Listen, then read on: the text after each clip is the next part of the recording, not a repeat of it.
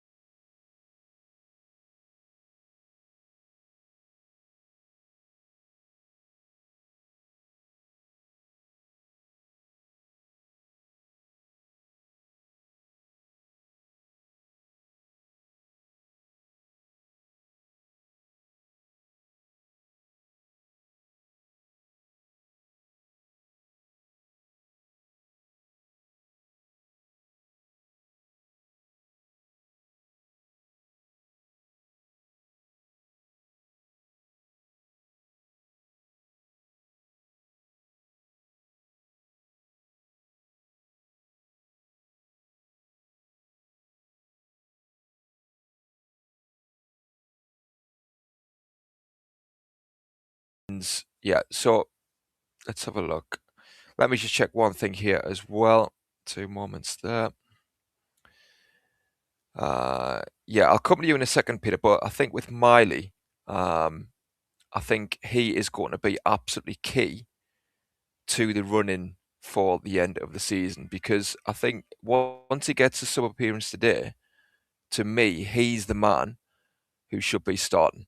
And he should be starting as that number 6. That's what I'm thinking. So I would have today, I would have Ramsey in there. I would also have Obviously Tonali, with him being fit. And I would have them two. So to go Tonali, I was going to say Ramsey midfield. But also, I think, in that centre mid, you could play Joe Linton. But I think ultimately I would be going 4-4-2. And I would be having Voltamata playing off either Wissa or Anthony Gordon. That's the major change that I would be making today. Yeah, so what are your thoughts for the team, Peter? Yeah, so I think it's a fair point. Just to double check as well with regards to YouTube, have you just checked the screen there and make sure that's all right? Yeah, because Yeah, I all don't think good. we were showing earlier, but All good. just a heads up on that. So yeah, I think with the 4-4-2, it's not a bad shout because Palace, when they played Fiorentina, they played 3-4-3 from the looks of things. So you could probably get away with the two in midfield then, without the extra man there that we usually play with. Newcastle normally go, um, it's normally like the good old 4-5-1, isn't it? Or 4-3-2-1, whatever you want to call it. But yeah, Eddie likes to have those three centre mids in the midfield. And because Palace, when they last played, if there's any Palace fans in the chat, let us know. But I'm going to guess that's their usual formation. If they normally just play with two centre mids, then maybe we can sacrifice one and go like for like in the midfield, and that would allow us to play someone else up front and not just the sole striker. So yeah, I think it's like I say, it's a fair shout, and it would also give us a chance to see how Voltamada and Wissa could dovetail and how they could maybe form some kind of partnership. Whether Yeah, we'll see that, I don't know. It'll be dead interesting. Like, see, stay tuned, folks, because as soon as the team news comes out, we'll let you know. So, um, yeah, you'll hear it here first. So that's going to be fascinating to see what the lineup's going to be, what the formation's going to be. Um, yeah, so I want to see something from Wissa. I think between now and the end of the season, I think it's important to see that he shows us something, so that next season, you know, you've got something you can hang your hat on a little bit there. I think if he goes into next season without showing anything, then there's going to be a question mark, I think, over his future for yeah, next season. yeah. I agree. I think he needs some minutes before now the end of the season. If it's not today, then the other games. I think we need to see something. I understand if he played Anthony Gordon in front of Voltamata. I understand that because Gordon has played that centre forward role well this season, at the back end of the season. I think with Palace, they're going to sit fairly not deep, but they're not going to bomb forward. They're not going to press high. I don't think so. It's pointless, it's pointless having Anthony Gordon up there on his own because he's not going to have the space to run him behind. They'll nullify that. So you need to have Voltamada up there as well, who can dovetail and they can swap. So Voltamada can hold the ball up potentially, but he's got Anthony Gordon buzzing around him. I think to me, yeah, like I say, I think Miley's going to be massive, and I would be tempted to play Miley and Tonali in the middle today if Miley was good to go. But I think it's probably too risky. I'm of the train of thought that to me a player should get minutes in the reserves under 21s or minutes off the bench after a long layoff.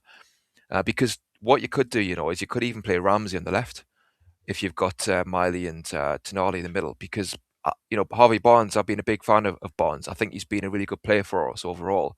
And I think he's been harshly treated by Eddie Howe in how he's been selected in the team. But he has went off the boil. So I think Ramsey did play on the left for Villa, and I think it's a role he'd be accustomed to. I think he'd slot in fine. So I think that's a potential way forward, to be honest, from now in the season, or at least after today, when Miley has minutes in his legs. But while he's regaining his fitness, then I think Tonali and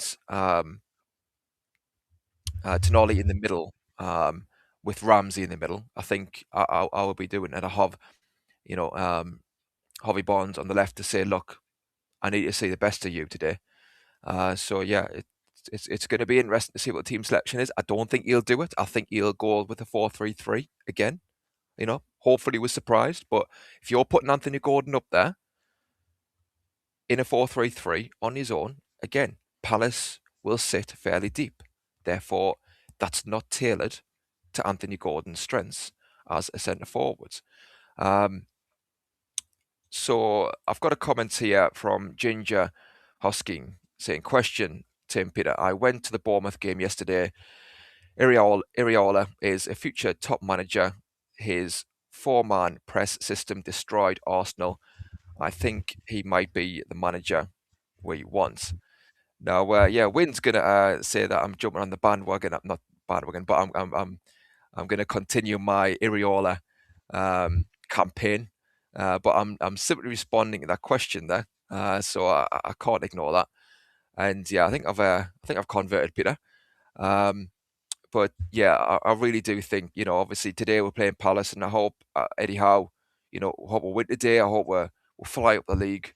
But I think it's a tough decision to be made in the summer, with a heavy heart, because Eddie Howe has done a great job, great man by all accounts, and yeah, again, massive respect for him.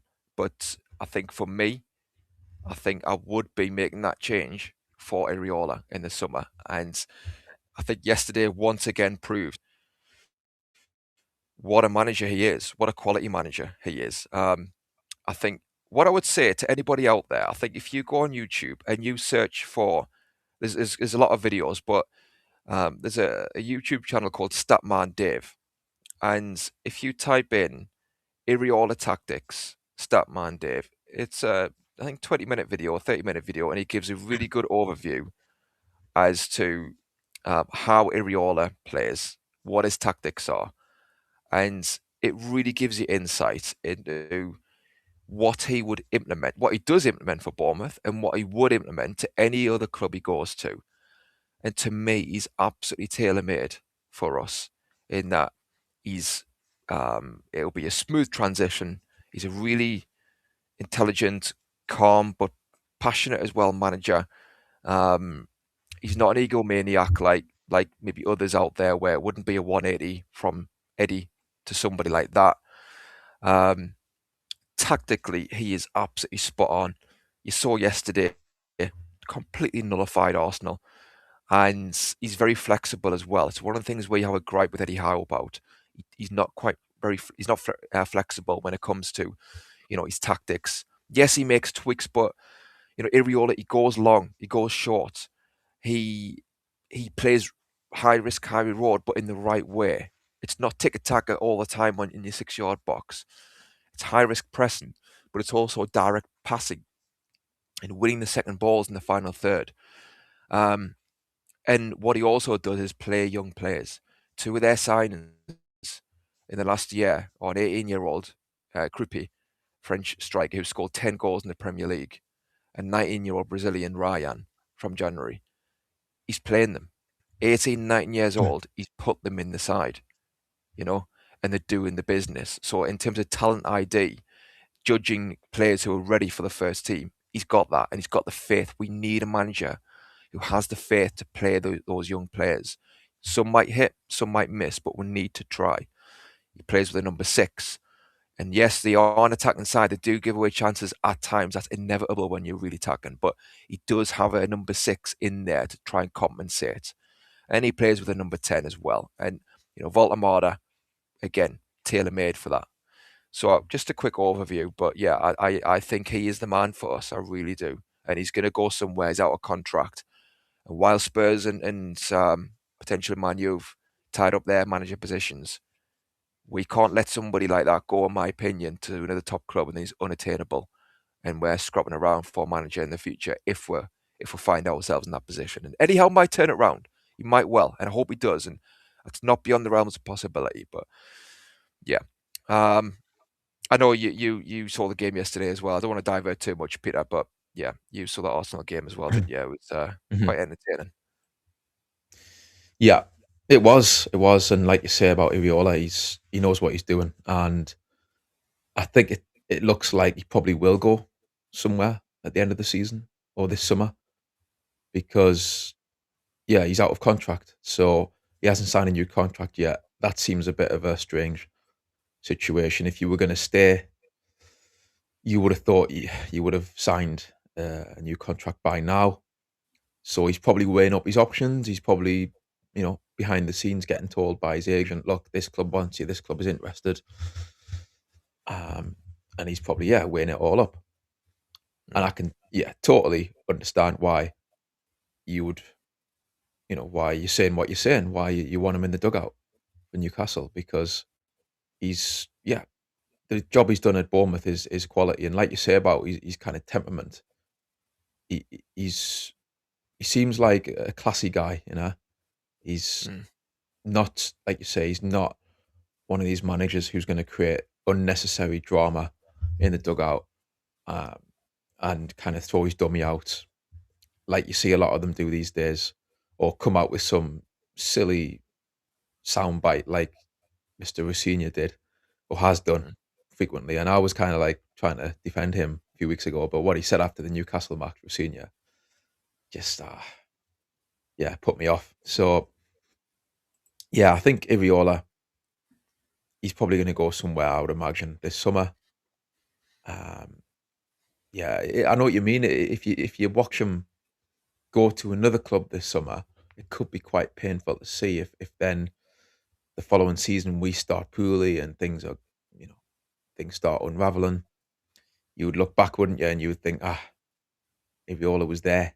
So yeah, I totally get it. I do get it, but I don't know. I think I hesitate to kind of say we should definitely get rid of Eddie Howe. I think I'm leaning towards that in terms of, like you say, Iraola. Um, I just hope Eddie can turn it around this season. I don't know, and then you assess in the final week of the season. You kind of assess then where we are, where we're at. We'll see. It'll be interesting, obviously. See how he kind of goes about things. This final seven games with no midweek interruptions. Yeah. Yeah. Yeah, exactly. And he's got the chance now, Eddie, hasn't he, to really kind of pull something out the bag in regards to having that training time with the players from now at the end of the season. So, I mean, my mind is, I think it's made up now, really, definitely, kind of in regards to that manager. If we can get that manager, then yes, my mind is made up. Mhm. So I've got a few Yeah, comments here. That's the thing. I'm not keen on the idea of just of the club just saying goodbye to Eddie and then kind of deliberating, okay, what do we do now? Like, I think Yeah. you have to have someone in mind who you think is better. And I don't think there's that many out there, to be fair, who you could hang your hat on, who you could say they are definitely better than Eddie Howe. I think, there's a lot of blaggers out there, in my opinion, in the football management world. And you could easily find yourself with someone like an Ange Postecoglou. We'll see what Rossini does. To be fair, it's early days, but some of the things he said kind of just got my head shaking my head at what I'm hearing sometimes. So got to be careful. It's the old saying, isn't it? Like, be careful what you wish for. I know that sounds very cautious, but I think it's kind of true when you look at the options that you've got out there. I don't think there's a great deal of quality managers, but when you identify someone like Iraola, I do agree. I think that's where if the club have got someone in mind, and if it's, let's say, if it is Iraola, then I can understand it. I can understand it. If they go for someone I don't know, who I don't know, who kind of like is more of a gamble, let's say. Because I don't think Iraola would be that much of a gamble. He's got, like you've mentioned before, that transition would be quite a smooth one. He's got the Premier League experience. He's, I think he's kind of ahead of the game in terms of the tactics and how he mixes things up. He doesn't just play the tippy tappy, like you say. He goes long when he needs to. There's a lot of managers out there who just stick with playing out from the back and that's it, and they won't deviate, and that's their undoing. It's kind of like the pep ball, isn't it? It's the brainwashing kicks in, and they just can't deviate from that five-a-side football in their own 6-yard box. Yeah. Gotta be careful you don't get a manager in who just does that Yeah. and just, like I said, doesn't deviate. So it's definitely I think it's it's a big decision. It's a tough call, I think. Yeah. So we'll see. We'll see. Actually, Yeah. like I say, the season's still ongoing. Eddie's still there. He's still in the dugout. Yeah. So I don't want to kind of be getting the Knives out while he's pitchforks out, sitting there. getting the pitchforks out while he's still there. Yeah. Yeah. So I've got a few comments here. Just before I go through them, we've got another guest on board. DXK, how you doing, mate? Not too bad, thanks. How are you guys doing today? All good, all good. Yeah, Excited? looking forward to this one. Yeah. I am. What'll happen, who knows? But I am excited that Premier League football's back, and we're getting to see what we're going to do. Yeah. So Cool. I'll come back to you in a second, DX. I've got a few comments here I want to just go through. So I've got the Mighty Win in the chat there, asking what would your 4-4-2 be? And yeah, because I was saying at the start I would go 4-4-2. So I'll come back to that. And we've got Ginger Hosking as well, asking Tim. Oh, sorry, I've read that wrong. 2 moments. Because there was another comment there about Ginger Hosking saying about the formation. So Tim, what are you on about? 4-3-3 is the next tactic to beat 3-4-2-1, which is what Palace play. It puts wingers and full-backs 2 versus 1. It destroys Palace. Potentially, yeah, I get that. I think it's about how you play the formation. I think if you're up against wing-backs, then to me, if you're playing quote 4-4-2, then you have your winger and your full-back going up against their wing-back. That is the 2v1. So to me, the 4-4-2 is an option against wing-backs. And yes, you don't want to be outnumbered in midfield because their centre backs would step into midfields as well. I think to make the numbers up and try and outnumber us that way. But that's where Voldemort would drop in, and that's where one of the wingers on the other side for us can come narrow, and mix up that way. So then we have the 4 in a box, and then you've got the one winger staying out wide and the one full back bombing on for the overlap to create the 2v1 on one side. So I think it is ways around that you can work around going up against their wing backs. And if we want to get the best out of Voldemort to, let's say play Wissa a day, get the best out of him, then we need to be making, in my opinion, these tweaks. And just one thing as well I'd say is, I said about Anthony Gordon not being suited to be playing on this one up top on his own because Palace won't give him the space. It's about horses for courses. I would apply that to Joe Linton as well for this one. Maybe I'm wrong. You might play it in a blinder, but do you need Joe Linton for this one? Again, Palace sitting a bit deep. Do you not need Ramsey and Tonali in there, who can dictate the play a bit more, who can play more incisive passes to break lines? That's what I'm thinking. What are you thinking for this one, DX? I actually really like the idea of a 4-4-2 because that's what I was thinking as well. So I just like the idea that it would give us a chance to see those strikers as a front two for the rest of the season, and I think that it would also maybe bring a bit more solidity into the side somehow. I don't know, just in terms of having a different look about us. So I quite like the idea of it. Today I think it's going to be really a challenging game. They showed in midweek. I'm not sure how good Fiorentina are, but they're not doing very well in Serie A, so I'm not sure. But I think the way they played They dominated, didn't they? 3-0 late goal as well. So it was a bit unfortunate. I was kind of hoping it would, if it had been 2-0, they would have to really put the big boys out for the second leg as well, which they probably will do anyway. But 3-0 is it's a nice lead to have, isn't it, for the second leg? So I think it's gonna be hard. I don't think we'll lose today, but I think it might be a draw, and I don't know if that's enough now at this point in the season. If that sounds harsh, because going to Palace and getting a point's not a bad result, but just feels like this is one of the games where I'd look at it and think we have to, if we're serious, especially with Bournemouth and Brighton yesterday getting the results on Brighton on Friday. Sorry, Bournemouth on Friday, Brighton yesterday.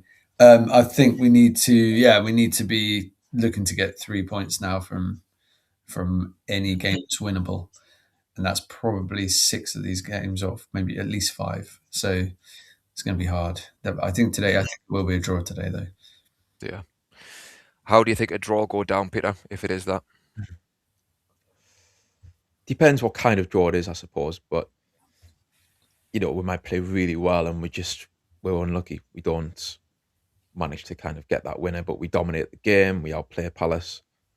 But, yeah, I think overall, if you look at the cold light of day, a draw, I don't think is enough if they want to try and get European football again. I thought after the Derby match, for me, that was where I thought, I think the unbeaten run had to start after the Chelsea game, or from that game actually.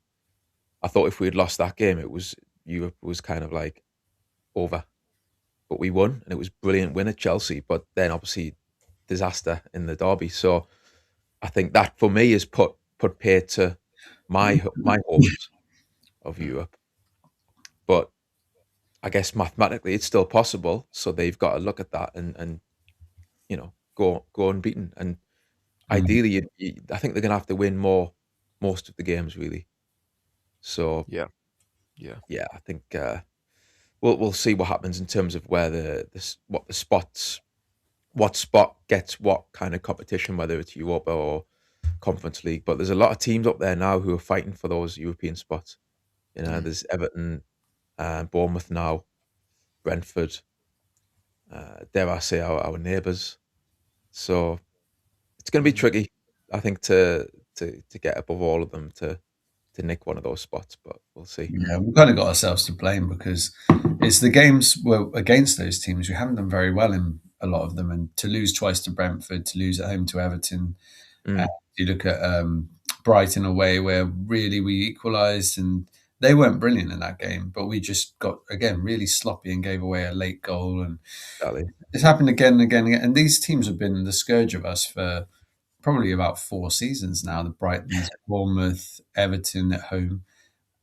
Fulham, another one that we all seem to struggle against. Yeah. They're all those sort of same, and they're good teams, but they're not the top elite team. We do okay against Arsenal. We've had some good results over the years. Chelsea, not this season we've got 4 points off Chelsea. Man United we've beaten a few times recently. So it's and even Man City we beat at home this season. So it's weird. It's Liverpool are the only one of those top teams that we constantly lose to, but otherwise it's these mid-table teams or teams around 8th, 9th. We just can't. It's something really weird. I don't know what it is. We've got something on us. Maybe it's the low block, but Bournemouth don't really play a low block, do they? But we always lose to them. So Brighton as I think well. I think it's concentration a lot of the time as well. Like maybe because they're not. You mentioned Brighton. We equalise against Brighton, and then they just switch off. And I wonder if it's because it's Brighton. They think, it's it's okay. Once we get the ball back, we'll be all right. But when we haven't got the ball, you still need to switch on. And the same thing against Brentford at home. They just switch off for that third goal. So I think it's concentration and like the shape of the team, like we've said before, but just looking around you and making sure that you're kind of not that you're compact enough to still defend without the ball. Yeah, and we can't find that balance between defence and attack sometimes, where Yeah. there's a temptation to bring on an extra centre back and hold on to what we've got, and then we sit too deep, or keep going. We need another goal like we did against Barcelona, which ultimately didn't really make any difference in the first leg, but we pushed on to get the next to win 2-0, and end up conceding because we're open at the back. So Mhm. yeah, it's like we don't seem to quite have found that right balance there at the moment. It's Yeah. either too gung ho or too defensive, and I don't know how if Eddie can fix that in 7 games, but we'll see. I Mm. guess. Yeah, yeah. I mean, it's your lot, DX. You need to have a word with them, Brighton and Co. You know what I mean?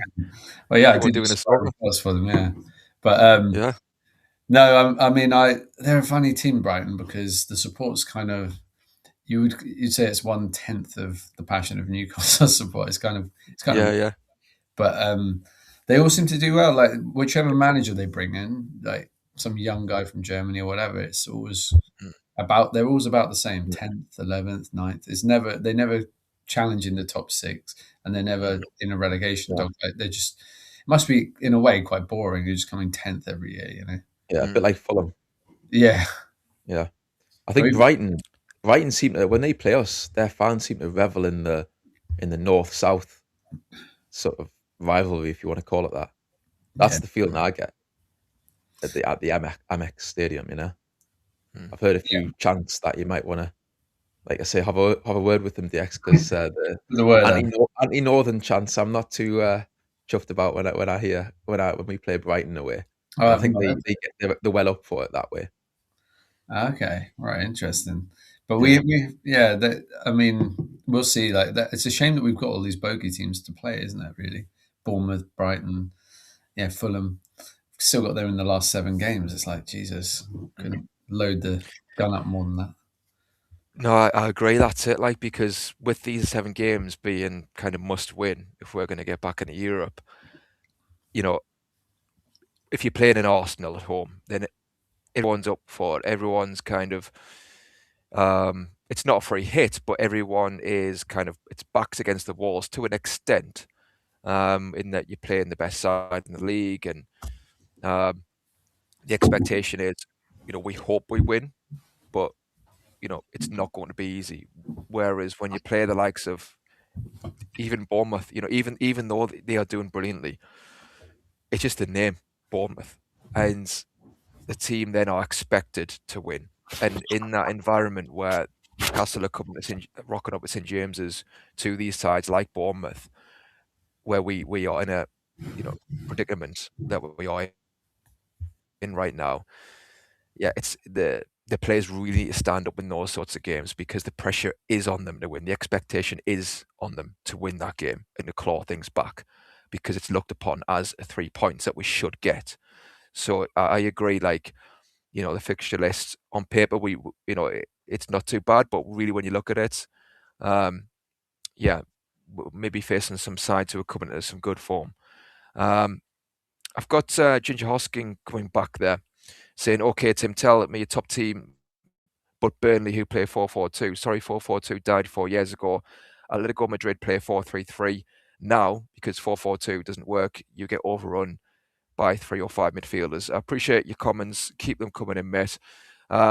What I would say to that is, well, again, kind of what I said before, in that, I mean, when I say 4-4-2, you can say 4-2-3-1. It's neither here nor there. I think a lot of people get tied up with, the phrase and the formations. And I think what it is essentially having a number 10 and 2 centre mids. So to me, you have the option of not getting overrun in midfield if the number 10 drops in with the 2 centre mids. And like I say, one of the wingers can come inside. So Harvey Barnes will be tailor-made for that to come inside and make that kind of box of a 4. And then you can ask the right winger, for example, to stay more wide, and you've got the full back bombing on, and that gives you a 2v1 versus their left wing back. So it's about how you work it. Yeah, so that's my answer. I think a lot of teams do play with quote 4-4-2 or with 2 strikers, just one happens to be a number 10. And I'm sure that was always Palace, the case. yeah, I think Palace have played 4-4-2, before. I'm sure this season I've seen the lineup when they were playing one time, and it said 4-4-2 on the match day coverage that I was watching. So don't think it's completely gone from the game. I agree, it's rare. It's the sole striker is the the trend, these days. It has been for a while, but I do think now and again you still see 4-4-2 like kind of pop up sometimes. Yeah, it's because the striker, the second striker, I think in a lot of people's minds isn't classed as a striker because they're floating between midfield and forward positions. And, we've said a million times, Voltemada, to me, was skirting around the issue. He's clearly a very talented player and was skirting around it by either playing him up front on his own, where he hasn't got enough support, or playing him in midfield, where he's too far away from the goal. The obvious elephant in the living room is to play him with a striker, and he can link the midfield with his striking partner. He can make up the numbers in midfield, but also be further forward without as much defensive responsibility. So that, to me, that's an answer that is obvious to at least try. And I find it amazing if we don't do that, if we've spent the whole season without really once trying to play Voltemada in that formation for a good run, like 3, 4, 5 games. Any thoughts on that, DX? I know you said you would be in favour of 4-4-2, if you want to call it that. Voltemada. Can't hear. Sorry, my bad. So I just like the idea of trying Voltemada and Vissa together for these games, because if we're going to get a tune out of, well, Vissa's the one who's been the biggest problem, right? But I think Voltemada up front seemed very isolated when we tried him in a 4-3-3. I know he scored some goals in the first 10 games that he played, but after that it was a bit of a shambles, really. He wasn't, for whatever people were blaming it for, he's not getting the service or this or that, but he's not. When you think of our strikers we've had in the past, like we could say Isak, we could say somebody like Les Ferdinand comes to mind, or Demba Ba. They didn't always get brilliant service because there were games where it just wasn't happening. But I remember one in particular, like Les Ferdinand just bombing forward from the halfway line, smashing it in. I remember Demba Ba, some games just making something out of nothing. Well, players, anyway, those sorts of strikers can do that. But Voltemada's, he doesn't have the pace to do it. He's got good feet, but he doesn't have the speed. So I think he needs that support. And also to play, like you say, number 10 would be better, not midfield, not up front. So, I would like to think Eddie would be brave enough to try something and just to give it a go, rather than 4-3-3, Gordon up front, Barnes on the left and Langer on the right every game for 7 games, because that is shown it doesn't often work. I mean, Gordon through the middle has done fine. He's been okay. But if you're going to buy these strikers for £125 million, you've got to give them a chance. I thought that was kind of the idea, that eventually we would be playing the two of them together, but it hasn't really happened. When we've done it, we've played Voltemada deeper, too deep. And obviously Vissa's performances have meant that it's difficult to justify picking him up front. So, but I really hope that would really, it would surprise me actually, but I'd be pleasantly surprised. And even if it doesn't work, okay, at least we tried something. And I think a lot of fans will give credit to the manager, even if we try something new, but it doesn't work, rather than doing the same thing over and over and over again. And it's a win here, and then you lose a couple, and you win one, and it's just the same thing over and over. So, and that's what I think is frustrating fans in general more than anything, is repetitive. We need to see some signs of, okay, we're going to try. Okay, we tried Voltemada in midfield, didn't work. Fair play, at least he tried something. But now try actually playing those two. I would have, and you might have the other way, but Gordon on the left and Barnes on the right, because I've seen Barnes do enough on the right to think he can come in and score the odd goal. So that's just the 4. That would be the 4 that I'd play up front, or the 2 wingers in the front 2. But I'd like to see it. I think it'd be good. Who would you play in the middle, DX? Because I'm just thinking for today, you mentioned Joe Linton to me. Yeah. Just to put it out there, do you not reckon maybe Joe Linton would be someone you would put on Adam Wharton? Because Wharton is going to try and pull the strings for Palace. So what do you think about that? Well, just Joe Linton's got the 9 yellow cards, hasn't he? So he's on the cusp of a 2-game suspension. So and he only needs to get through one more game, and then that is. So I'd like to find a way not to get him in today. Tonali for sure. We can put that as a tick, one of the players. I would probably go, because I don't think Miley's going to be fully match fit, so I wouldn't risk him from the start. Obviously, Bruno's injured, and forget about Willock, so it'd have to be Ramsey for me. And I like Ramsey a lot. I think he's a really good player. So Yeah, I would go with Ramsey and Tonali today. Mhm. Yeah. How about you It's guys?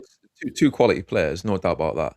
Hmm. Yeah, and like I Yeah. say, Palace against Fiorentina, they only played with the two centre mids. Hmm. So that if they're going to do the same again today, it would allow Newcastle to then sacrifice one from our side, go with the two, and we're not going to be outnumbered if Palace play the same way that they did against Fiorentina. Yeah, potentially. I mean, like I said, maybe that one of their centre backs would step in a bit and try and do it that way. But then, yeah, Mm. we've got to outmaneuver them in the ways that I've said. And yeah, I think with Tonali and Ramsey midfields, like I say, I think against Palace, where we want to be the ones trying to dominate the ball, those two are best suited for that. And I know what you mean, Peter, about Wharton. He is quality. Yeah, He's a quality player, we and were linked to he'll be him played. when he was at Blackburn, weren't we?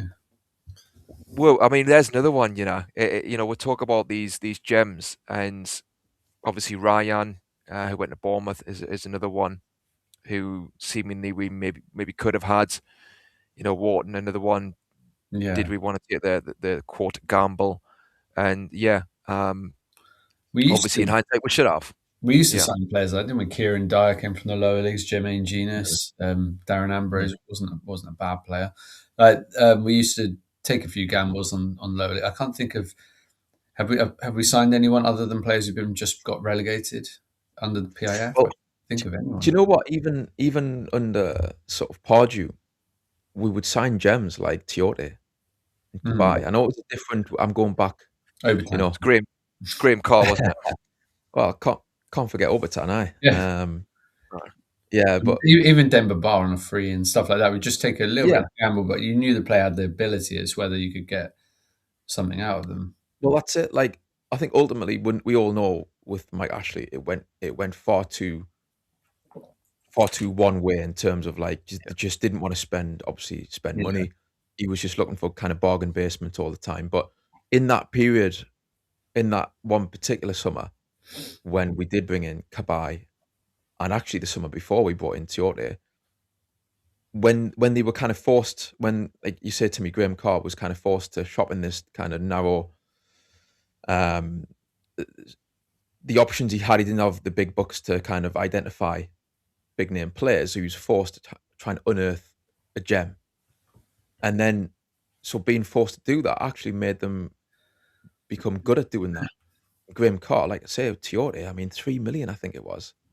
Yeah. Cabaye wasn't very much. And yeah, and even Ben Arthur wasn't. I know people say, well, he had a temperament and that's why we got him because no one else kind of wanted to take that gamble. But I mean, Ben Arthur, what a player he was. If it's a gamble, then I'm all for gambles like that because he was, for me, he was a special player.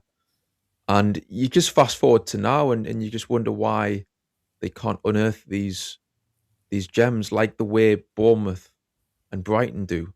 We used to do that, and I Mm. think that the balance now is a little bit off. I would like to see the club try and yes, go for the established names if you can, but also don't forget about like you said to me, if Bournemouth have went and signed a striker, 19-year-old, and he's banging them in for Bournemouth, and that might have been looked on as maybe a gamble, but that's the kind of signings Newcastle used to make. So Yeah. let's maybe try and get back to that. I suppose Tino and Hall are the only two that were a bit of a young gamble. It was a lot of money, but there were two very highly rated young players, and the other one was Ashby, wasn't it? Well, we've signed a few like Ashby. I think a few of us, myself included, were hoping that Qual, for example, I thought he was going to be a really good player. He was already Yeah. an Australian international at 17 and looked brilliant in the A League or whatever it's called, the Australian League. Mm, He was scoring goals in that league. So a few haven't worked out, but yeah, we should be doing it more, I think. mhm. Mm, You'd think we'd definitely. have more kind of resources to seek out these players compared to smaller clubs like, with respect, like Brighton and Bournemouth. But you know what? Then again, I'm just thinking with the way the Premier Leagues went, the money that's swirling around now, these clubs, they might not be worldwide big brands, big clubs that way, but I suppose most Premier League clubs now have got quite a lot of dosh and a lot of resources in terms of infrastructure. I suppose the game's changed a bit that way, in that sense, behind the scenes. Yeah.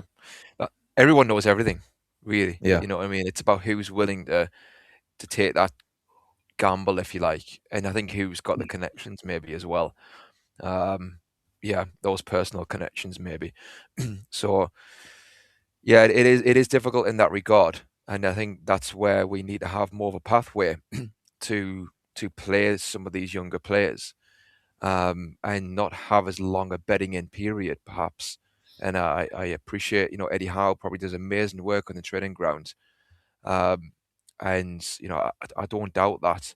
I just think there's maybe more of a middle ground to be found, with the first team and the under 21s, not under 21s. I appreciate maybe they're not doing that great, but younger players and certainly younger signings. So I think the DOF could maybe, I think they would have license maybe to sign younger players, 17, 18, and then it's down to the manager, a few years' time to assess whether he likes them, and with a view of trying to give them some minutes. And ultimately, the manager, for me, should have the final say on first team signings. They've got to live and die by that, I think. And I just think Eddie Howe, we've been told, haven't we, that Chris was saying that Ross Wilson had mentioned that, Eddie Howe has final say. So I'm just going off that with regards to the Ryan signing, the Brazilian. If we were looking at him, then clearly Eddie Howe has, said no. That's how I read it. That might not be the case, I don't know, but that's an issue that I kind of have, because he's went on to be a really good player and clearly capable of playing in the Premier League. Going to switch over to somebody else, and this comes back again to what I'm saying about maybe playing against a team that sits deep. So Anthony Elanga, right wing. What do you make of him, DX, and would you play him today? He's obviously been very disappointing, hasn't he? He's come in and technically he's not much of a player, in my opinion. I just think his touch, his final ball in, too often they're really poor. But he does have something about him. There's a willingness. I can see there's little bits and pieces. Physically, he's a good player. He's got pace, and there's little shoots of promise here and there, aren't there? He was terrible against Barcelona in the second leg, really, but he scored 2 goals. He scored a good goal against Man City, and he was excellent when he came on in that game. There have been little moments, a couple of assists here and there that have been quite good.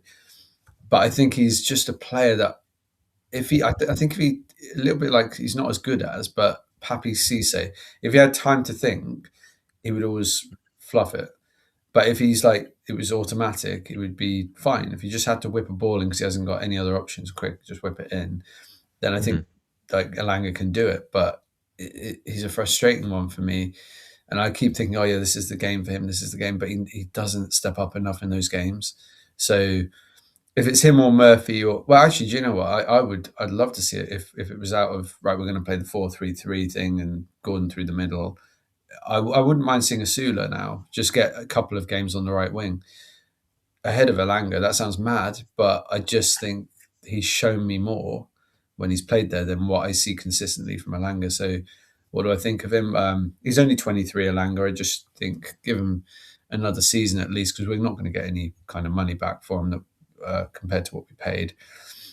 So yeah, give him another season. Hopefully he'll be another one like Sandro, Tino, Hall, who in their second season flourish, and he'd be one of those. Visser, I'm not so sure about, but Elanga for sure. I would. I'm almost writing this season off for him a little bit and saying this is the one where he's bedded in. Hopefully next season he'll show what he can do. What do you think, Peter? Well, you mentioned Asula there for right wing, and he is a live wire compared to Elanga. I think if you're the opposition, you wouldn't know what to expect, would you? If you're the left back, you wouldn't know what you're going to come up against, and I think that's something that you would ideally want to see from Elanga, given the pace that Elanga's got. But no, I agree. I think Asula, whether he'll stay for next season, I think they might be looking to move him on. But while we've got him, I think it's a fair shout for him to play him right wing, because I mean, look at that goal against Man United. He's got something in his locker. He's not, he's not someone who's got no talent at all. He's got Mm. something about him, like I say. So yeah, with Alanga, I think for me, if it's between Alanga, let's say if it's between him and Murphy, I would just play Murphy personally. That's my preference would be just to hang me hat on Jacob Murphy because I think he's someone who is more reliable. And don't get us wrong, he hasn't had a great season, but like we've said on this show many times, he is someone who can pop up with a quality cross or shot from edge of the box. He will take that gamble, and he's a bit more incisive, and he's a bit quicker to make those decisions to try and cut open the opposition. Doesn't always work, but I think Ilanga is very sort of timid in how he approaches the game, and Yeah. he dwells on the ball, and yeah, it's very strange to see after kind of being at the club for a little while now. You think maybe he needs a few months to bed in, but we're in April now, so It's yeah. interesting that you use the word timid because I remember watching. Do you remember Jamal Lewis, the left back? I remember Mm, when he came in and he had a lot of talent, but I remember watching him play and thinking, God, he's a bit of a wuss, isn't he? Like he would pull out of challenges and he was a bit like that on, flinchy. And I just thought, Yeah. what? He's not a brave player, this guy, is he? And he's a fullback. mm, And you're right. When you watch Alanga, he's sort of tiptoeing around a bit, and you yeah, never see much fire come out of him or anything. no, So yeah, I bet opposition think, oh yeah, he could get in his face and just intimidate the guy and exactly. take him out of his stride a bit. Yeah, Yeah. yeah, exactly. It's a strange one. Like I say, with the pace that he's got, he should be forcing the opposition back, forcing the fullback, getting them turning back the other way. Mm. And yeah, he's just. I know he is who he is, and if that's Yeah. his personality, then okay. But I don't think it suits Newcastle, especially at home. So you need that fire in your belly. And I think it's different to like say Lewis Miley, who you never really see get angry or anything, but there's an aura. He carries himself in a certain way. He's very calm. Yeah, This guy seems a bit like nervous, a bit of a bit maybe a bit neurotic on the ball, yeah, and yeah, just it's a bit panicky, isn't it? Yeah. totally. I totally agree. It's Miley has that confidence, doesn't he? You can Mm. see it without having to be majorly expressive. And yeah, everything what you're saying about Alanga, I think totally agree with. I think is absolutely true. And I think it's an interesting one to look at in regards to researching your signings and seeing who is a good fit for your team and for your club. I think there's an argument maybe to say that was enough work done. And maybe you can't always find these things out. I appreciate that, but you know, was there enough work done to find out can Elanga wear that black and white shirt? Would that shirt be too heavy for him? Maybe because it would be for some players if you haven't got that confidence and that belief. Um, you know, with respect to Forest, playing in front of 50,000 Geordies, it is different to playing at the City Ground. Um, and yeah, I think Elanga struggles mentally with the expectation that playing for Newcastle brings. And yeah, I think that's something that you have to factor in when you're looking at signings and you're looking at players. And if they can have ability all they want, but if they're not in the right zone mentally to be able to show it, then it's kind of pointless. So it's definitely a conundrum now what we do with Elanga. And I Mm. agree with you, Peter, in regards to today. I think I would play Murphy. I know he hasn't been great, and he gets a lot of stick, and um, he gives the ball away very cheaply at times, and it's very frustrating. So we'll have to kind of pick from a bad bunch, if you like, at the moment. I mean, Asula is a good shout, though. I never thought of that. That's an interesting one. I mean, I've wanted him to play right wing earlier in the earlier games, but yeah, for today, um, that is actually an option, isn't it? So I think either Asula or Murphy. I think with Harvey Barnes. I mean, don't get us wrong, Barnes can do a job there. Um, it's not his position, and I'm kind of tired now of seeing Barnes having to come inside onto his weaker left foot when he hasn't got the pace to go on the outside. it nullifies him too much for me. And like I said, he can do a job, but I think he needs to be left wing or behind the striker. Right. So would Yeah, you'd leave Gordon out today then, or would you leave Barnes out? I would. I think it's a bit of a toss up between Gordon and Wisser to play it in front of Volamada. I wouldn't be averse to it being Gordon in front of Volamada, but because he has been playing quite well there, hasn't he? I think that you can't really deny that. I Yeah, think. no, he's scored a few goals. Sunderland, Yeah, Chelsea. yeah, Anyway, there's a few goals there. I can't remember all yeah, the and teams. obviously Wisser. Yeah, he's got a good tally, and his movement is really good. Wisser is not in his groove at all, and it's a Yeah. case of do we give him the chance, like you're saying? I'd be tempted to do that as well. I think with left wing, yeah, I think let's say if I do play Wisser, then I think I would drop Bonds. I think I'd maybe just put Gordon left and see how he does with a view to putting Bonds on as a sub. You know, I think what's interesting actually with Visser is the only player I can compare it to in recent years is Chris Wood a little bit. That we signed Chris Wood at 30 years old, probably paid over the odds, even though it was 25 million back a few years ago. But the market went a bit mad this summer, didn't it? But everyone was going 25 million. Wow. And the only way we kind of made back, we got 20 million back, was we did a loan to Forest, because teams will be desperate sometimes to get any striker, and they're like hen's teeth. So they got they got him in £5 million loan signing with an obligation to buy for 15 million.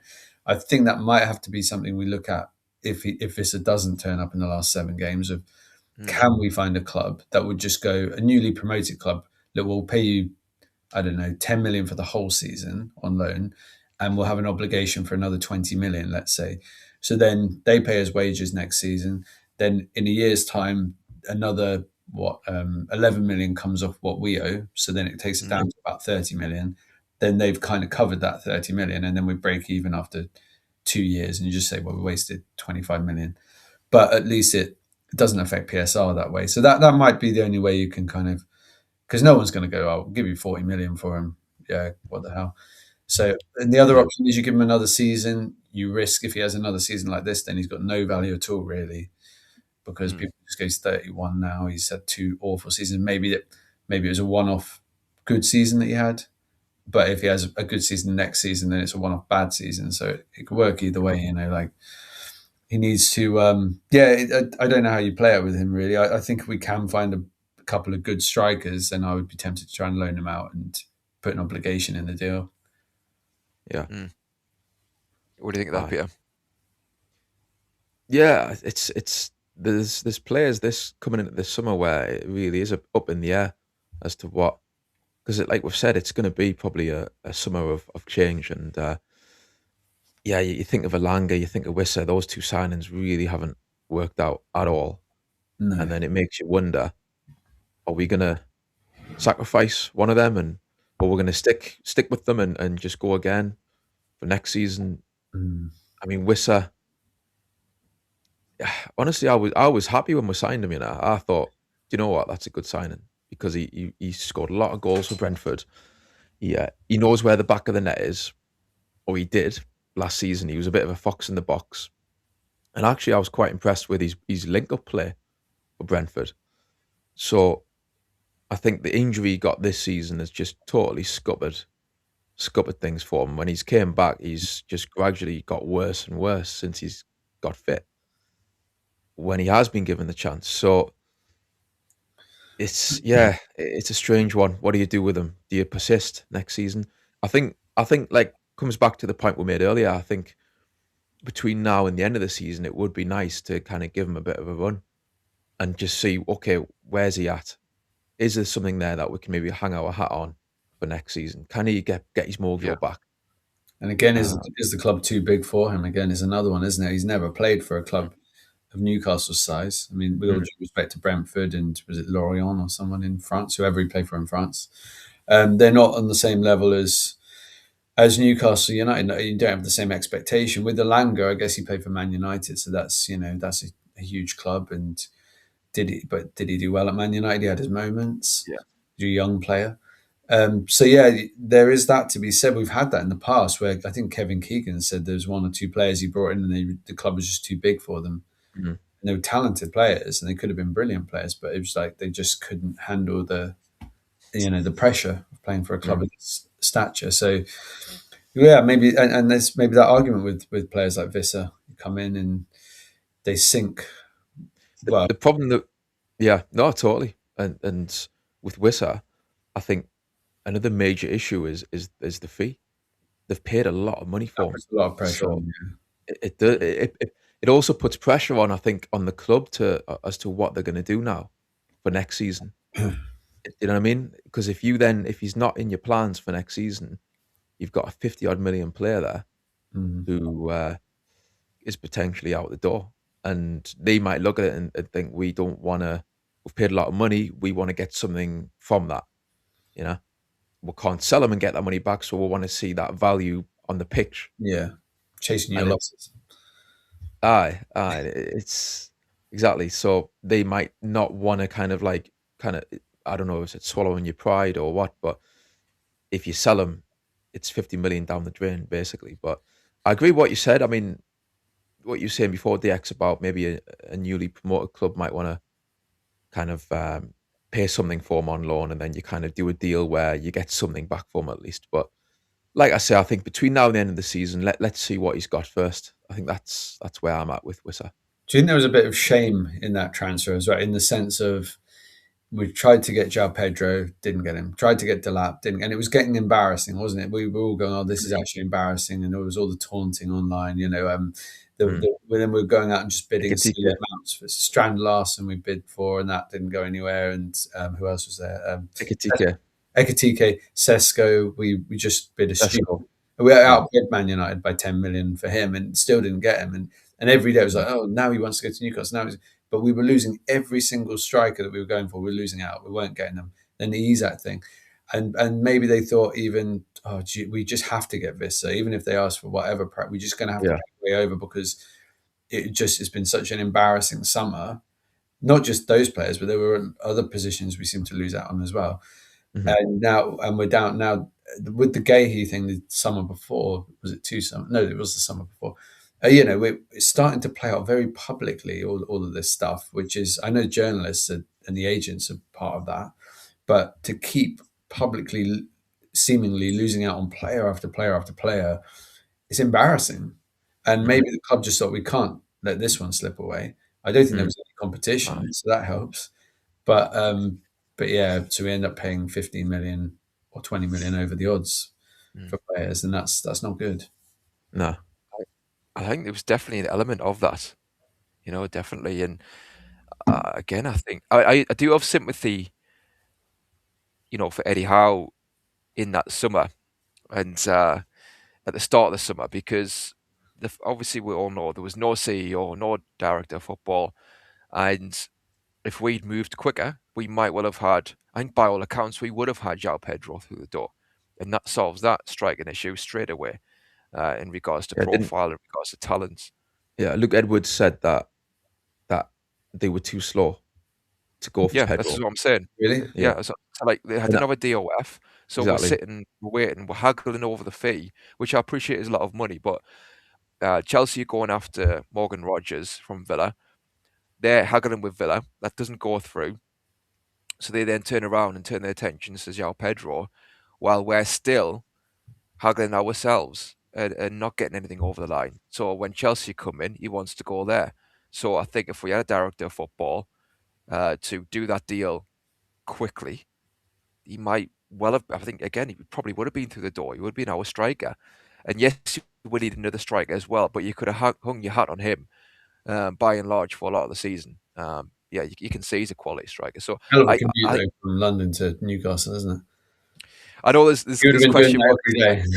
Yeah. Well, obviously, there's talk that he wanted to stay in London, so maybe that's the case. I don't know, but I just think Eddie Howe clearly identified quality players. Obviously, Ekitike, and others like the quality players, and I think with that one as well, we should have just said to Liverpool, look, you want Isak, okay, we'll do a deal.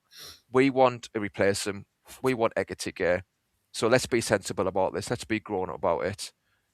We'll get Ekitike. We'll give you Isak. Not for 150, but we still want a lot of money, 120 as it was in the end, 125, let's stop being silly about this. Let's not dig our heels in. He's went off to Sociedad. He's not interested anymore. We need to just cut our losses in that way. Mm. But if we can get Ekitike through the door, then again, it's a palatable solution to the whole situation. And obviously, again, quality play. Seeing the season, my word, he would have been class for us. Fantastic. So I think that dragging on without a DOF, Eddie Howe was in. I don't know what role he had in terms of trying to persuade Isaac or trying to sell him. I don't know, but again, no CEO, no DOF. That's dragged on. So by the end of the window, yes, we are desperate, and like you say, I think getting turned down left, right, and centre, not able to get the deals done, it is embarrassing. So I think there is an element of what you're saying there at the end of window DX.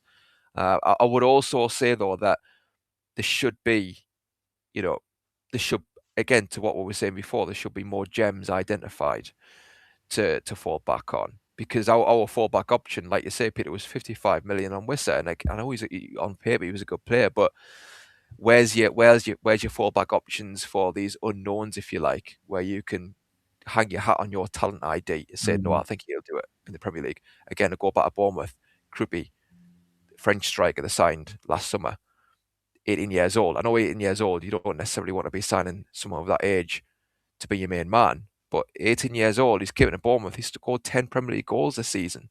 That is not to be sniffed at 18 years old. So how couldn't they identify that player? And we're scrambling around, throwing away 55 million. Do you know what I mean? It's something we've got to do better at this summer coming up. And it's interesting to know whose role, is it Eddie Howe in terms of his judgment? Is it the fact that we just didn't have a DOF? All these answers are going to be given to us, I think, this summer coming up. So I'll go on. You're going to say something? Yeah. No, well, I can. No, I was just thinking with the Ekatike thing. I suppose he turned us down twice, and whether it was, it's a weird one, isn't it? Because he turned us down to go to PSG, and really it was a complete disaster. They said he was lazy, didn't play well at all. In what's, you'd think a team that would just set you up for goal after goal in League, but he was terrible for them. And I know he had a lot of competition, but he did play 30 odd games for them, barely scored, didn't look good when he came on. And then he's gone to Wolfsburg for peanuts, 15 million. No other big clubs are really interested in him at that time. Had a pretty good season there. It wasn't spectacular, but I think he popped up with about 15 goals, something like that in the league, which is not bad. But then he's I don't know if he would have come to us. We'd already tried twice and he turned us down twice. So maybe there's that element of, if we had gone, look, you take Isak and we'll take Ekatike, whether Ekatike might have had a say in that. No, I don't want to go to Newcastle. He said it was close. He said it was close. Ekatike said it? Yeah. Oh, okay. Well, I mean, it's funny though, yesterday they had both Ekatike and Isak on the bench, which is kind of, I mean, Isak can't get a start. I don't know if they got a game in midweek or something, but they had a kid playing sort of up front with Salah on the right and stuff. So yeah, weird, isn't it? Like how far, I don't know if they're just given up on Isak for now or what it is, but I think PSG match second leg is next week, isn't it? oh, maybe that's what it is, but he'll start that game. Ekitike might, but yeah, Isak, I've got no idea where he's at in terms of fitness. Yeah. If he's on the bench, you'd think he's getting there. He must be close. I mean, it just didn't work out for anyone this season, did it? Unless Isak suddenly bangs in 10, which hopefully he doesn't. But so far, you'd say Vissa, Isak, it's been a shambles for both those players, hasn't it? They've sort of paid the price for not having a preseason. It's hard.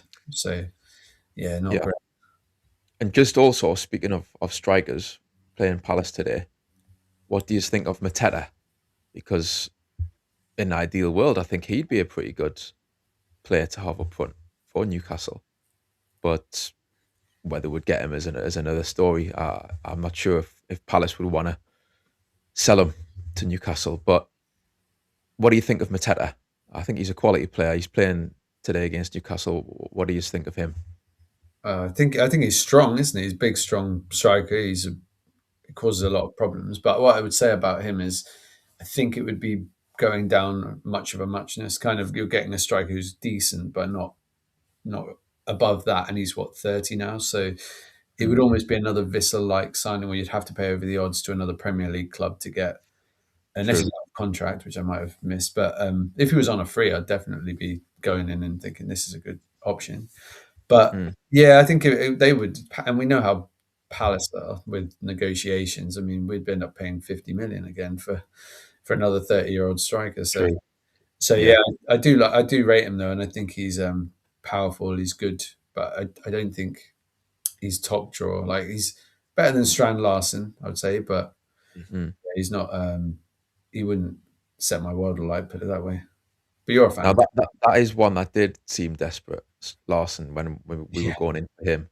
That just screamed desperation, didn't it? I think we bid 60 million apparently, didn't we? Which Yeah. is crazy. I mean, he's a decent player, and I would understand if you're getting him for like 20, 30 million. But yeah, the price we were offering was just yeah, again, like you say, desperate is the word. I think. I mean, Mm. with Mateta, I do rate Mateta. I think he is a really good striker, but I think age is the problem. So, like you say, DX Palace would want a lot of money, and there's no resale value there. 29 years old, so like, ultimately You know that's what? the He's oh well, he's 28. right. So Okay, is he a bit yeah. younger than I thought then? Mm. Still, though, you're going to be paying a lot of money, and then by the time he's, I give you 2 or 3 seasons, would I mean maybe you would get at least some of the money back. I don't know. It depends on his contract length. I don't know where he's at with his contract at Palace, so maybe But you there can must kind be of players market around that. who, I mean, he comes from the French league as well, doesn't he? He was playing there before Palace. Mm. There must be players in the French league then, if we're saying all these players, Yeah, Ekitike and Mateta exactly. and Vissa were playing there. There must be players we could get for 10, 15 million, something like that, or 20 million even, from the French, Exactly. who are these levels of players who we can develop and improve. And because I don't think he was that young when he went to Palace, was he? He must have been 26 or something when he went there, Yeah, 25. yeah, So yeah. yeah, I just don't know why we I know we were getting a bit overzealous and buying every player from the French league at one point, well, under Mhm. Ashley, but there's Yeah. got to be three or Mm. four gems in there that we could sneak through the door. I agree. It's a balance. Yeah, yeah, yes. I think you have to go for some players who can ideally hit the ground running. So you don't want to just get, like you say, go too far in the direction of players from abroad. But I think, you have to mix it up, and you have to be open to playing these players and having the talent ID to know that they will slot in, like the Ryans, like Krippies, Bournemouth, and also having the faith in the young players that, you know, they can come good. And I think if they are young players, there has to be expectation tailored towards that. As fans, I do think, and as the board, if we do bring in a lot of young players, there has to be a bit more leeway because yeah, they're going to make mistakes, but it's about the long term kind of results, if you like. In 1 or 2 years time, you have a quality player on your hands. Yeah, But it's about that balance. Um, we're going to have the team news very soon. I'll just quickly go through some comments here before we do. Yeah, good to see you, Queenie. Hit the likes if you can, lads and lasses. That'd be very much appreciated. Um, and we've got Jay Tafila saying pressure off a little for today's game. No derby, no Champions League game, no game against Man City. Feels a bit weird. It does without it being those, but let me tell you, the pressure is still on yeah. today. So But yeah, I think it's Eddie's job is still on. yeah. It's unclear, isn't it? I think he might walk if this Mm. doesn't go well these last 7 games. Yeah, Mm. yeah. I think if the season fizzles out, and I think it might well. I think today is massive. It'll set the tone today for now in the season. But if we finish the season poorly, there is going to be a lot of pressure at the end. There's no doubt about it on Eddie Howe. We've got Brian there saying, "Why should NUFC see what Wissa can do? He clearly isn't interested, and we can't get others on wages symbols." I mean, there is that question mark, isn't there, about his attitude? And Yeah. I think, to me, I'm looking at Wissa to say, can you be a basically squad player for us next season? Because I'd sign a striker anyway in the summer. So Mhm. can Wissa be that kind of second striker option down the middle, um, in a two with Volamada behind? And I agree, there is question marks about his attitude there, clearly, and that's a big worry. So yeah, Trolls mentioned the team news, so it's literally going to be out any second now. It's And Connor's out saying now, that it's a great apparently. kit. Let's have a look then. Let's Is it bring out? us the team. I I think it guess will Certainly be. is. it'll just be the same Yeah. old Gordon, Barnes, and all those guys. Well, there You got is. that, Peter? I've got it. I've got it. Do you want to go Do through you it? want to read it out? Go on, then. Well, I'll go. I'll go through it. Is So, Nick yep. Pope back? well, we're talking about midfield. Mm. Someone we haven't mentioned or haven't mentioned much Potentially Willock, please. is starting today, and that is Miley. Oh, okay, that's interesting. Miley's back. I do Yeah. love Millie.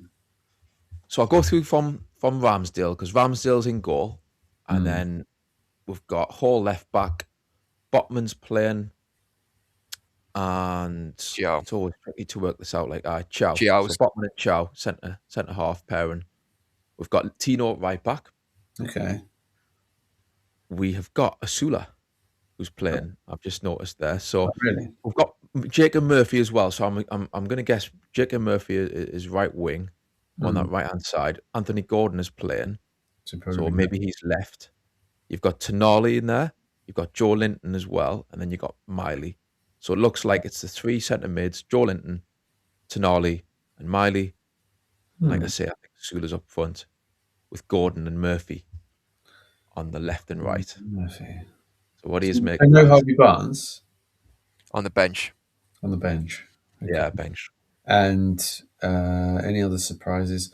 So, well, he left. That's the back Well, four. Ramsey's on the bench as well. And Okay. so is Voltamada, and so is Wissa. Oh well, do you know what? He seems to have completely lost faith in those players. Then, in that case, I just don't think they're not going to get picked for the rest of the season. The way things are. But I'm very pleased to hear that Miley's back, and I don't mind the idea of giving Asula a chance. Although I would rather he was on the right wing. Not, yeah. The back line is pretty much what loads of people have been crying out for, isn't it? That back four. So that's a positive. Yeah, I don't know. I would like to have seen Voltamada and Visser, but anyway, Yeah. we'll see. It's an interesting team. Well, I think I mean he's stuck with Ramsdale in goal as well, which I think is good. And not bringing Pope back. Not that Ramsdale is a world beater. I think he's not the answer, but yeah, I'd rather he wouldn't bring Pope back, which he hasn't. So that's good. I think I do agree that Botman and Chow is a partnership that I want to see, and I think you need to rest Dan Burn or have him on the bench at times. He's been a great player for us, but yeah, you want to see Chow and Botman. I think we need to see what they can do as a pairing because for me, them two are the future, at least in the medium term. And midfield, obviously it's 4-3-3, isn't it? It looks like it anyway. We'll see, Yeah. but it looks like that. So, straight away, I don't agree with that. Like I said at the top end of the show. Now, with the three that he's picked, Miley is certainly the man for me long term. He is somebody that needs to be in the side going forward. So on the one hand, I'm pleased he's in today. On the other hand, I do find it strange these days that players can have a long layoff and have no, I'm going to say reserve games. It's not that now, is it? No under 21 games, no sub appearances, and then start without any of that after a long layoff. I mean, and they've got the stats. I'm not saying, I know any more than them in regards to the medical side of things, but I just do find it weird that a player with a long layoff wouldn't have minutes under his belt as a sub or in the under 21s first. But if he is okay and he's good to go, then great, have him back in. I don't agree with Joe Linton being in there again. I would have Ramsey in there instead of Joe Linton. I think for this game we want to control that midfield, control the ball.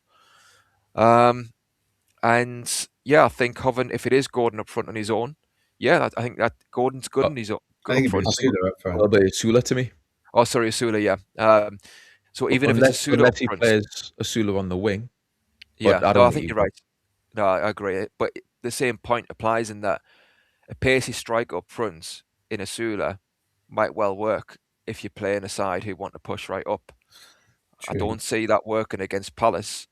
If they do sit deep, I mean, he might get chances with his movement, and like you say, he's a live wire. I like his his attitude. But yeah, I think again, to me, I would want Voltemada in a number 10 to be dovetailing with the centre forward to combat Palace sitting in there, with their three centre backs, and we can unlock doors more, playing those passes around those lines with two strikers up there. Asula up front on his own.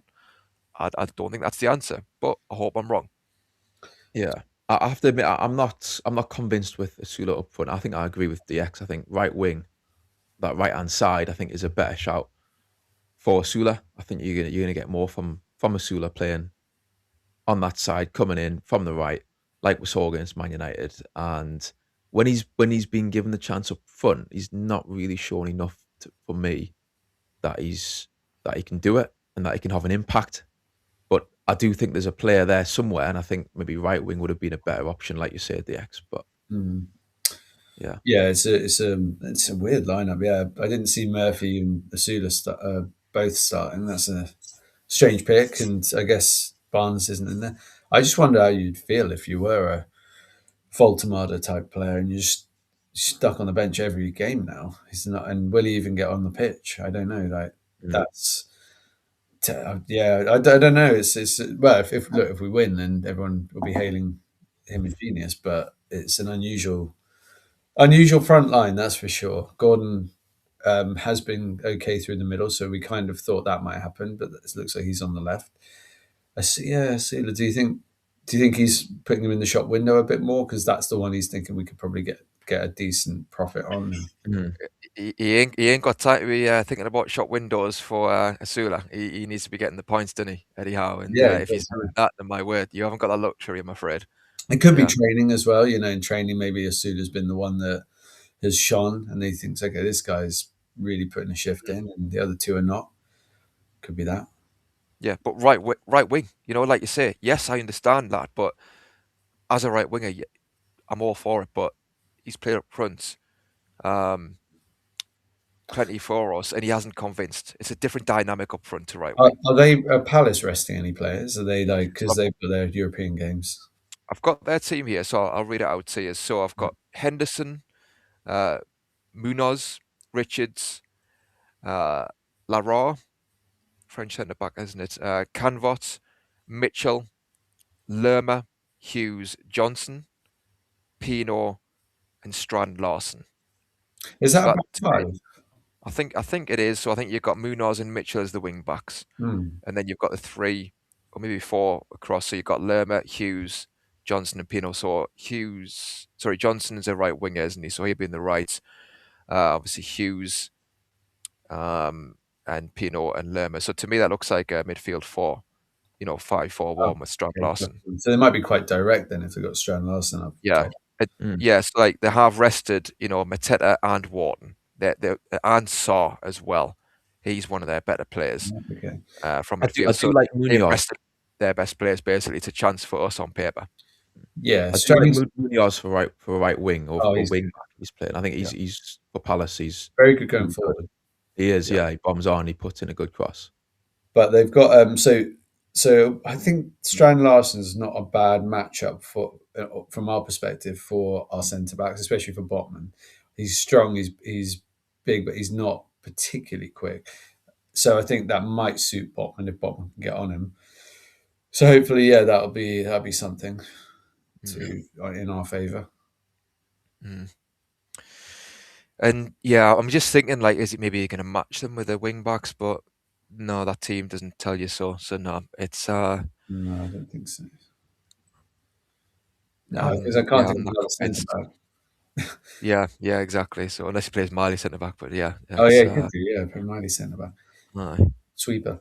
No, I think I am pleased to see Miley back because I think when we were that little run of games, it was Leeds was one of them, and there were a couple in Europe, and there was whatever the games were. He was superb for about 7 or 8 games. He's probably man of the match in 4 of them, and I just felt like, wow, this is his evolution now to becoming the next level of Lewis Miley.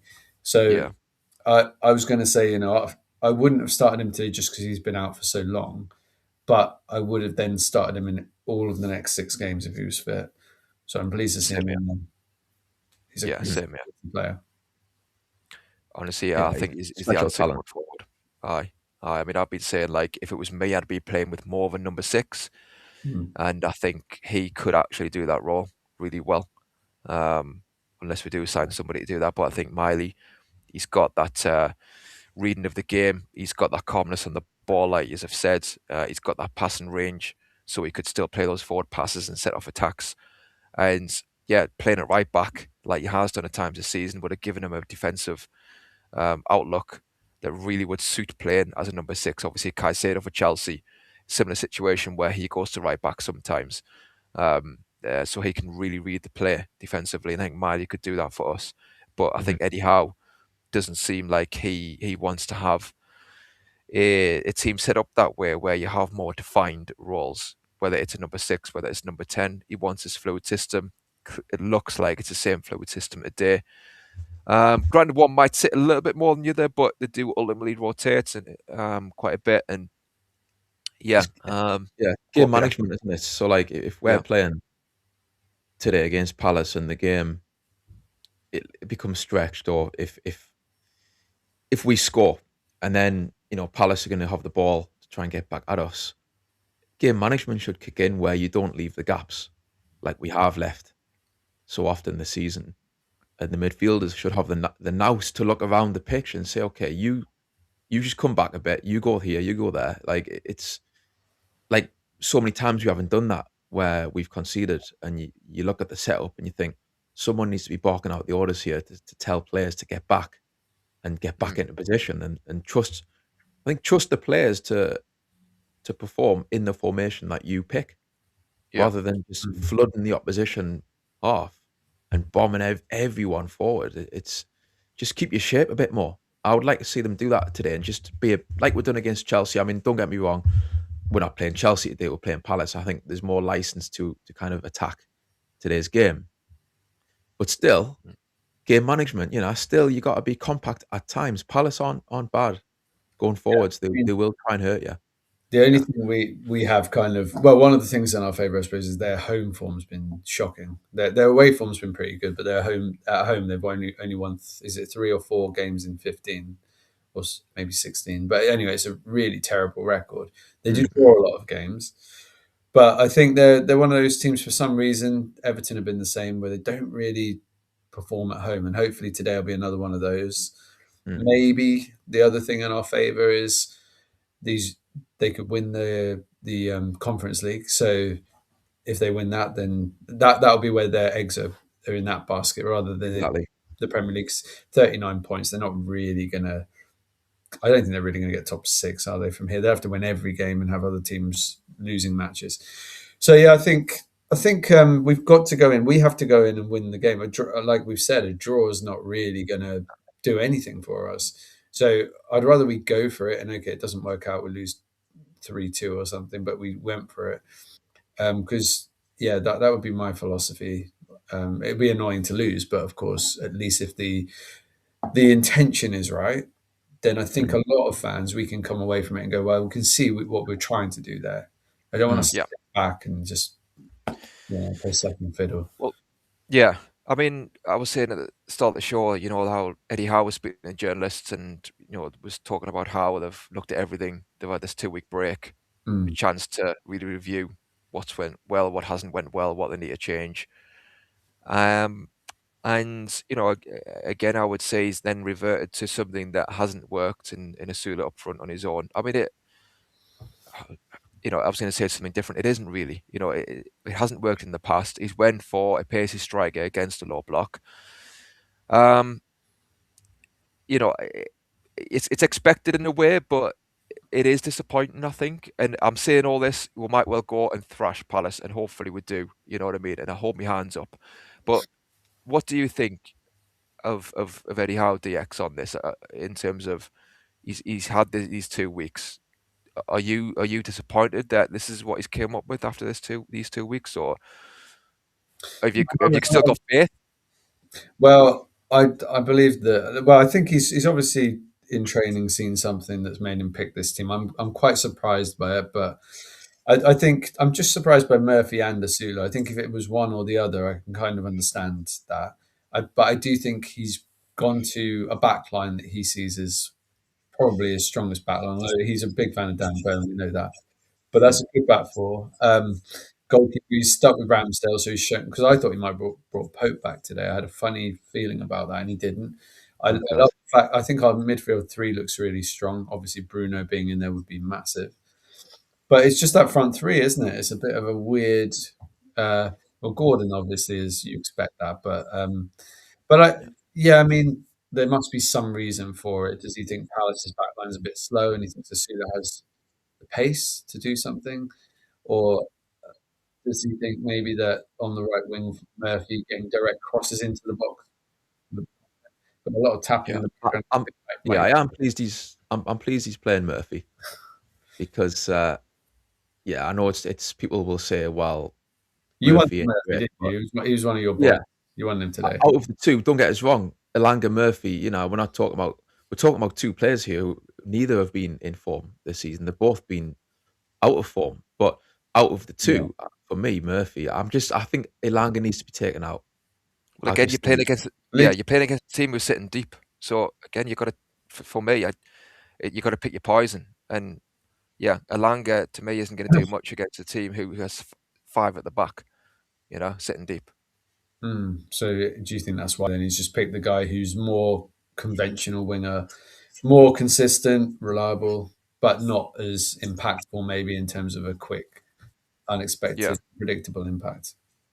Yeah, but again, I would have went with Volamada and maybe Wiss up front, and then your Gordon left. I just think you've got to mix it up. 7 games to mix it up, and pointless doing the same old. It speaks volumes, for these few strikers we paid 125 million for, that they can't get ahead of William Asula. I think that is that shouts of where we're at. And I think actually, if Eddie Howe stays next season, then it wouldn't be a total shock if both these strikers, the way things are going, were pedalled out if we could get any kind of feedback for them. But I hope not, because I like Voltemada a lot. I think he's a talent. Maybe he just thinks he's not ready for the Premier League, which is it's a big shout. Yeah, interesting. Right, we've got Gary and we've got Michael and we've got the mighty Win on board for the match commentary coming up in an hour's time. How are you doing, lads? Very well. It's an interesting one. Listening to you guys, it's a gamble. That's all I'm going to say. It is very much a gamble on Eddie Howe's part. Totally, yes, the back line is good. I enjoy that one. But going forward, bringing Marley straight back after a serious injury, big gamble. Played Asula up top, big gamble. Premier League at this present moment in time seems to be a gamble within itself. Teams can beat anybody on the day. And Eddie Howe has put a line up in the past that has surprised us all and yet been successful. So, can he do the same today? Well, only time will tell. But I'm sure you can tell by the faces of my co-colleagues to the side of me. They're all shaking their head to start with. Lads, I must admit, you're absolutely right. Eddie Howe must have seen something in training. Or the body language of the players that he's rested haven't quite been there. I mean, I said Wiss's head seemed as if it wasn't with Newcastle, literally before the international break. But again, Voltemada, what are we doing here? I mean, again, are we just going for pace in and behind Crystal Palace? We know Crystal Palace will come at us. But if that's the case, then why don't you go with Elanga? There's question marks across the selection, put it this way. Yeah, definitely. I'm pleased Elanga's out personally, but I think he needs to be taken out indefinitely. Go on, Michael. Yeah, when I'd seen Asula was playing on the fence. When I saw Asula was playing, I was thinking, he's put him right wing brilliantly. We're going to have a striker and Asula there, probably Voltemada, Asula. The two going to get close to each other. Absolutely brilliant. And then I looked at the lineup and went, "What the is that?" It's. I don't want to jump on it. We've been away for 3 weeks, so I don't want to start a negative. But the back line, I think, is the best back four plus keeper. Absolutely fine with that. Miley in ahead of Ramsey kind of tells me that Miley's going to be first choice next season, I would say, in there with Bruno, maybe Tonali, who else? probably doesn't bode well for Ramsey. Hopefully there's just a knock there and he's not just completely out of favour. But yeah, that front three doesn't exactly fill me with confidence. It's like both sides have gone 0-0. Yeah, 0-0. Happy days. Yeah, I've said on, I think, 3 occasions this season already, that's either Eddie writing a suicide note or it's a stroke of genius. What's it been the last 2 times? No. Can you remember the Chelsea lineup? Was that one of them, was it? Yeah. Strangely, it was three of the games when Tonali wasn't available. And add to his abysmal stats at Newcastle points-wise, But on those occasions, I've looked at the lineup and went, "What on earth?" Yeah. And that's exactly what I've done at today's lineup. I hope you know what you're doing, Eddie. I hope you know what you're doing, because there are brickbats coming your way if it all goes, you know what, Pete Tong. Yeah. Oh, yes. Yeah. I mean, it is interesting. I mean, it's funny to think, though, and I wanted to get your opinions on this, because Sky Sports put the team out pretty early on when it landed, and they have Miley sitting in the 10. So they're playing a 4-2-3-1 with Tonali and J7 as the 2 6s, right? Then I had a look on FOTMob, and FOTMob have still just got predicted lineup. And it's virtually a team as we all expected it to be. And then I went on to SofaScore, and SofaScore again have a 4-2-3-1 with J7 sitting in the 10. So again, I mean, listen, I think everybody that supports Newcastle and have followed Newcastle under Eddie Howe especially knows how they're going to set up. It certainly ain't going to be with a 10. It's going to be with runners. We know that. And what is it with pundits? Are they just literally looking at players and saying, "Oh, let's have something different today," and go with a 10? It certainly doesn't happen under Eddie Howe. No, absolutely not. It almost feels like it's AI, doesn't it? That's how much it's getting it wrong. Just this player must be here. I'm half expecting to see Nick Voltemade in it right back at some point. Yeah, but at least then he'll be playing. Yeah, so I think a lot of pundits, the outside the quote top 6, they don't know all the ins and outs and the details around team selection when it comes to like the likes of Newcastle and others. I think it's just very generic when they put these teams up. He might be there. He might be there. We Newcastle fans, like you say, Gary, any fan following us under Eddie Howe knows that the extreme likelihood is that will be 4-3-3, with the one up front, and like you say, with the runners in midfield without a number 6. Thank you, Prosaic, again. Yeah, well done, Sunshine. And it's gone to Lion Point. Well done for gifting that membership. And Lion Point, if you could, give him a thank you and a thumbs up. That'll be brilliant. It's lovely to have you guys on board anyway. I've just had a look at FOTMob, actually, and I'm surprised because they have put a 4-3-3 out. It's as if somebody knows something a little bit more than anybody else. And it's the usual setup, if I'm honest with you, with Miley right of centre, J7 left of centre, with Tonali sat in the middle. Gordon left, Asula up top, and Murphy right hand side. And like you said, Michael, earlier on, I was like yourself. I've seen a lot more from Asula coming in off that right hand side where he wants to take on fullbacks. I think, to be fair, Crystal Palace have rested a couple of players, and that could be to Newcastle's advantage, if you like, because we all know what Sarr has been like for them. Mateta the same. They are very, much their target men. I think they've both come back with something like 17 goals this season. The two of them. I think Mateta's on 9 now, and Sarr is on 8. I believe that's the legit scoreline. So they're the two main targets for them. They're missing, but we can't rule out the likes of Mitchell, their wing backs, and Munoz, as you said. They are the ones that seem to gift them that extra body going forward. They commit bodies forward from the attack, and they keep always those 5 sitting back to protect the back three that usually sits in front of Henderson. So again, it's a decent setup the way they are. They are very much a strict side when it comes to movement. But again, do Newcastle try and commit them forward and hit them on the break? Well, like I said, that seems to be the obvious answer to Eddie Howe's setup. The reasons for me why Asula's in there is probably the fact that he has got the ability with a little bit of pace behind him just to get beyond that last man if he gets the chance. Probably more than Voltamada. But if you're starting Murphy, seems to be the only one who can cross the ball in a black and white shirt these days. You need a target man. Now I know Asula can jump. I mean, to be fair, but I mean, are we not missing a trick here?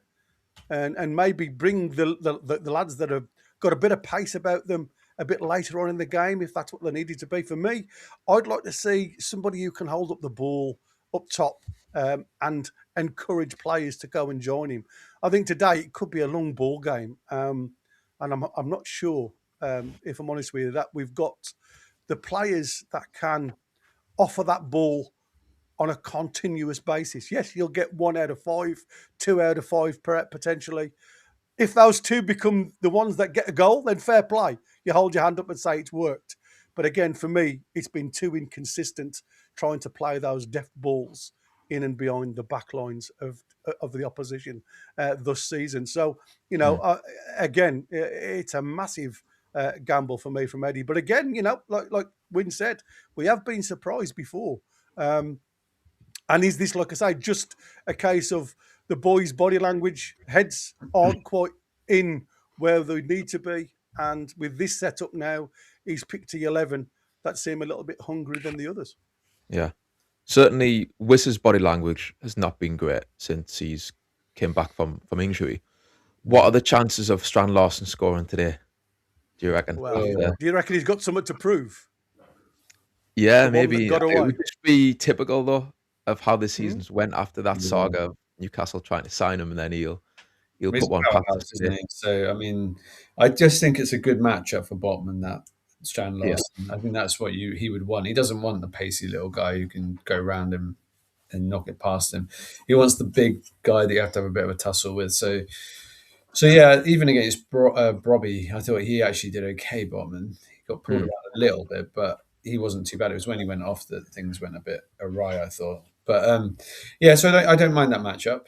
I think that's a better one for us than Mateta, because Mateta's got a little bit more. I think he's got a bit of pace and a bit of guile. Has anyone seen Botman's mask yet that he's allegedly wearing? Yes. It's Batman, not Botman. I was going to say I've seen all the Batman spoofs one, but as long as we don't have Robin by the side of him, we're all right. From training, I haven't seen any photographs with him wearing the mask. Is he going to go for a black one or a flesh-coloured one? That'd be interesting. Like I say, as long as it hasn't got pointy ears, we're all right. Yeah. You may as well go I don't know. What can do with a utility belt? I have my Palace beating spray. Exactly. Yeah. Stick it in there. We've just got Glasner on Sky Sports as we speak, doing his pre-match interview. He, like I say, do you think this is against Palace having a coach that is obviously leaving at the end of the season? Do you think that is a detriment towards the Palace players, knowing full well that they aren't playing for this guy anymore? Or do you just think they know where they are in the league, they're just going to be relaxed, already on the beach, and just concentrate on getting that European title before that's the thing. Finish the season? Yeah, do you know what, Gary? It reminds me a little bit, I mean, nowhere near to the extreme of how it went for Tottenham, but Tottenham last season, their players, and Timmy's mentioned this before, how I think they were motivated in a way for themselves to get that trophy. And I think at Palace, like I say, it's not as toxic as what it went at Tottenham, although then again, there has been a bit of unrest with Glasner and with the fans. But I think that has kept their season alive, that European campaign. So maybe there'll be some players who want to try and impress today, because they might want to get themselves in the team for these European nights coming up for them, you know? Yeah, absolutely. I think for Palace, it was one of those where January, just before Glasgow was actually said, "Look, I'm leaving at the end of the season." It was starting to get a little bit toxic, just because the fans didn't really know what was happening. Everything was up in question. You know what it's like when there's more questions than answers. That's when fans seem to get a little bit more agitated, rather than you're playing terribly. You know you're terrible. When there's more questions than answers, that's when it tends to go worse for managers. And I think for Glasner coming out and saying, "Look, I'm not going to be here next season," at the time, I thought it was a really stupid move. But it seems to have worked for Palace because they've calmed down. They're focusing on what's ahead. It looks very likely that they're going to do really well and qualify for Europe through Europe again this season. Obviously, knockout competition, who knows? But the players playing in games like today, Strand Larson's, probably Jeremy Pino and Johnson as well, they won't really know if they're going to play in those kind of games. So today is almost, right, I'm going to show you what I can do, and I'm going to push for that kind of place. We know the back five is pretty much going to be the same for all those games. Lerma and Hughes will probably be fighting for that spot as well. We know Wharton will play. He's just on the bench again today. So I think it's worked really well, but I didn't think it would, I will say. I think interesting comment from Brian Penny here. He's saying he thinks anyway, obviously, clearly Murphy is starting to protect Miley, fresh back from injury. If you need to protect him, don't play him. There you go. Simple as that for me. Yeah. Yeah. And just also with, you mentioned Adam Wharton on the bench. Like, we were talking earlier about the midfield for Newcastle and Joe Linton, and I just wonder if Wharton's on the bench, then would that not mean Ramsey could have been the better option for Newcastle? Because I think Joe Linton, I could understand if Wharton was playing Joe Linton as someone who could get into him, basically, and kind of knock him off his stride a little bit, because Wharton is one of their most kind of influential players, and he pulls the strings, but he's on the bench today. So maybe now I'm looking at it, I'm thinking maybe Ramsey could have been. We'll find out, we'll see. J7 has done all right at times this season, but maybe Ramsey could have been a good shout for that midfield spot, if, like I say, if Wharton's been rested for them. Yeah, certainly better on the ball, isn't he? Well, again, I've said a few times this season, look at that bench. And, and had the argument, well, you shouldn't have the strong bench, you should have the strong team on the pitch. But I mean, looking at that bench, Barnes, Byrne, Elanga, Pope, Ramsey, Trippier, Willock, Wissa, and Voldemort. When have we ever had a bench like that? Certainly expensive, isn't it? It is a very expensive bench, yeah. It seems as if it's more expensive than what's on the park. I was probably say I'd be more excited if I looked at the first 11 and thought, but we've got a cracking striker up front today, in the starting 11. So I think that's it's a bit skewed that way, really, isn't it? But it's like I want to go back to what Michael was saying there, and you guys. Is it the fact though, because the international break, the European competition is still big for Crystal Palace? Knowing how J7 is, and you guys were saying he likes to get stuck in. Are they protecting their players? Knowing full well this is going to probably be a little bit of a midfield battle today. Are they looking at those players, their ball players, and saying, you know what, let's give them a little bit of protection? And I don't know. I'm just saying it could be a case of not just resting them. I mean, I know the one lad, I can't remember his name now. He's had a bit of a knock, hasn't he? He played in the week. It's gone out of my head. Is it Guisson or something like that? Guisson. He played inside left position against Fiorentina. Pino's coming for him. Obviously, Brendan Johnson, we know what he's like. But I don't think there's a lot. I mean, I ain't very keen on Lerman and Hughes. I don't think there's enough within them two in the middle of the park. If it's going to be a battle, I think Newcastle win hands down. And I don't know whether you guys listened to Gibbo's report the other day. And I must admit, the lad spoke absolutely fantastic. And what he said was, if those that haven't listened to it, he's sick of hearing the noise. He's sick of hearing players say, we are better than the unwashed and things like that. we're a bigger side. The lads have got to go out there and prove that, because to me, there's been a massive void from what they've been saying compared to how they've been playing. And I think for me, it doesn't matter who you pick, whether you've got a strong bench, whether you haven't. That first 11 has got to show that faith with Eddie Howe, and they've got to go out there and prove themselves. You're talking about, as Michael just said, about the lads coming in to have fresh minutes, to show themselves. Well, these lads have also got to do the same for Eddie Howe. He's had the faith to pick them up top in front of a very expensive bench, so they've got to go out there and prove their worth. And the other thing, regarding that is the fact that when you look at the fight, if you like, the 1v1s, is it a case of Newcastle just trying to bully Crystal Palace? Are they literally just going to be in there to try and win that ball back high up the field? Is it going to be more of a high press game today?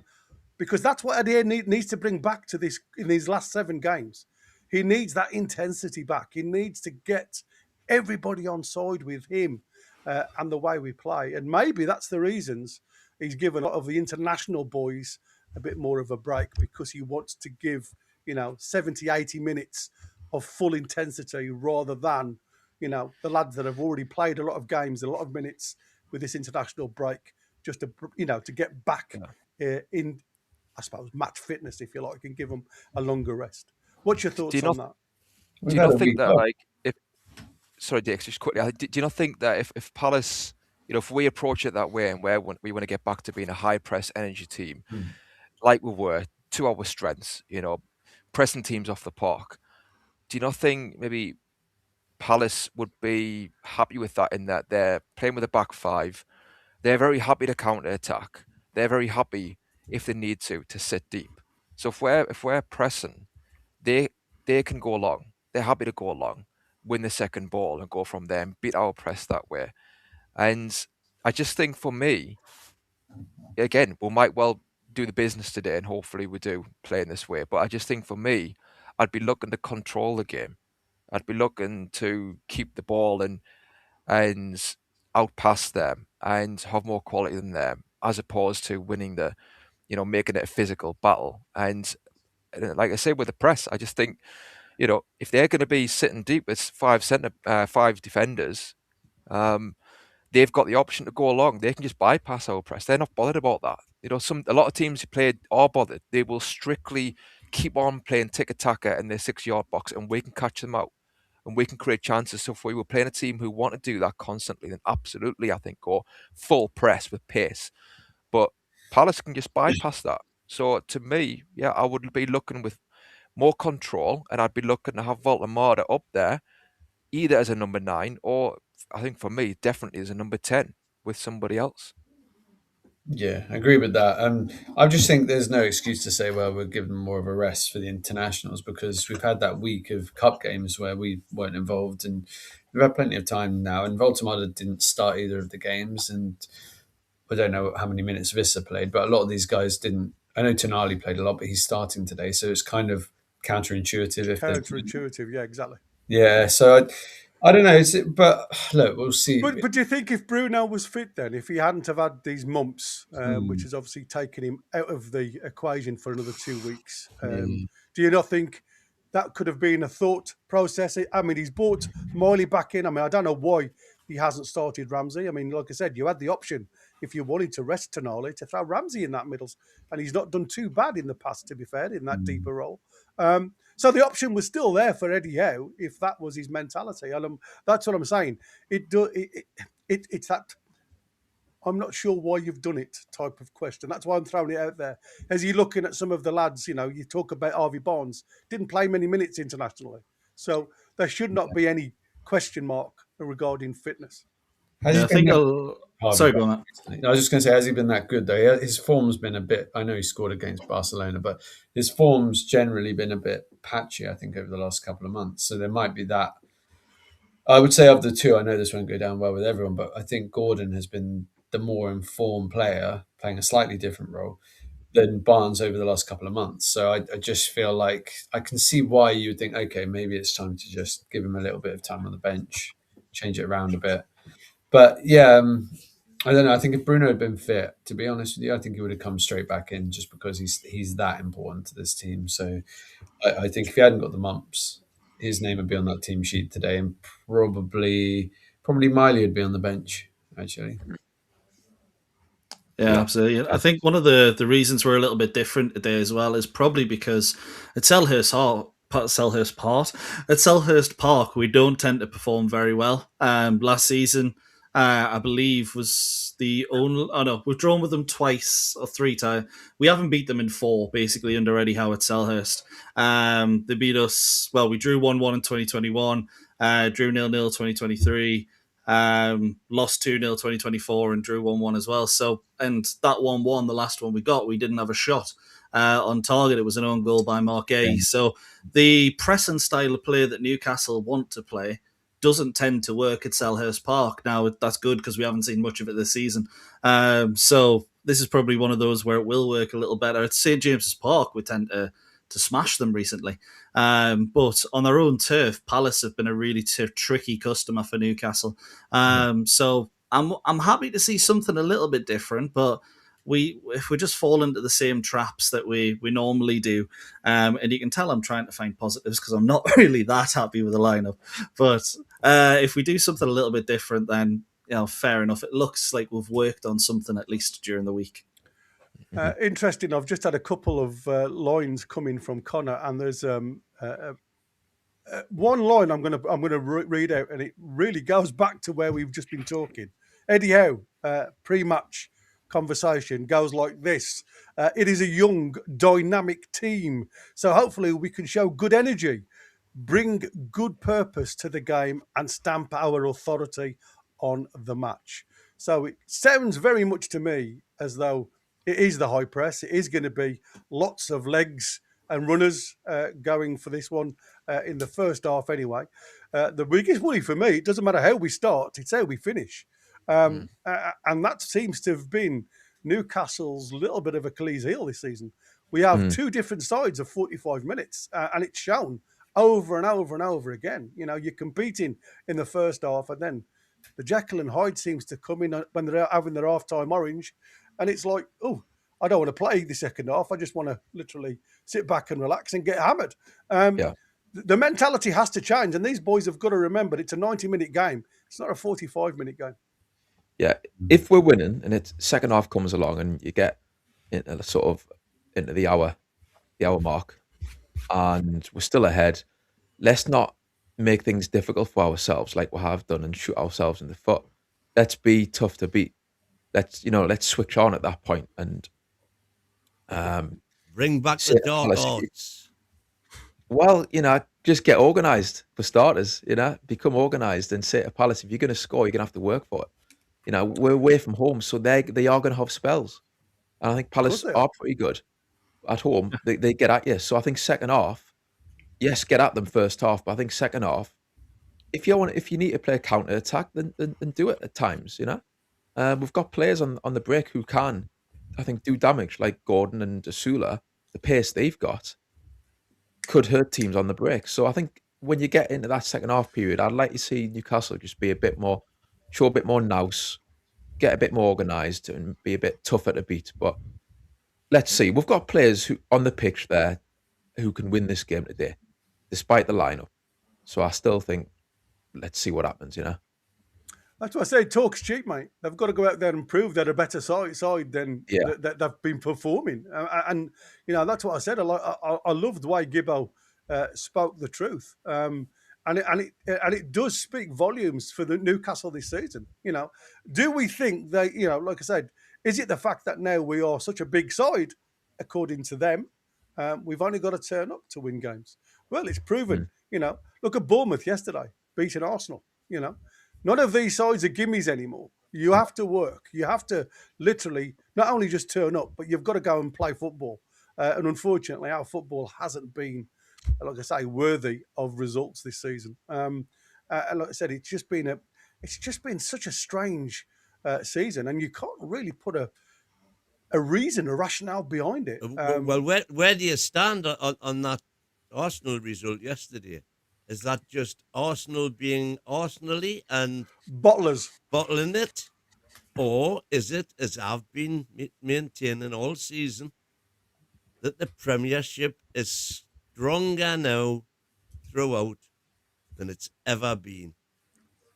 I think if I'm honest with you, I like Alex Scott, and if Newcastle are going to go and look for a young midfielder, I'd have a look at Alex Scott at Bournemouth. I mean, I watched Alex Scott when he was at Bristol, and he was a developing player, but you could see he'd got he'd got that ability, he'd got that mindset. Now, certain players seem to turn up against certain sides, not phased by opposition.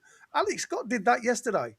His performance yesterday against Arsenal was exceptional. Now, I'm not saying that he's going to have that on a continuum. It's like I said, you've got to be in a side of workers, and unfortunately, I think we sometimes see these smaller sides. If they're going to go out there and get results like Bournemouth did yesterday, it's because you've got your 11 workers. And that's what I saw yesterday. Individually, there's certain highlights from individual players, but it was a good work ethic yesterday from Bournemouth. And like I said, the beauty of Premiership now, where you can say, is it the fact that the Premier League's hard?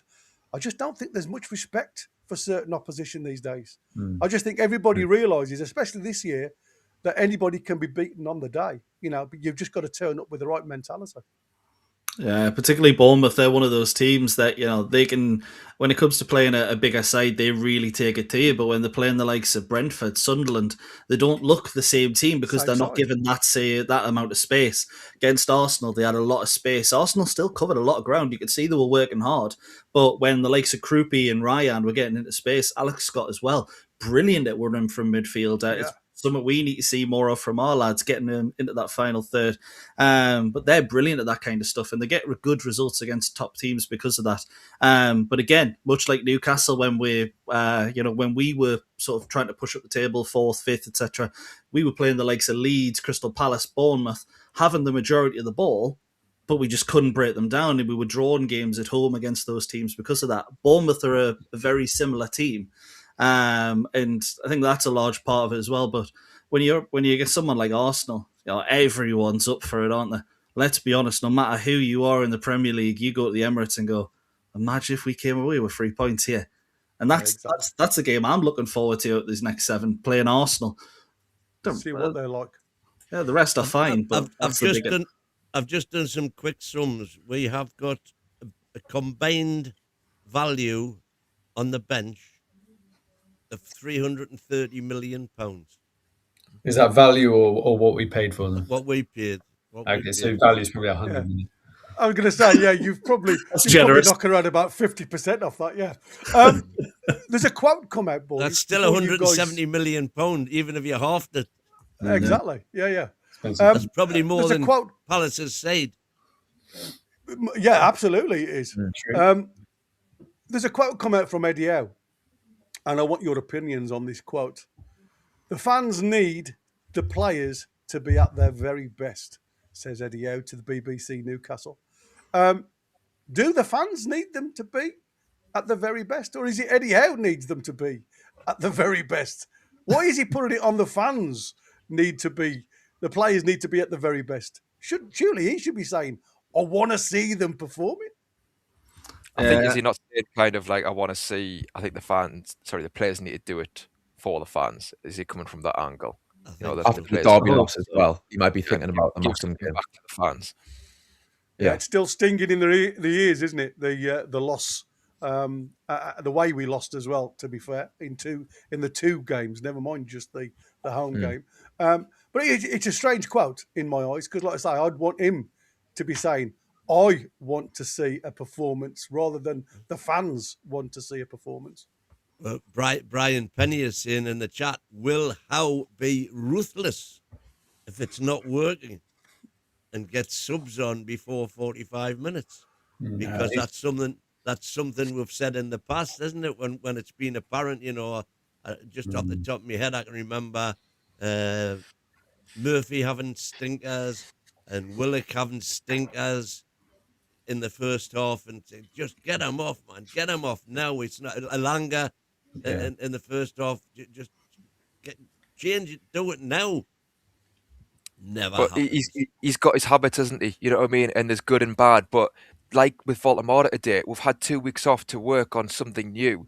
The conundrum of Voltemada, I've said a million times now, we're skirting around the elephant in the living room. We've tried Voltemada at centre mid. We've tried him up top on his own. We've had a 2 week break to work on something new. To me, that something new is obviously to work Voltemada into the side as a 10 with a striker. But Eddie doesn't like a number 10, doesn't like an out-and-out number 6. That's his outlook. He doesn't like to change things early in the game, make half-time subs very much. It's just the way he is, really, isn't it? And again, I'm not saying there's like he's a bad manager. I'm not saying there isn't plus points, but these are what I would perceive as his negative points. And I just don't see those things changing radically anytime, really. He is what he is, you know? Yeah, I totally agree with that one. So always reactive rather than proactive in those situations, as we saw with Dan Burns' red card against Brentford. Yeah, absolutely. Absolutely. You just took the words out of my mouth. He needs to realise what's going on in and around him. Monkey sputum, thank you so much, buddy. There you go. We need a good win today to make Boki foaming. Yeah, exactly. The only fan who No, celebrates. I can assure you, if we get a good win today, Book, you'll be as happy as the rest of us. Absolutely. Dominic Skur has come out on X and said, Eddie Howe on starting Willasula. He is a live wire. He's got real pace, physical strength, and height that will help us. He's someone who's desperate to do well. He's been patient. Hopefully, he takes his chance. Chaos. It'll be interesting. There you go. It'll be interesting to see how it pans out, you know. I think the beauty of having a Sula in there is I don't think he knows what he's going to be doing half the time. So what chance of a defender got to do? You know, is the new Loa. Yeah, he certainly is. Yeah. Oh, I used to love Luwa. Lomano, that is. Yeah. Yeah, exactly. Yeah. I used to like the tricks after the goal. Was always spectacular. I'll tell you something now. As a coach, I'd be fuming. You know, you've got more chance of hurting yourself doing them bloody tricks than you have actually playing the game itself.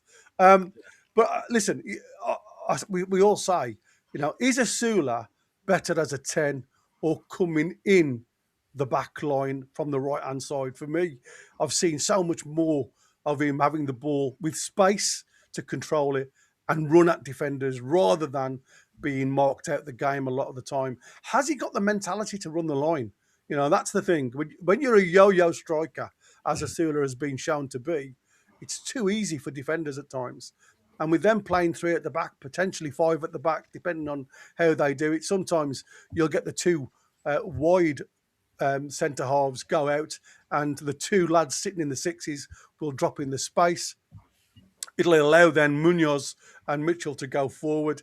So there's always going to be a compact back 4. What Asula's got to start doing is running the line. We've seen, you know, lesser strikers, if you like, that have got the muscle work our back line really well this season. And it's sometimes you don't need the presence of mind to go and score goals. What you need is a presence of mind to move defenders for others to get in and navigate the space in and behind. I just think sometimes Asula is just too easy to mark. And I just want to see him move that line a little bit more. Who do you think it's going to be? Do you think it's going to be Gordon on the left and Asula up the top? Yeah. Well, you can't have Asula on the left-hand side. He was absolutely out of the game when they tried. They tried it the last time, and he was, like I said, I don't think he touched the ball in the time that he was out on the left-hand side. So, you know, you are limiting yourself if you do that. I mean, I'm not saying Anthony Gordon won't join him at some point, because I'm sure he will, with Hall behind him. The one thing that gets me, though, you know, we talk about who else puts balls into the box as good as Trippier does. And like I say, he's been out of the side. On that right-hand side, that's the only thing that worries me, is I don't think Tino's got the ability to cross a ball well. Lewis Hall can do it, because obviously they're both on natural feet, but I don't think we deliver the ball into the box well I think for the Newcastle side. Yeah, I mean, on his day, I will stick up for Murphy, because I do think he can be having a stinker, but then he will pop up and he can put in a quality delivery. I do think he's still got that in his locker. Now, he's not the solution long term. I think this season he's been poor, but yeah, if I was going to hang my hat on someone, especially for that right hand side, to just have a moment of quality where you can unlock a door, whether it's through a cross or even have a shot from outside the box. I do think he pops up now and again with quality in that way. So to be fair, I would say let's hope Murphy has a good one today, and I'm glad he's been picked ahead of Ilanga. But just on Asula, you mentioned there about Asula playing up front. I mean, I personally think, like the ex mentioned earlier, I think right hand side could also be a good shout for Asula. Like we saw against Man United, how he kind of cut in from the wing. But obviously, he's up top today by the looks of it. So maybe if I'm going to look at Asula up top and kind of try and get some inspiration, I would maybe look at the Barca game. I don't think he was too bad in that one. I'll give him that. I think up front against Barca, at home that is. I thought he led the line all right. He wasn't outstanding, but it's quite a big task to lead the line against Barca. And I thought he first half at least he held his own, and he was drawing fouls, and I don't think they quite knew how to deal with him, being like an unknown entity from their point of view. So maybe I would look to that game and say, can you give us a bit more of that being up top today? But it's an interesting one, that's for sure. And maybe it's a Man United finish to go with it. Yeah. Well, that would be nice. That would be excellent, I must admit. Do you guys know who's in the middle of the park today? Well, for us, Andy Madley. He's the one in the middle of the ref. park taking control.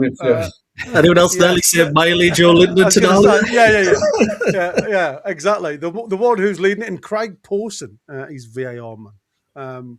Like I said, the third Magpie posted of the season for the West Yorkshire Thistle, following the 2-2 home draw with Chelsea and the 3-2 loss at Brentford. So, again, not got to win. It was Pawson who didn't give the penalty against Gordon. So let's hope. Hopefully, he's seen that a few times. It's in the back of his mind. So he thinks, oh, I owe them one. Yeah, would be that would be nice. I must admit, Connor's just put in the chat here. He says Murphy is our best crosser. You watch them put Voltemada on the field of play and take Murphy off. Not great in the air. Surprise me at all. No, I mean he's not renowned for the aerial ability, as he Voltemada. He's very much on the floor boy. Yeah, but they are exactly the balls that Isaac's Charger used to put in. Yeah, that's true. But I mean, like I say, I still think there's something amiss when it comes to the box situation with Voltemada. He loves space, and like I say, you don't often get that much space in the Premier League. I think, like I say, he's still learning the trade in the Premier League. Is that because he's on his own? Potentially, yes. Wherever he's played previously, he's always had a buddy. That has created the space for him, especially if you've got somebody who's nippy. And maybe that there's something in that. Maybe there's something to say that, if Asula starts and it isn't going our way, maybe we do go back to a 4-2-3-1 situation, because there's plenty of opportunities to throw that system in and bring Voltemada into the field of play if we need to. So there is very much a good option for virtually everybody on the field of play, isn't there? Yeah. I think the main thing for me is just we're talking about these crosses into the box, and it does feel like we put more in when Voltemada's off the pitch.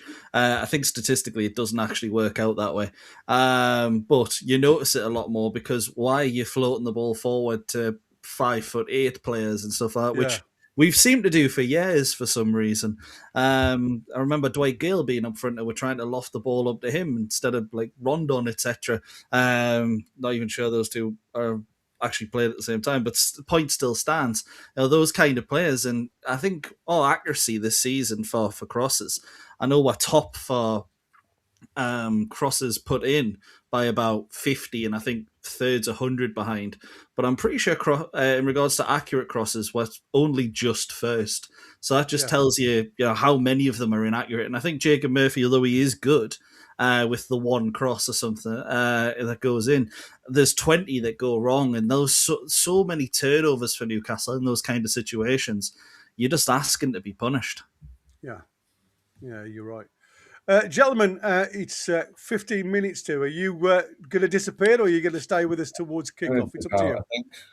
Yeah, Well, I'll be right. heading off to get myself started for the game, but enjoy Lovely. it, lads. And Thank you fingers very crossed, much for starting us off, guys. Lovely to see you no all. worries. And yourself. Fingers crossed. Have a Cheers. have Well, a good lads. afternoon. Enjoy the lads. game, boys. Cheers, Well, lads. Indeed. There you go. The lads have done us proud with that one. We are literally 15 minutes from the start of the match. I'm just having a quick look at the lads warming up on the park. So that's it. I am going to do the quick promo and we'll be straight back after this little break. You are listening to NUFC Talk Radio, the voice of the Toon Army.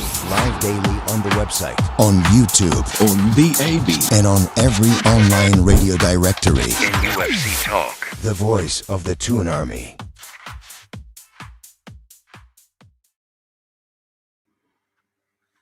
Right then, we are back with you from that little interlude.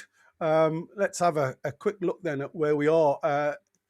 Eddie Nketiah won't be available, while both Evan Guisson and Decore face late fitness tests, which they've both failed ahead of the visit to Oliver Glasner's side that beat Fiorentina 3-0 at Selhurst Park in the first leg in the European Conference League. Palace away form remains better than on home territory, winning just 3 of their last 15 Premier League games at Selhurst Park, drawing 7, losing the other 5. The home scoring record of 14 goals is the second fewest in the Premier League, one more than Nottingham Forest. Stats don't mean anything. My favourite stat is still, after conference games, they've only won 1 of 10 Premier League games. The Premier League games following their Conference League. And I think the lineup today kind of proves that Glasner, everybody was thinking on whatever day, Thursday, wouldn't it be, when they won 3-0, that he might think, right, that's sewn up now.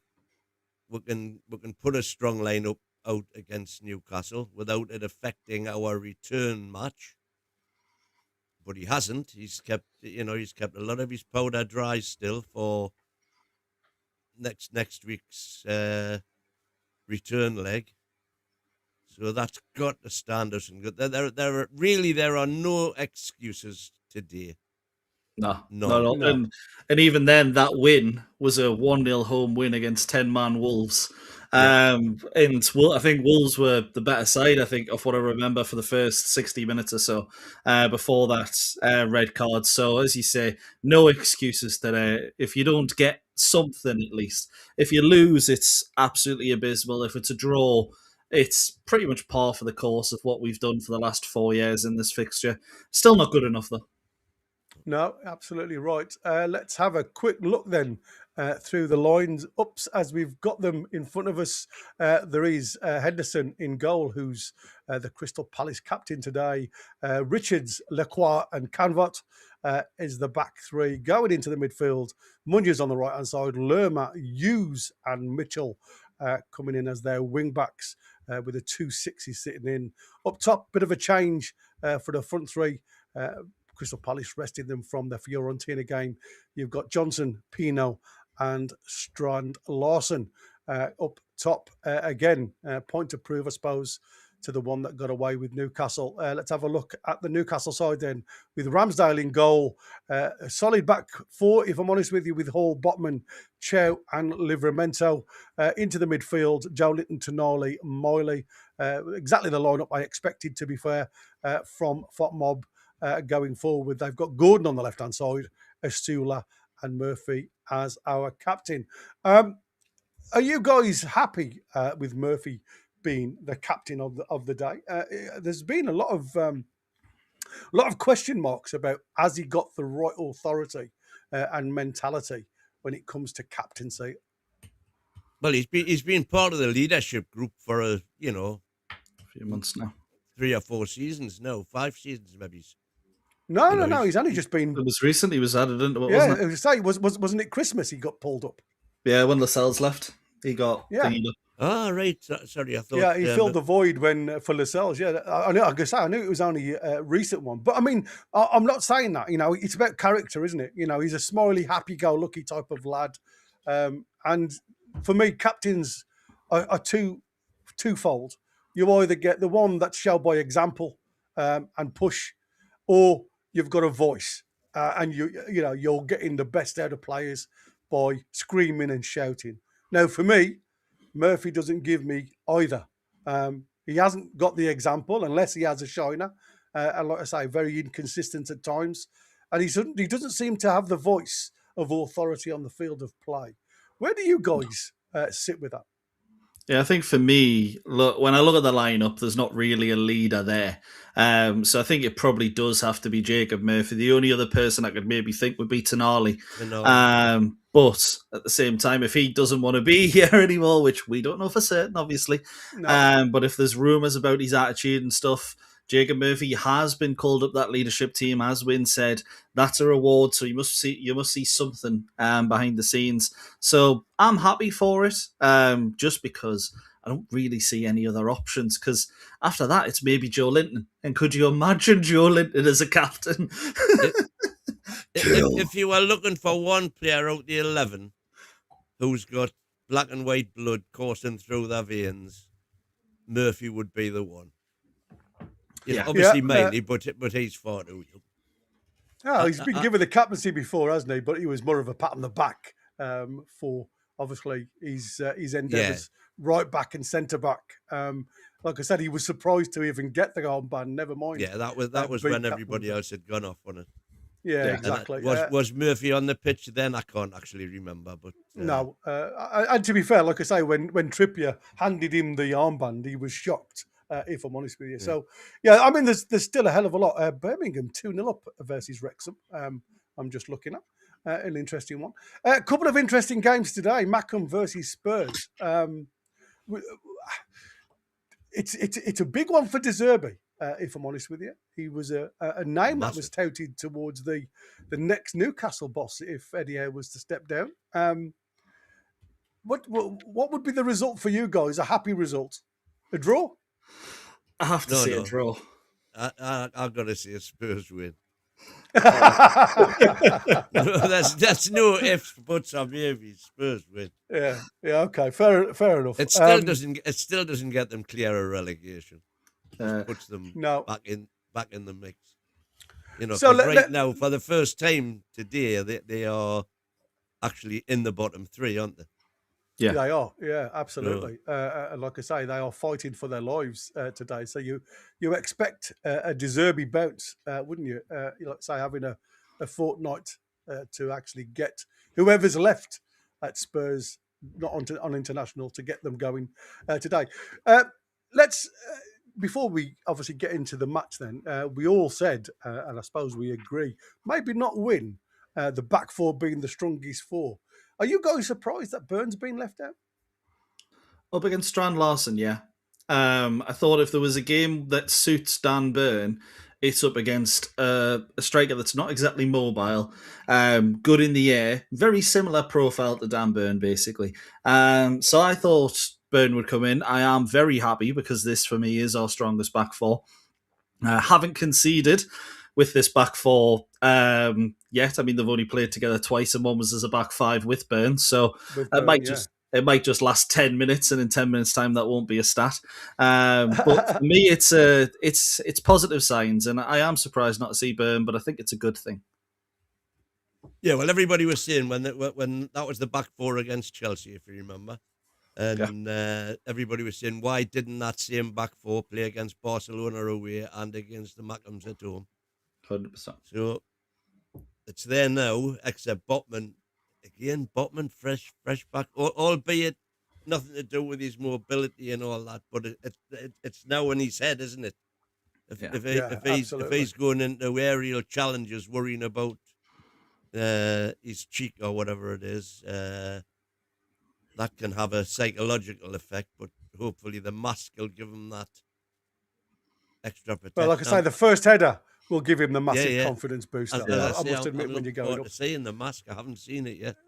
No, gentlemen, I am going to go and get myself a quick drink because I am drying up before I even start the commentary. I'll let you crack on for 5 minutes, and I'll be back literally in a couple. Okay? Yeah, no worries. I think it's going to be a massive one, that first duel, if it's against Strand Larson, because being a bigger striker, you just know he's going to try and throw his weight around. And it really wouldn't surprise me if the first challenge, Strand Larson just gives a little elbow into Botman's cheek there just to sort of let him know he's there. But it'll say a lot about Botman and how he reacts, because I think he's got it in him to face that kind of adversary and actually still play really well. What do you think? Well, I'm not sure he has got it in him. That's the thing, and the proof of the pudding will be in the eating. Let's see how he does react to that, because as you rightly said there, if I was Strand Larson, that's exactly what I'd be doing. Yeah, you're up against a guy wearing a mask. You're gonna, first chance you get, test him out. Yeah, knock him to see how he does. Yeah. It's gonna be really interesting, that, yeah. Seen some comments in the chat as well about how Botman could potentially be captain material, and I just told that to be honest, he didn't stand out to me as captain material at Newcastle, but I've just done a little bit of research there, and he actually was the captain of the Netherlands under-21s. So maybe that's a option there as well. But I think Jacob Murphy's probably, well, for me, just because of his links to the club and longevity here, don't think anyone's been here longer than Murph's anymore. So I think he's definitely is the right choice for me. We've only lost one of the last 9 against Palace. Everybody's going on about our record against Palace. We've only lost one. 1-4, drawn 4, and the last 3 games, we drew at Selhurst, but we're beating them 5-0, 2-0 at the Park. The only 2 players that have scored against them in that time as well is Mateta, who wasn't playing, and Daniel Munoz, who scored in the 1-1 last season. So it is good signs. But Selhurst is one of those stadiums where we do need to improve the record, because at home we've got the beating of them. We're brilliant against them at St James's. But Palace just seem to be a little bit of a different beast for us, and I don't know why. I would like to say our set-piece team be effective today, because Palace have conceded 43% of their Premier League goals from non-penalty set pieces. Wow. So 15 of the 35 goals they've conceded have been from set pieces. And Newcastle are currently sitting 3rd in the Prem for goals scored from set pieces. That does include penalties, of course, but that's an interesting stat that came up from somewhere. Yeah, absolutely. Particularly as with I say, I like the referee, because he definitely owes us one after that Chelsea debacle, call it what you will. And Anthony Gordon, looking to keep his Premier League scoring record, scored three in the last 3 Premier League games. So he's in good form. Let's keep him going.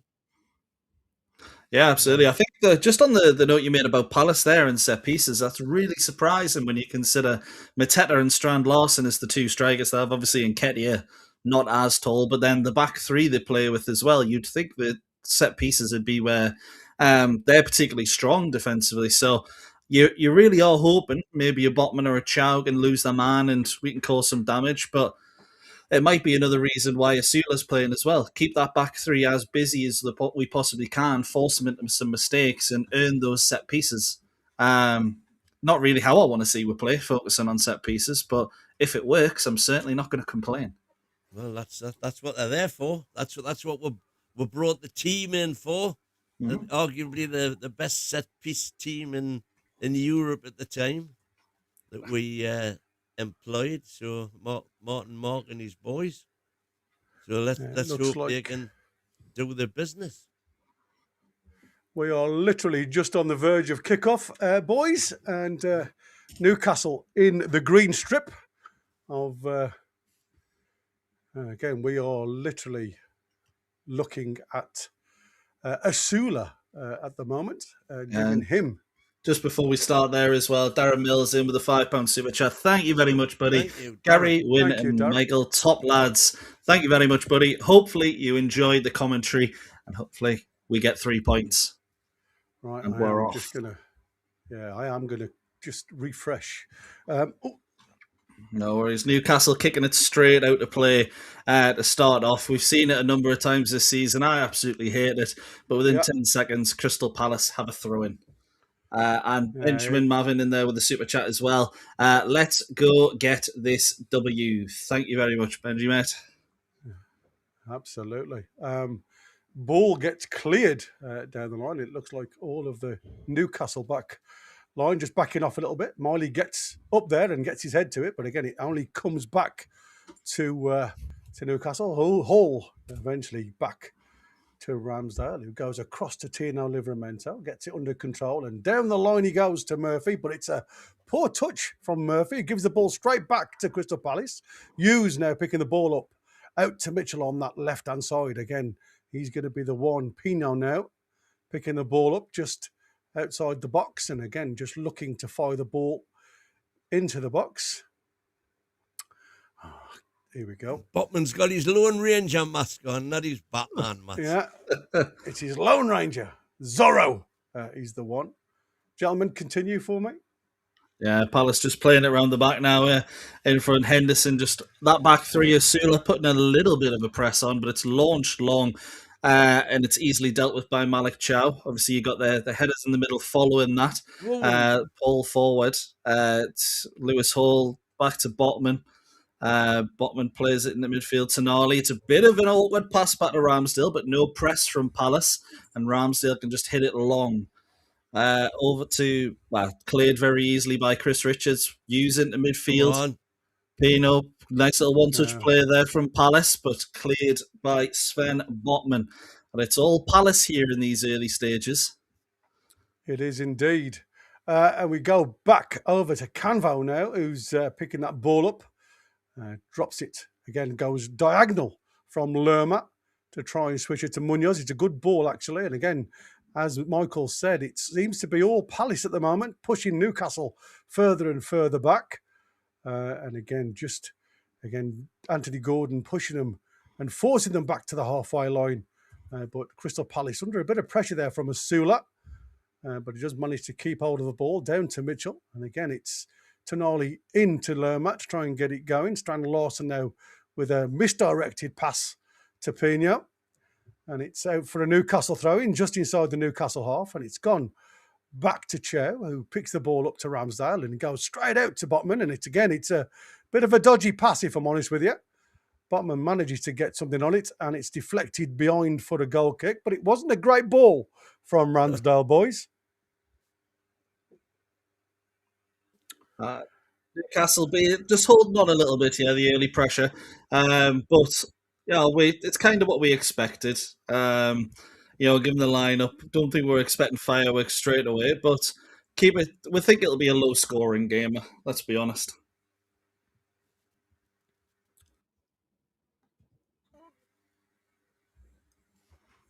Let's play. Well, what did you say your number was? I'm on 331 at the minute. 335 I'm on. Right, okay. You're a bit in front of me then. Lecroix plays the ball forward. And again, it's Pino man. losing That's the a ball. typical example of what we've been saying. Again, just a 5-yard pass. Struggling to get that ball. Murphy again, unfortunately, having the loss of the ball. Look at the space on the left. Down to that left-hand side now with Pino. Plays the ball back in, and it's Lerma. And again, it's Richards now picking this ball back up. In the 5 there, and Hughes in the hole. Ball out to Munoz. Back to Lecroix. And again, it's Canvo. Everybody camped into the Newcastle half as we speak at the minute. Come on, man. Where's the challenge? And again, it's Lerma picking that loose ball up. And Newcastle just seem to be 5 yards off everybody at the moment. If they're all about this, pace and ever get into them, this type of mentality, it certainly isn't visible as we see. No, absolutely not. And to be honest, there was worries about the creativity and actually being able to hold onto the ball before the game. We're happy about that back line, but there's nothing in that midfield that says we're going to be able to hold onto it. Now Ramsdale drops the ball back into his own box under a bit of pressure from Larson. And the ball, again, to feet of Ramsdale. Chow now. Back to Ramsdale. And again, it goes along to Botman, back to Ramsdale. And again, it's Newcastle trying to promote a forward movement from Crystal Palace so they can get behind them. But again, it's Miley back to Chow. It's very patient kicking in the defensive zones of Newcastle. Hall now picking the ball up down the line. Looking for J7 inside. And again, it's picked up by Asula, who's got the run of Canvo, but he's just, Canvo in the end will use. But it was a good ball in. I don't think it was necessarily meant for Asula. I think it was more for Tonali. But again, it was Asula who saw the opportunity to run in behind. But again, not with... Did he do it? Did he show you enough there to be up front, Asula? Do you understand it? His first touch always gives the defender the opportunity to get back at him. Yeah, for me, it wasn't great, but what I will say is that I don't even think that pass was meant for him. I think it was meant for, I think it might have been Tonali in midfield and past him, and Asula actually managed to run onto it and sort of be a little bit more aware than some of the other players. It was that bad a ball that the defender misread it as well. And Asula, to be fair to him, saw the opportunity. Mm-hmm. Yeah. But I think if his first touch was, look, again, I know he was going to push him wider, but it just means that Newcastle retain the ball, doesn't it? Rather than giving the ball straight back to Crystal Palace. Louis Saul plays the ball inside to Tonali. Tonali again to Botman, who trying to feed the ball to J7. And it was intercepted and it's out of play for a Newcastle. And again, it's very tight football at the minute for Newcastle, trying to play themselves out of that defensive third. It's been a good press from Palace in these early stages, it must be said. When we get the ball in our final third, there's 6 or 7 Palace players within 15, 20 yards. They're playing a bit of a higher line than we'd expect as well. Oh, dear me. The ball again goes up to that midfield. And again, it's easy for Crystal Palace to find that ball. Again, it's Pino just literally picking the ball up on the 30-yard mark, dinks the ball out to the right-hand side. And it's Munoz, again, seems to have loads of space inside to Will Hughes with a bit of a swinging cross-come shot, but it's straight into the arms of Ramsdale, who gets it out of his hands quickly. Ball from Murphy up to Asula. Asula, again, with his back to defence, does well. Miley picks the ball up to Tonali. Tino now dropping back to Chow. Chow on the switch across to Hall. Hall, again, just looking to get it out of his feet. Again, half press from Crystal Palace, all in a defensive 3-line in front of Louis Hall, not able to get it forward. Gives it to Botman. Goes into Miley, who gets it out of his feet. First touch into Tino. Tino out to that right-hand side. Now to Murphy. Back to Miley. Now all the way back to the halfway line to Chow. Newcastle getting a hold of the ball a little bit better now. Whoa, referee, Howard. And the ball comes in to Anthony Gordon, and a little bit of a tap on the ankle from Munoz. Newcastle holding on to it a lot better, forcing Munoz into making the tackle there. Gordon getting around him. Again, not good defending from Palace, but it's probably why we're the player with a 5 with him as a wing-back and not a full-back. But yeah, Newcastle have a set piece now, chance to do something. And expect Newcastle to grow into the game a little bit. It has been 3 weeks. We do usually see us start a bit slow after these international breaks. Yeah, we do. And it's like I say, it's been easy for us to sit here and say, come on, lads, get this sorted. Louis Hall for the cross coming in towards that penalty spot. And again, it was a free header from Botman, but again, he can only hit into the ground. Hughes there just doing a bit of a clearance, and it's come to a green shirt of Newcastle, and Tino Livramento on the turn now on the halfway line, driving down that right-hand side, gives it to Murphy, who gives it straight back. But again, it's easily defended by Crystal Palace. It's a bit of a windy day, so when the ball goes aerial, I should say, not aerial, it just gets held up a little bit in the wind. So something that Newcastle have to be aware of when it comes to defending and attacking. Yeah, absolutely. There's going to be a few misjudged balls in there, and we were talking just before about set pieces, how important they're going to be for Newcastle. With a wind in favour, you'd imagine that's the best chance of scoring. Yeah, absolutely. And we are. Boys, if you can carry on for me again, that would be grand. Yeah, no worries. Lewis Hall on the ball at the minute. Knocks it back to Botman. Played into midfield, but again, Palace winning every one of those battles. Yeah, it's out for a Newcastle throw-in pretty much.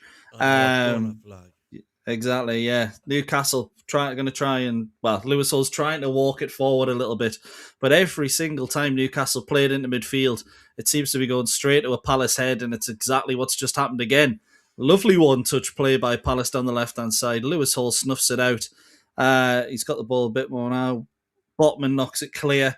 Newcastle can't hold it up. It just goes towards Asula, and the Palace player wins it back straight away. And it's a free kick to Newcastle for Munaz. Little bit of a shoulder-to-shoulder with Lewis Hall. Yeah, soft one, but 2 fouls already for that Palace right-back. Yeah, apologies again for my interruptions, because like I say, I don't know why, but I keep losing my signal. But I will do my best. The lads will jump on board. It's free kick given back to Botman. Now we are in the 12th minute. And again, Botman with a little bit of space and time to throw the ball out to Malik Chow. Again, both Tino going forward. The ball down the line from Malik Chow, looking for the likes of Asula, but that's all the way through. I don't know what the problem was there, but again, it was just a hopeful ball rather than with any direction from Newcastle. I'm watching Asula here. He's not putting any pressure on any. You know the way when Gordon's up top, he follows everybody, relentlessly, and Asula's not giving us that at the minute. No, not at all. He's not really giving us a lot, is he? When it comes to it, I mean. It just shows you the strength of the wind there, though. The ball from Henderson has just gone straight down the throat of Ramsdale. Yeah, the cameras didn't even catch it, did it? No, not at all. It was literally in the air, and the next thing you know, it was in Ramsdale's hands. Tonali picks the ball up deep in the Newcastle half, looking for the ball over the top, but again, more in hope. But it has fallen to Murphy. Murphy now gets it in. Out, and it's ball into Tonali. To Jay Miley, and again it's Murphy now with the opportunity to get the ball into the box, and it's going to be a corner kick. Lacroix with the covering tackle there, sliding in on the 6-yard box.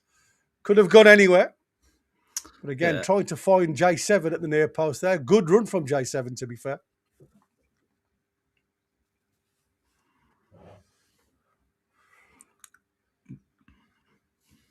I'm going to say another opportunity for Newcastle to get it in. We did score from a set piece the last time we met, but it's a poor ball into the near post, to be fair, from Lewis Hall. And it's, again, Crystal Palace who were able to bring the ball out. Pino gets a tackle there from, I think it was Miley. It's a free kick to Crystal Palace. Oh, he got the ball there. He got the ball very, very soft, wasn't it? It was. I think he just falls over, doesn't he? In actual fact, he gets his toe to the ball there. Botman winning his first header. There we go. Won it quite comfortably there as well. Yeah. Palace ended up with it in midfield. Still, that second ball, Palace winning every time. Down on the left-hand side, but it's a free kick to Newcastle United. It's Jacob Murphy, I think that is. Right. Defending well against Tyreek Mitchell, gets pulled down. Carry on. It's another free kick to Newcastle in that midfield battle. Palace doing all the pressing, all the hurrying. Newcastle not able to match them really for physicality at the minute. But no, it's a free kick, and it's Tonali who's asking for somebody to come and take this. But he goes back to Malik Chow. and Ramsdale. Again, Newcastle were happy to set up from the back. Botman. Well, no, you got space. Go. Out to Hall. Hall now, like I say, getting a little bit of room to manoeuvre. Well done. Ball up and trying to get behind into Asula's feet there. But again, Asula's first touch does take him wide this time. He's just not able to get hold of the ball at the minute, Asula. And again, J7 gets it taken off him. It has come to Botman, though, on the halfway line, who again gets the opportunity to feed it up to J7. Hall now. Again, trying to feed it back into J7, but just behind him. But can he get this ball back? He can. Gets a toe on it, and it's all the way back into the Newcastle half with Botman. This is driving me insane.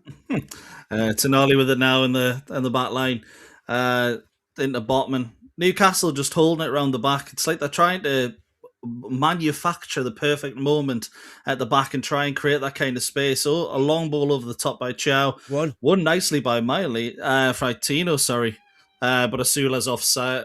Well, no, I think it's a handball. He's gave a handball, yeah. Gesturing to the arm there. I would have thought most of the time they would just let that go and see it on VAR, but the referee must have had a pretty good view of it. Could have been the swirling wind causing some issues there as well. Maybe he just misjudged it. Yeah, maybe.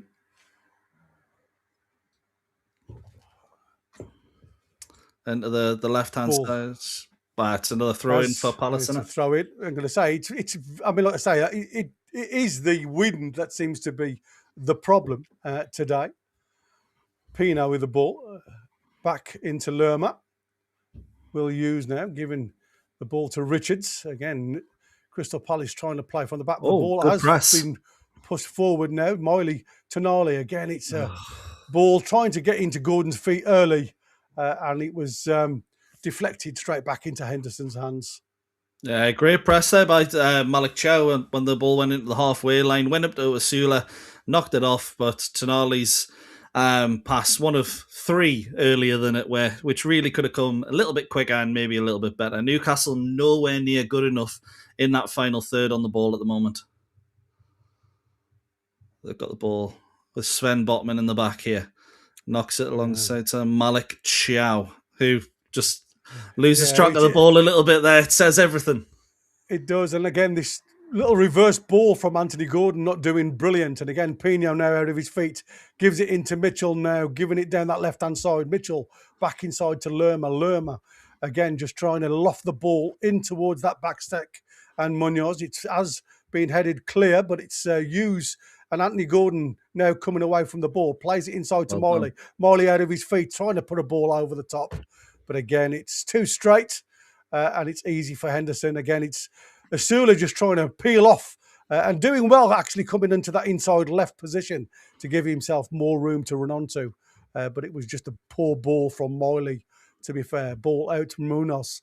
Again, Johnson, who's not really been involved in the game much, Brendan Johnson. Ball into the box towards Strand Larson. But it's cleared by Malik Chow, and it's Tonali. J7 plays the ball out to Tino on this right back. Again, not able to go forward, Tino. So all the way back to Henderson. Gets it over his feet again, under a bit of pressure from Strand Larson. Botman to Hall. Hall goes long, again looking for the run of Asula, but again, no real direction on this ball. And Asula, if I'm honest with you, looks like he's blowing already. Yeah, I'm really not very surprised, lethargic run. Honest. I'm really not surprised. The amount of over-the-top balls we've played to one player when Palace have three there is absolutely mental. Just something going on the board there. 18 and 19-year-olds, young lad from Palace, sadly passed. And a lot of, the clap around the stadium in appreciation. So lovely touch there from Palace. Absolutely. Referee is not having any of that with Strand Larson and Malik Chow trying to get a free kick. Again, it's these long balls. And again, we were saying that there doesn't seem to be a lot of players in a green shirt that is able on a good day to play a ball of quality, especially with the wind. Get it over, the way it is today. Again, ball from Tino gives it to Miley short rather than getting the ball into the box, which is a wasted opportunity. But is that a problem for Newcastle? We just don't hit the areas enough, isn't it? Well, we were talking earlier on about how many crosses we put in when we're not putting any in. It says everything, doesn't it, when we're not willing to put those kind of crosses, not willing to just take a risk. I prefer it most of the time because it means you usually play it in and around the box, but we're not even seeing that. It's just feels lazy and it feels desperate. Yeah, you're right. A ball again gets headed nicely from that long throw. And there's Richards there in a bit of a panic. Gets the ball clear, but again, it's only to Tino who crosses again. It's just a poor. Got no pressure to cross that ball there. And like I said, just can't beat that first man in a red and blue shirt. It's criminal crossing, to be fair. And again, Murphy losing the ball, not able to get hold of the ball left or right hand side at the moment. And it's allowing Crystal Palace just to get back and attack Newcastle. Just no quality on either flank at this present moment in time for Newcastle. Lerma now picking that ball up. Again, it's very low key, if I'm honest, from both sides. It's a lot of huff and puff with very little quality on the ball, if I'm honest with you. J7 gets that ball back from a challenge from Tonali. Again, it's Miley nearly playing himself into trouble there, drawing two players onto him. But again, long ball up to Asula, which is absolutely useless again. There's one player to aim at against three Crystal Palace players, and it's behind him every time. If they're going to play the ball up to Asula, it's got to be in front of him. You can't expect him to win every ball behind. No, it's really pathetic the way we've actually set up to play football. You don't mind, maybe growing into the game if you're going to start putting together some nice passing moves, but there's no point in our midfield even being there. It's just long ball over the top there's no point in the wingers being there either because it's just to Asula every time. Get Gordon in the game better. a bit more. Well done. That's much better. Gordon now with the ball. He has got 2 or 3 options with Hall inside of him, J7 on the outside of him. Anthony Gordon goes on his own and he can only just block by Lacroix. Again, he could have given that one into J7, to be fair. Lots of options. Yeah, maybe don't give him the ball a bit more. I don't know what I'm talking about. That was terrible. Exactly. That was awful. Bad decision. No, it was a very good build-up right up until then, the way we switched play. Yeah, the build-up it was great, yeah. But, I mean, he was just too selfish for me. He chose the wrong option. There was far too many bodies inside when he could have just slipped the ball into J7, who was in acres of space. And Brendan Johnson, who literally hasn't done anything for Crystal Palace, has gone down holding his ankle. I don't think he wants to play, if I'm honest with you. It doesn't look... His mindset doesn't look like well. Slippers that he's wearing, don't they? Oh, they are. They are slippers. They are slip-ons. Wow. I tell you what Johnson is doing, man. When you've seen us drop into a 4-5 into the 5-5 really, isn't it? The 2 lanes. He's the one that's taken that position in between the 2 lanes that we've seen cost us so many times. Yeah. That's the thing that Palace have done really well. They've collected the ball in midfield when the second balls, attaching onto those second balls has been second to none, but it tells you everything about the game so far when we're talking about how good a team has been at picking up second balls, etc. Both teams have been really devoid of quality in that final third. And we're seeing Ismail Assar on the side there. He's just put the training kit back on. And I'll be very happy if it stays on because a little bit of individual quality is probably going to win this game. I think he's pretty. Yeah, you're right, and I think that is. I mean, like I say, this lad has really not been involved in the game at all, has he? So it will be a godsend to keep him on, if I'm honest with you, and keep him back on. Well and truly stuck to the bench. The bib's back on. Botman now picking the ball up. He plays it square to Chow. And literally just trying on to... the left. Give him it now! Yeah, let's get it out of his feet, Botman, and gives it to Hall now. Hall down this left-hand side. He got options on the inside, but again, Gordon on the outside. Comes inside, plays a lovely ball up into J7, who had the opportunity to turn there, but he gives it out to Hall. Back to Tonali. Good ball. Ball out to Tino on that right-hand side. Ball in to Murphy, who again hasn't really had the best of 25 minutes, if I'm honest with you. And neither has a lot of them. Aston Villa have 1-0 up in the 25th minute. Well, That's a big goal, top five. Yeah, it is a big goal. That's part of the solution we need. They need to be in the top 4 and win the Europa. Ball gets flicked on from that throw from Livramento. It's headed back towards the goal from Tina. But again, it's far too easy. Newcastle man, urgency. Really getting onto that one. Ball over the top. And it's Tino who picks that ball from Crystal Palace and gives it back to Henderson. Again, it doesn't seem to be a lot of urgency when the ball comes back from that defensive ball over the top. Anthony Gordon now with the opportunity. Can he get past Lacroix? Lacroix does get the better of him and plays the ball long. It's only Hall who picks his ball up now, back with J7 on the touchline, back to Botman. And again, Newcastle just, again, taking their time to keep hold of the ball with Malik Chow. It's very much the ball. The tactic of Eddie Howe today seems to be the ball over the top to try and break the line. Henderson out of his box there to win that ball. That was aimed towards Murphy. Murphy Come was on, soft J7. there.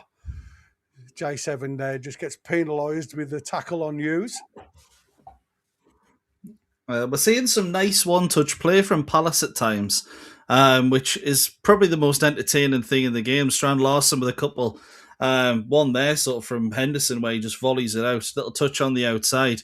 Need to see that a bit more from Newcastle. Just one touch, getting in behind, making some space. And, because this game's here for the win. Palace don't look like... I want to see some pressing when there's no bite there at all.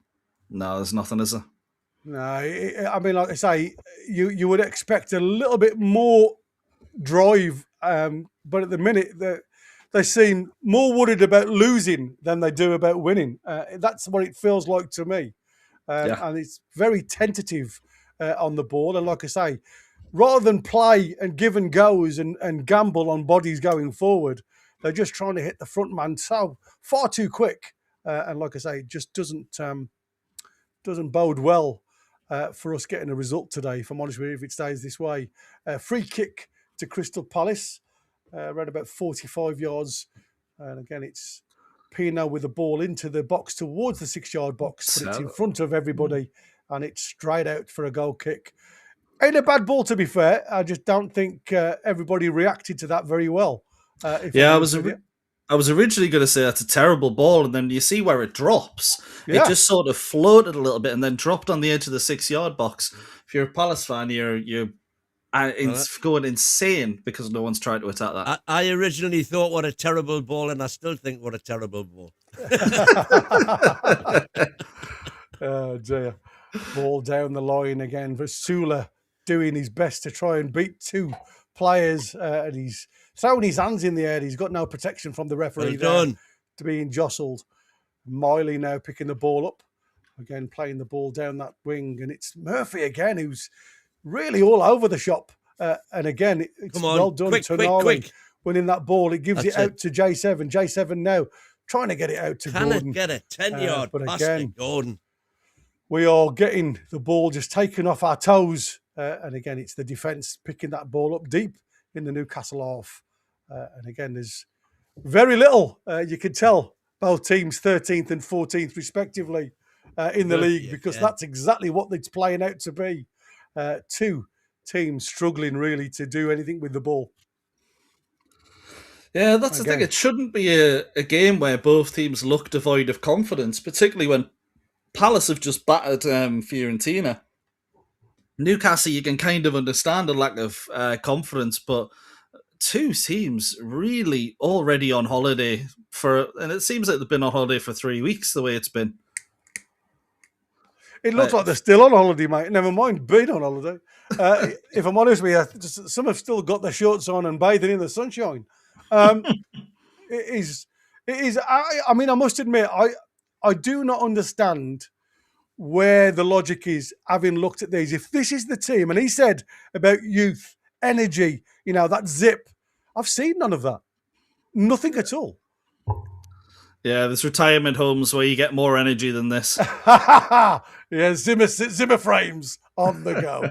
Tonali picking this ball up out to J7 now on the touchline. Comes inside. Lewis Hall takes over. Plays the ball outside to Tino. Tino now picking that ball up.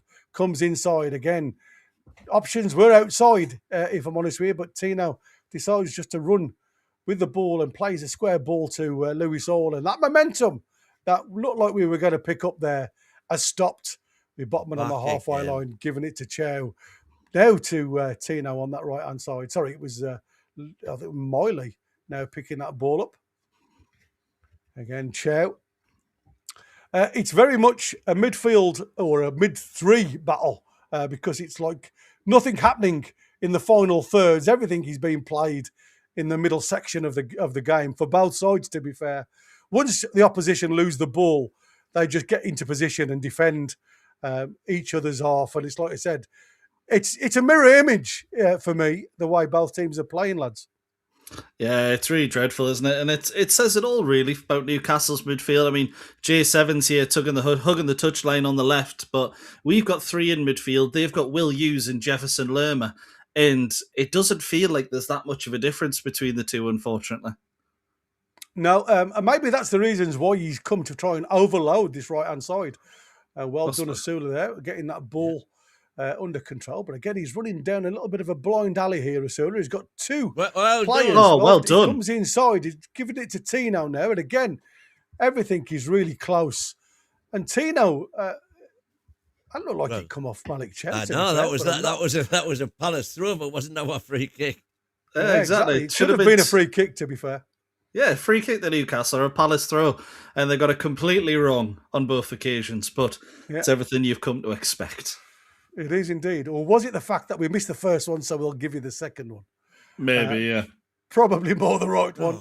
Botman go all the way back to Ramsdale. Again, gives it to Botman. Botman out of his feet to Lewis Hall, who's, again, got a little bit of room and space.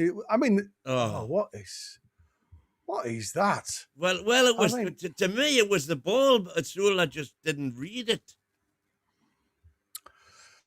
It is really bad. I must admit, if I'm honest with you, I really can't understand what the game plan is, because Asula is never going to reach those balls, even if he was running for that ball. It was well away from him. Seems no direction at all, and both teams seem to want to play with a five at the back when we haven't got the ball. Have you noticed? Murphy drops into that right back situation. And with Crystal Palace, their wing backs just drop in. So it's as if, like I say, for me, Crystal Palace are going to be happy with the draw today, which is now good to Newcastle, if I'm honest with you. No, exactly. Let's be honest. Palace are playing just to keep themselves in a decent position in the Premier League and get Europe through other means. This isn't a massive game for them. Newcastle, if they don't win this, given how some of the other results have gone, you've got to say, there's no chance of Europe if you not if you don't win it. It's still a tough game, but based on the performance so far, you'd come closer to closer to Tottenham than you would Brentford. What the hell? That sums up today. If I'm honest with you, the ball played on the diagonal, just literally kicked out of play. Eddie Howe, he's just questioning. You see, it's just ridiculous. I mean, Eddie Howe's frowning. Well done. Well done. Oh, come on, man. Ball won back by Tino, but again, given straight back to Crystal Palace. And again, it looks very much as though that's going to be a free kick given to Newcastle there from Why go backwards there? Why not get bodies up from there? You can hit the ball. Just incredibly timid, aren't we? In every situation. Yeah, has there been a shot on target yet? No, not from both sides. It's like I said, it's been played in the middle of the park, and both teams look completely void of ideas, if I'm honest with you. And Asula can't trap wind. Hang on. Minute. Never mind anything. Here we go. Crystal Palace on the edge of the box. Great Pino! Great save. It's come to Munoz. Great save again. Oh, I tell you something now. If it wasn't for Ramsdale, Newcastle would be behind. Two fantastic saves there. Yeah, second one is absolutely incredible. Second one, you could argue is, well, it's going to win Save of the Month. Let's be honest. Yeah. Munoz on the follow up. It's a good little first shot. Don't know who it's by. Jeremy. It's Jeremy Pino. Jeremy Pino, he yeah. curls inside, and Ramsdale makes a decent save down to his left. But Munoz running in, gets power behind it, gets the hand on it. What a save! He looked like he was going the wrong way at one time, doesn't it? But he does get his hand to it, and the ball does go into Ramsdale's come on, chest. man, come on! Again, throws it short this time, again, with Crystal Palace on the retreat.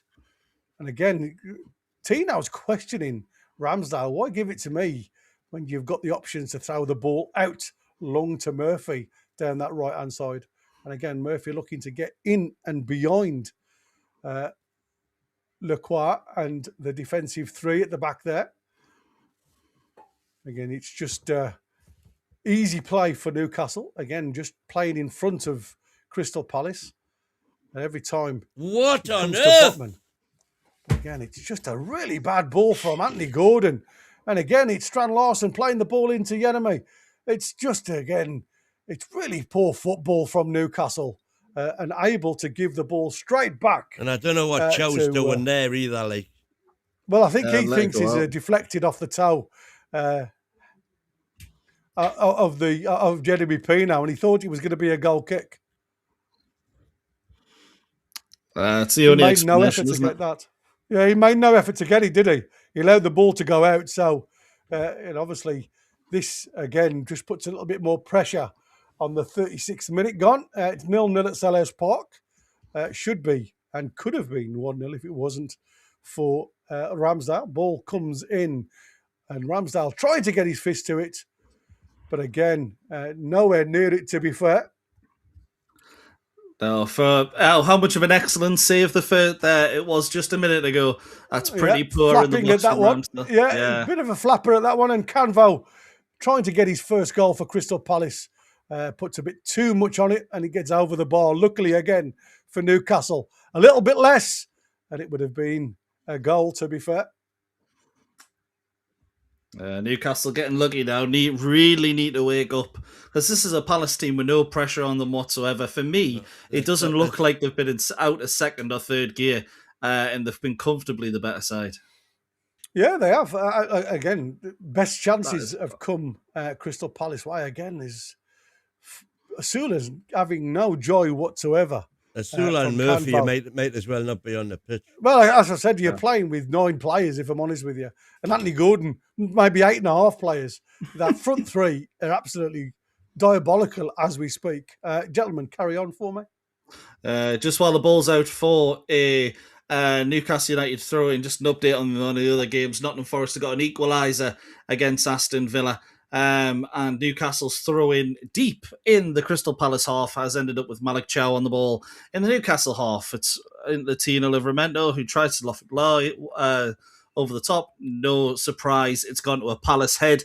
And now Will Hughes can break for Palace. Into the right-hand side, Munoz, Lewis Hall and Anthony Gordon blocking, but it's just going to go all the way out to that left-hand side.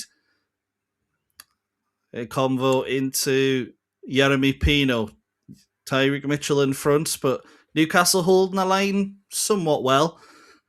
But it's just been blocked completely. Tyreek Mitchell in there with a cross, and it's into Munoz at the back post, and it's comfortable for Aaron Ramsdale, but it really shouldn't have been. Fortunately, he should never have got his head on that.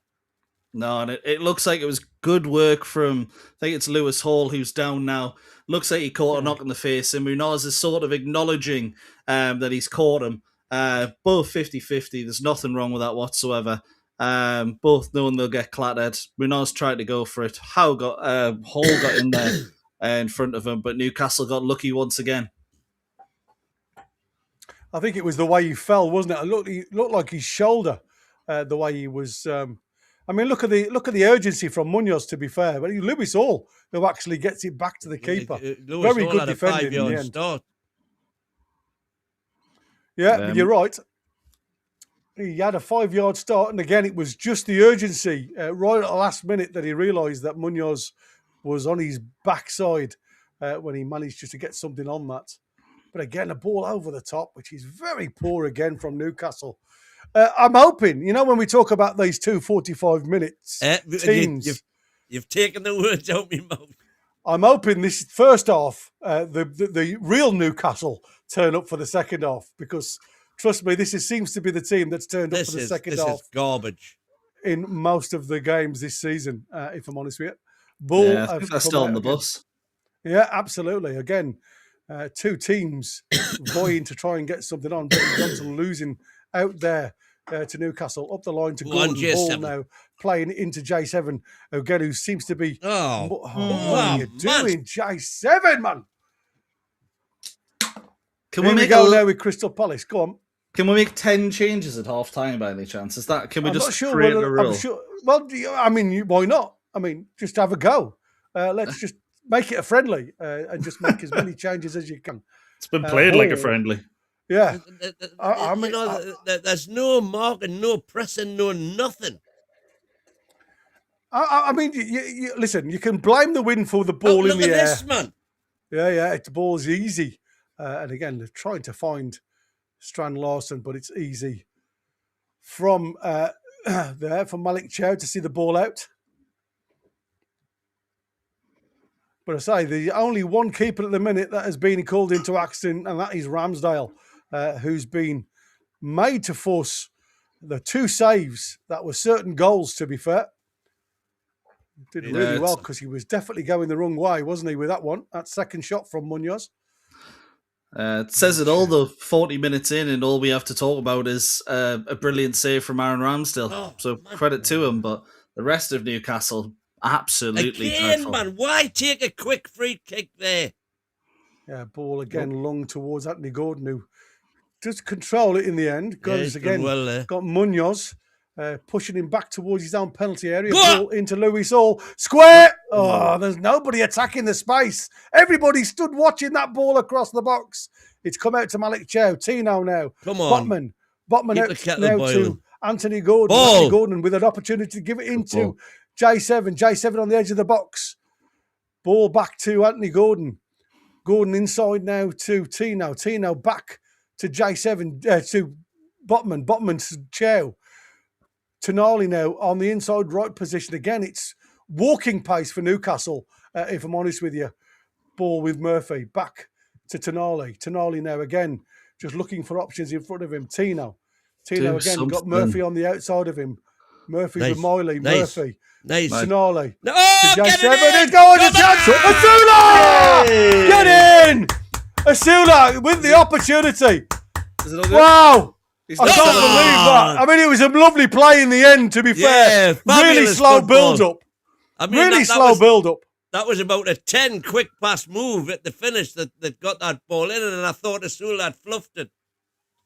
The way he hasn't celebrated is making me worry it's hit an arm or something. Yeah, I think you're right. I think the reasons why he didn't celebrate, because the ball looked like it was deflected. He was sliding in the 6-yard box. This is lovely little one-touch football. Oh, it is. It's a great build-up, but it was, like I say, drilled in. Onside. It doesn't look... Yeah, I don't know whether Lacroix gets anything on that at all, but it seems as though Asula at first slides in front of it. He does. Brilliant reflexes. It absolutely. He watches the ball come at him again. You'll see a better angle here. Ball comes across from Miley. Great ball. Gets the sting out of it. He sits on it. And then again, he just swings a foot on it. Literally 2 yards in front of Henderson. And it's in the back of the net. Come on. Well done. Yeah, done well. The only time Newcastle do a little bit of good stuff in and around the Crystal Palace box. And it's taken 43 minutes. But eventually we've got it, lads. Crystal Palace 0. Newcastle 1. Just imagine if we tried to attack them the whole time rather than just turning up at the 40th minute. Yeah, exactly. We talk about that quick 20-minute start. Well, we haven't seen a quick 40-minute start, but we have eventually got something from some nice play from Newcastle. Yeah, Richards now picking undeserved. Well done. Go. Lewis Hall sees that opportunity to get that straight ball. out. He plays it out to Anthony Gordon. Anthony Gordon now playing Asula, who changed options, but he does manage to get hold of the ball. Asula now with a bit of... Get it in. chance to get the ball in from Anthony Gordon, but he goes back to Botman. Again, Newcastle content with the ball at feet rather than taking a chance to get the ball into the box and go in a 2-0 lead at half-time. Murphy again struggling to keep hold of that ball. And with that... Because we're in the naughty 40s. Yeah. Ball gets cleared. Tonali picks that ball up again, plows the ball into Tino, who stayed high. Murphy now picking the ball up, brings the ball inside Murphy. Well done. Plays the ball outside to Tino now. Gets out of his feet. Back out to Murphy on the edge of the box. Murphy goes inside. How many times? Just hit it. He had the opportunity there to do well and have a shot, be greedy, but he wants to walk it in there, Murphy. Hall again going over to that right-hand side. Over the years, haven't we? Yeah, absolutely. Again, getting a nosebleed far too high in the box for Murphy. 2 minutes of the naughty 40s. Yes. Anthony Gordon now picking the ball up. That goal has served Newcastle well, to be fair. They are starting to play with a little bit more confidence in and around the box of Crystal Palace. Ball goes to Tonali now centrally. Out to Murphy on that right-hand side. Murphy again back to Malik Chow. A little bit of urgency required, lads, in that final third.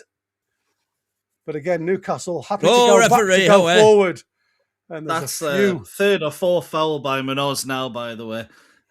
You'd probably be in the boot with most referees here. Well, believe it or not, there's only, according to SofaScore, there's only Pino in green on a 7 for Crystal Palace. And yet they've had the better opportunities and go in at half-time. Goal less, if I'm honest with you, if it stays the way it is. And there's Malik Chow and Asula, believe it or not, who's got the big one. Tonali plays the ball into Asula. Tonali now on the edge of the box. Takes it out to Murphy. Murphy gets it out of his feet. Can he do something with it? He has a shot when there wasn't a shot on this time. And again, it's criminal, really, when you see the decision-making. Lewis Hall now driving at the Crystal Palace defence. It's deflected by Munoz out for a throw into Newcastle. And again, Newcastle look content to go in 1-0. No urgency, really, to get that ball forward all the way back to Botman from Gordon from the throw-in. I mean, it looked like we were content to go in at 0-0. Yeah, exactly. We'll take. Well done. Ball referee, come on. And again, Asula gets challenged by Lacroix. And it's another foul to Newcastle and a free kick in a dangerous position. See what they can do with this one. He's not had a great half, Asula, but he's got the goal. Now we're getting a little bit more into the game.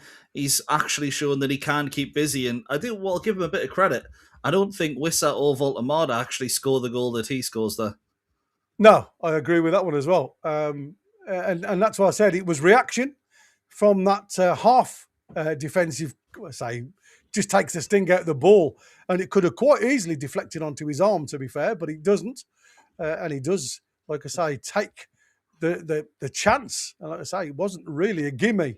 It's just quick thinking. And again, Newcastle taking all of their time. Yeah, well, I don't mind that. I don't mind that. It's getting half time. Yeah. Yeah, but I know. But I mean, this is a good opportunity win. Whip into the back post. Haul into the near post. Or not. Straight into the hands. And again, that is it. Newcastle climb to 10th as we speak. The dizzy heights. The dizzy heights of 10th, not in single numbers, not strong enough to carry that single number, but we have moved to 10th. Gentlemen, what's your thoughts on that first half? Diabolical. Apart from that, little cameo there at the end, absolutely diabolical.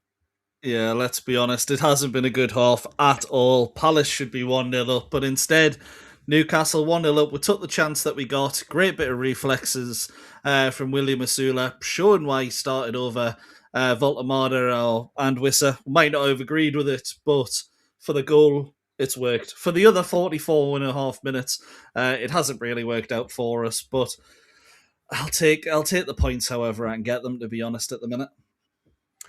Yeah, sometimes you've just got to win ugly, and it's been very... I mean, listen, we haven't won yet. It's like I say, depends on what Newcastle side come out the second half. We know that. And we know those first 5 minutes in the second half have been very, very costly for us this season.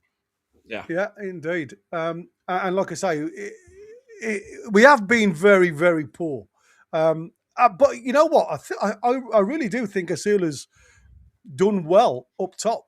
He's led the line reasonably well. He hasn't been a central figure, as we've seen in the past, where he is very much the yo-yo.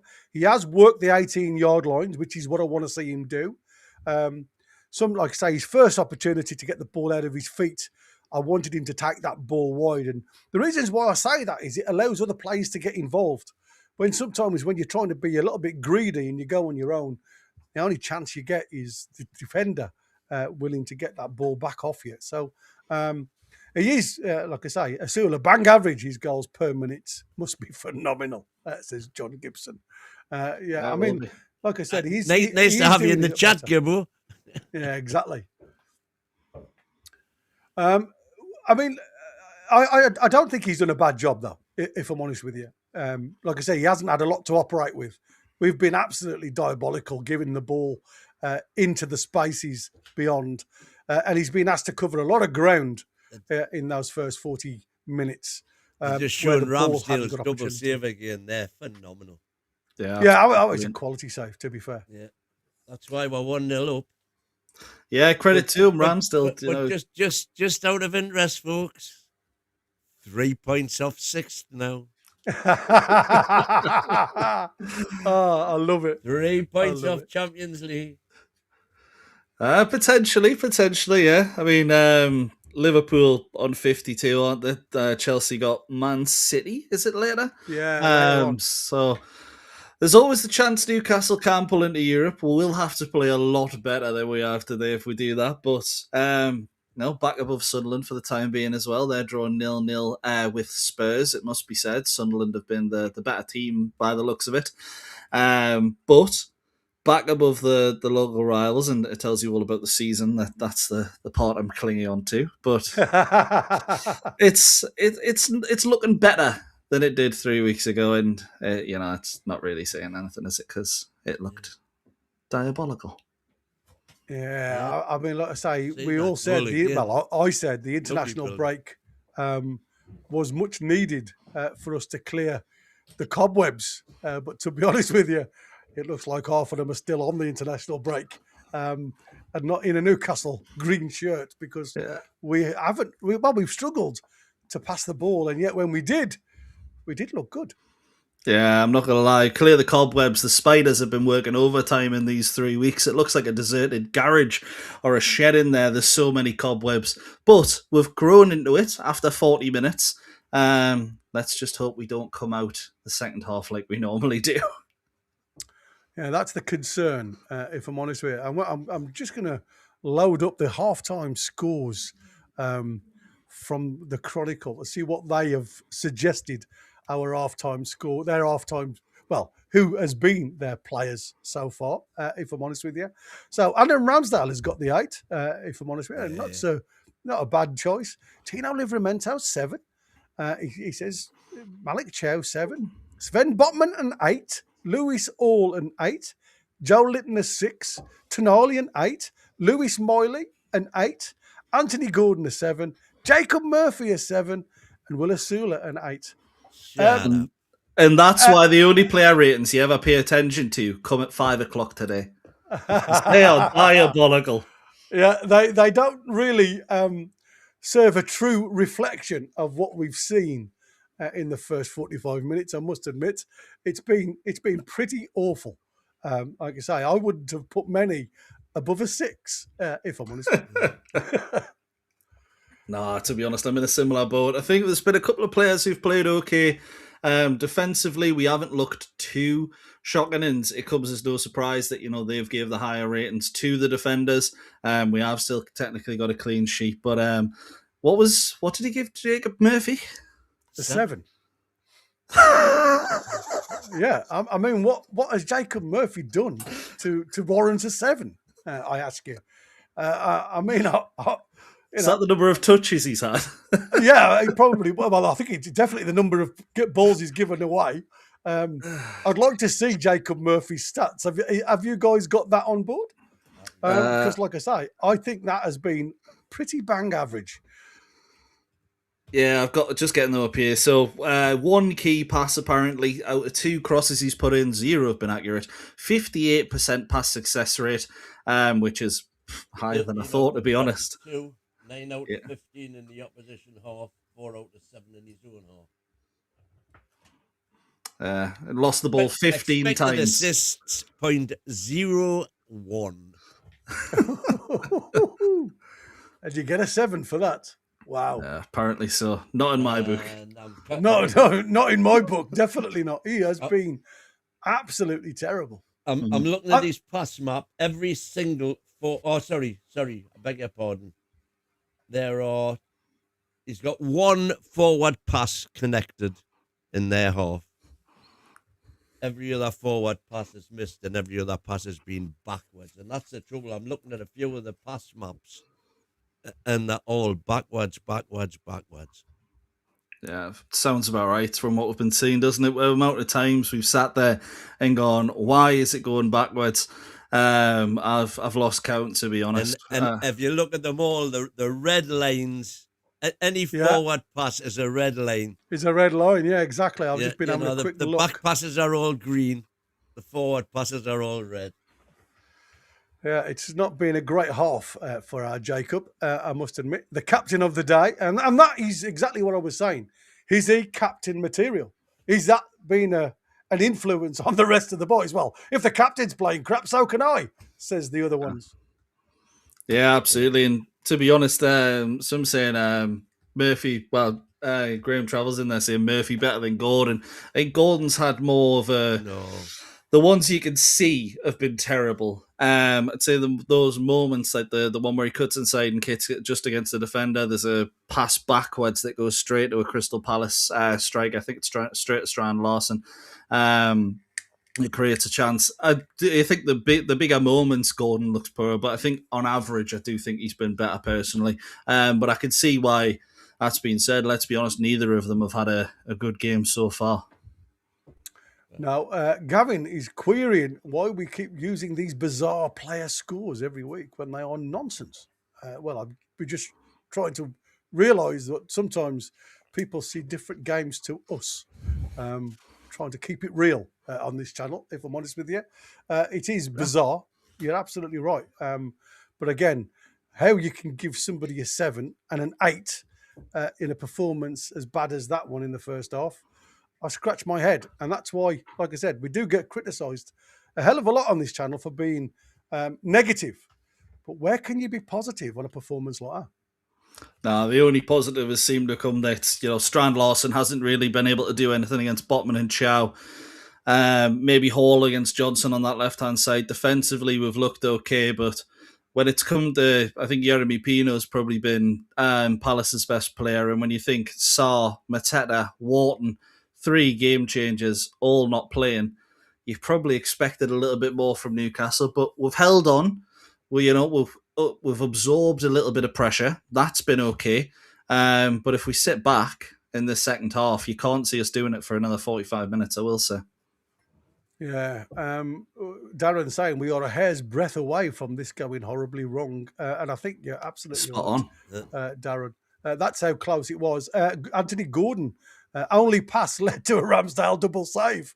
Thinking he's checked out, says Graham. I mean, I don't know what it is about us trying to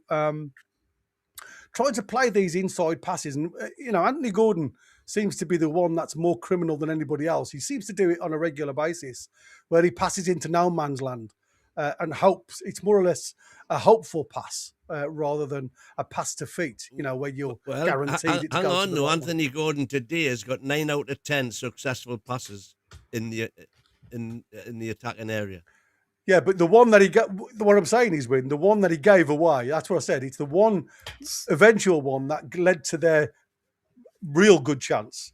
And he's done it before. It was when he played the ball inside and they went on to score. Was it? I've got Brighton in my head, but it may not have been.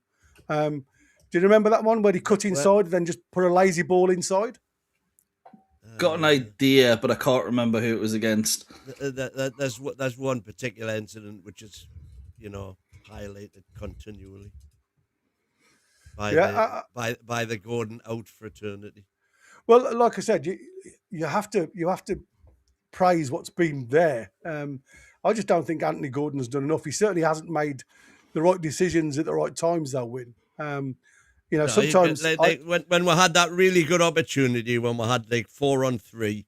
Yeah. And he had J7 the ball, and available on the left hand side. He had J7 on the left, and he had Murphy running in on the right as well. That he may not have seen. To be fair, it's easy for us to see, but instead he went for the shot, and if it goes in, he's a hero. It didn't, so he's a villain.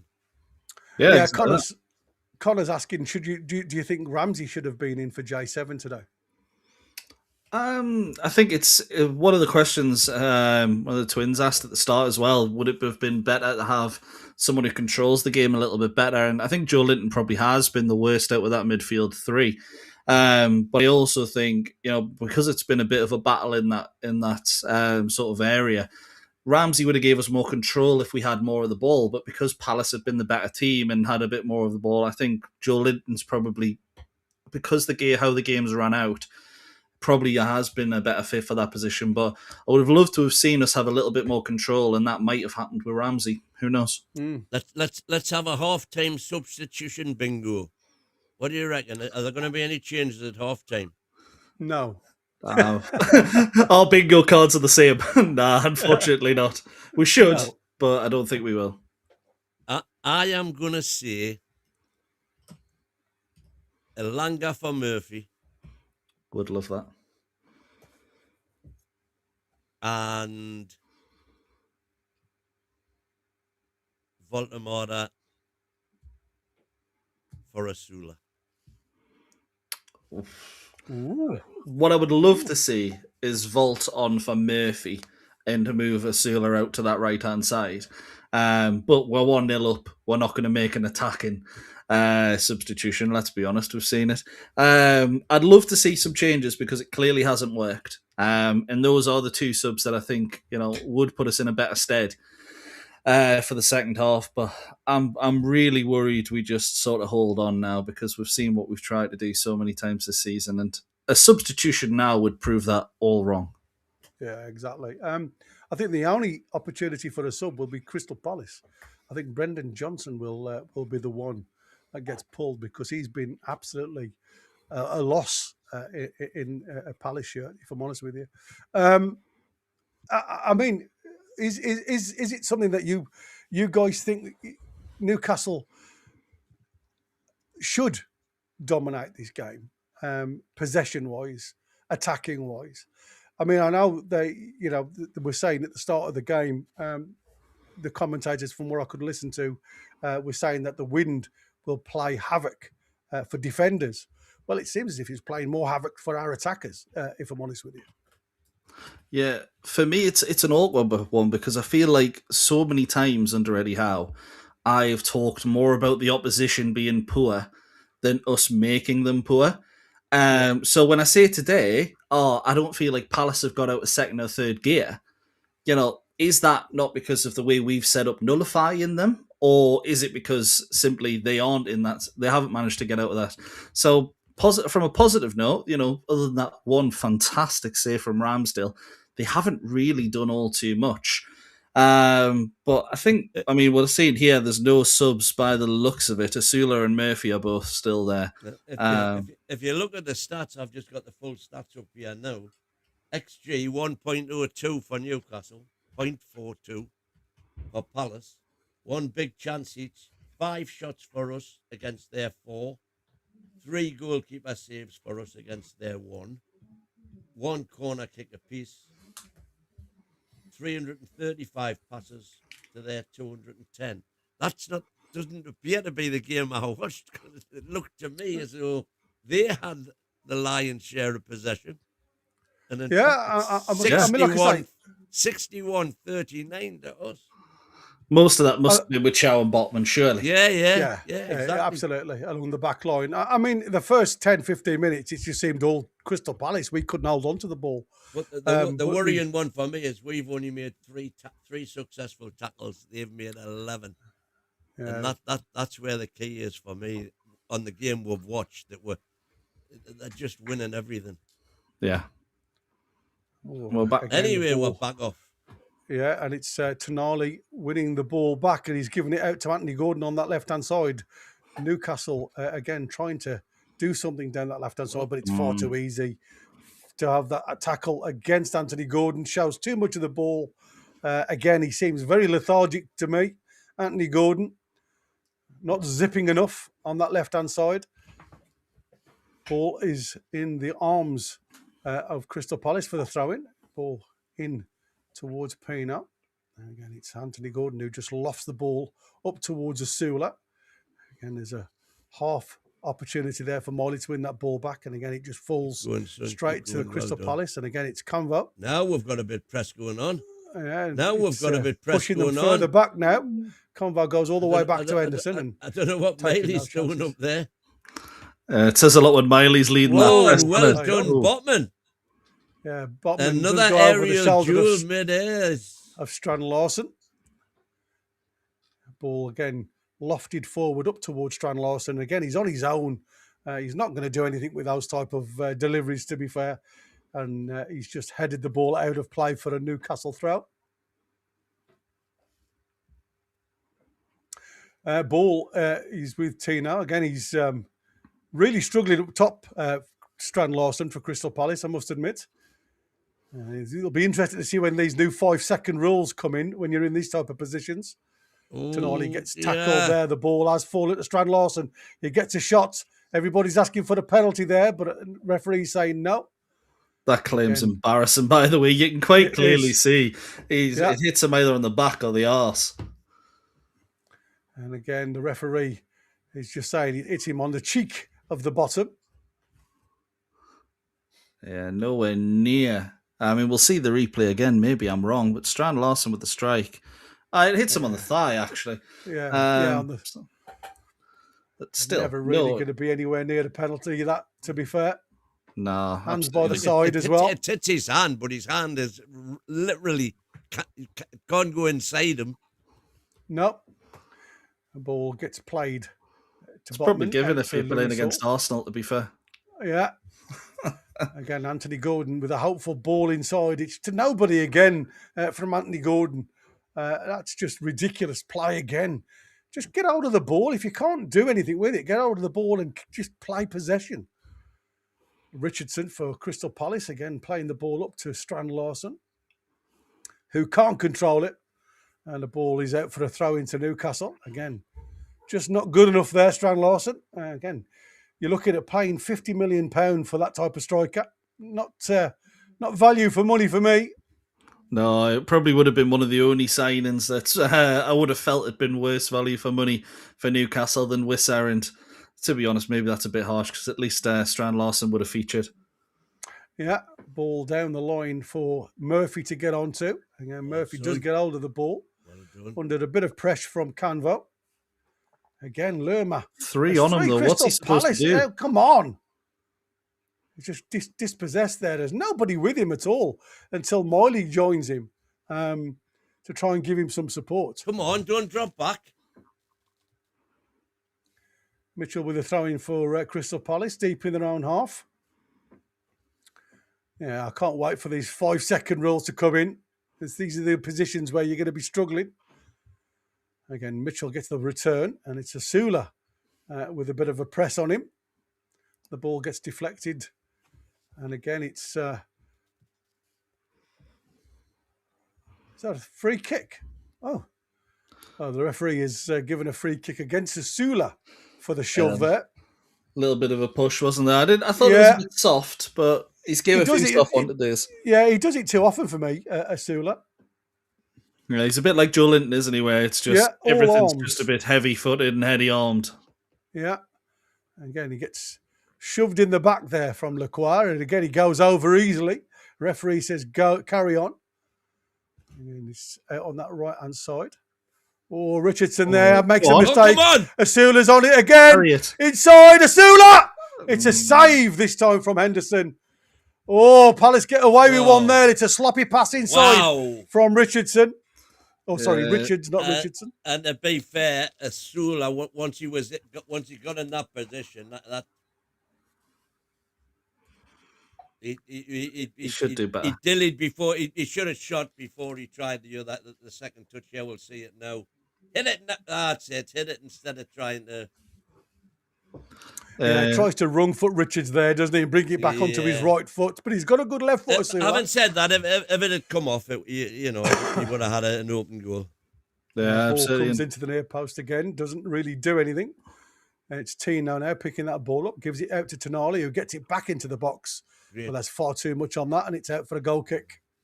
Someone to credit. Great idea, get it back in. Yeah, absolutely. Get it back in early and get it done quickly. Yeah. Someone just to credit on the Palace side there, Maxime Lacroix, with a recovery there. If it's not for him there, I think that's 2-0 Newcastle. Pushes the sealer a little bit wide, narrows the angle, defends it really well. So credit to him defensively there, but Asula should have done a little bit better, shouldn't he? Yeah, Tino there with trying to get the ball back into. Yeah, Murphy. but we're seeing a much more intensive press here. Yeah, much better from Newcastle. Getting tugged away there from Canvo, and he gets the ball, and it's a free kick to Newcastle.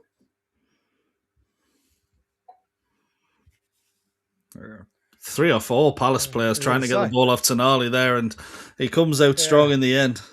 Well done. Mitchell had a dig. I think it was Lerma had a dig, and I think Canvo had a dig at first. There was, like I say, 3 players all having a dig at Tonali there. Toon fans and fan voice as well, aren't they? Very loud. Well, I haven't got the commentary on, but you could see them all clapping and being the usual voices away from home. Ball does get headed back, but again, it's Munoz under a bit of pressure, falls onto the ball, and it's Malik Chow who seems to be the tallest man in the Newcastle attack there. Gives them the opportunity to clear with Henderson.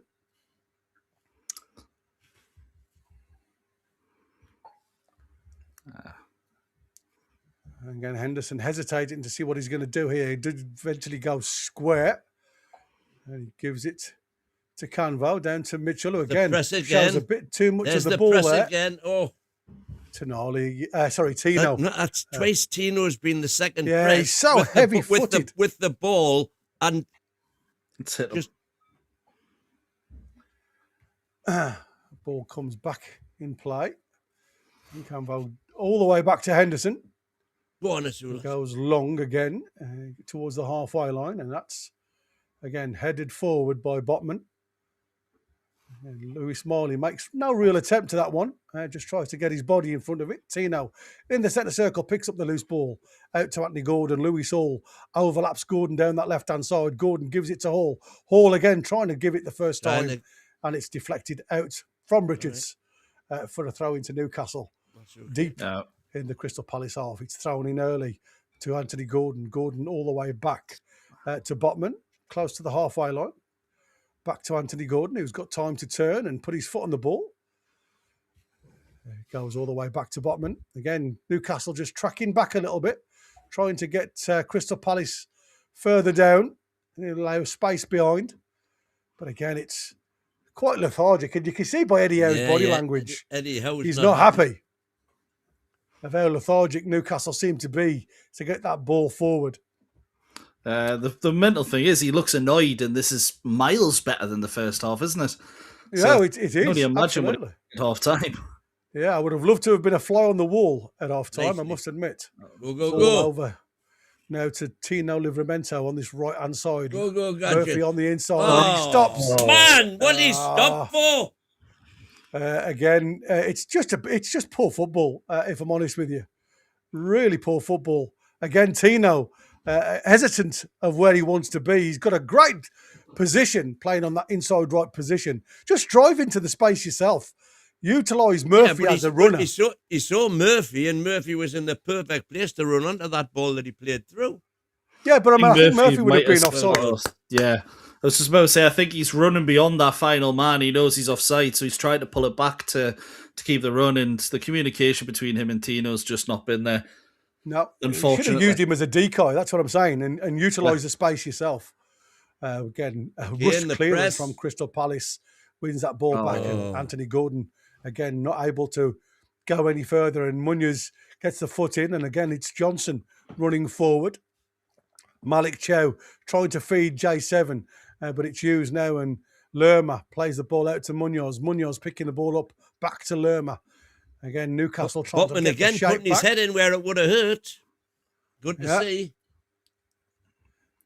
No worries about his bravery going into this. We were worried at the start, obviously, but he's proved himself quite nicely. Getting a bit of a knock from Asula. It's very good. Using his hands again. Nothing new there. No. To be fair, again, I don't mind him pushing himself high up the field of play, but again, you've got to keep your hands down. Little reverse ball again, trying to get something from Newcastle, but it was offside. It looked like he was just... He had to be Pino, I think it was, just straying offside there, and it was. Newcastle's line up at the back, doing their job, and it's not really the first 10 minutes, or 11 minutes, I should say, of the second half. It's probably the first time I've seen Crystal Palace in the Newcastle half. You agree, gentlemen? Yeah, it's been quite poor from Palace in the second half, to be honest. We'll take it. As I say, Newcastle with the press, we're probably nullifying them a bit more than them being poor. But Glasner's got to be the first to flinch here. He's got to make a sub in the next 10 minutes, you'd be thinking. Yeah, absolutely. They whatever they've got, I mean, like, again, this does seem to be holding up in the wind going the other way, guys, and the ball travelling all the way through to the keeper, the way Newcastle are playing. So maybe it was a little bit more. Well, I mean, we know their stands are very low at Selhurst Park. So maybe the ball in the air, even if it's slightly in the air, is getting blown around a little bit more than we expect. That might suit us now, to be honest, being 1-0 up. Yeah, ball is with Tino, just inside the Crystal Palace half by the halfway line, throws it into J7, who uses his arm there, to be fair. But it did look that way, didn't it? Yeah, he does. But the referee has allowed game to continue. And again, Munoz showing far too much of it there to Anthony Gordon. J7 now. Tonali back to Anthony Gordon. Inside from Anthony Gordon. Again, it's easily picked off by Richardson, but it's only fallen to Miley. Back with Miley from Gordon now on the halfway line to Botman. Out to Anthony Gordon, inside to Miley. Miley on the half turn. Plays the ball inside to Tino, who can't control it. Tino. Again, Tino. Got to do better. Ah, shocking. Lerma now picking that ball up on the halfway line for Crystal Palace. That was looking like another build-up, goal-style build-up there. And Tino completely... Mitchell on the outside if he wants him. He comes back inside, though. And again, there's a player outside of his feet. Munoz, again, just a cross into the boxes, being deflected from Tonali. Out for a corner for Crystal Palace. Literally come from that mistake again from Tino. This bit of pressure. Well tracked there from Tonali. I was expecting him to press a little bit, and that might have opened us up, but followed the run really well. Set piece now to Palace. We mentioned they might have been important for Newcastle. Let's see how it is with that massive Strand Larsen in there, being marked by Tino Livramento. Yeah, interesting one. With J7 just in front of him, and again, Brendan Johnson just pulling off the shoulder there. Ball coming towards the middle of the goal, and Ramsdale does well. Jumps and clears that one. Rolls it out to Tino, and Tino now's got a bit of grass. Give it to Murphy. Murphy now picking the ball up, and again, delaying that ball has just allowed Pino to get back into him. And it's a throw into Newcastle, but it could have been a lot more. It was late giving him the ball. Oh, hello. Mateta's coming on. Jean-Philippe Mateta getting ready. Same with Adam Wharton as well. Yeah, Wharton's getting ready. And it wouldn't surprise me if you don't see Sark. Ball played into Asula, back to Tino. Tino picking the ball up and giving it to Murphy. Back to Miley. Miley into the box.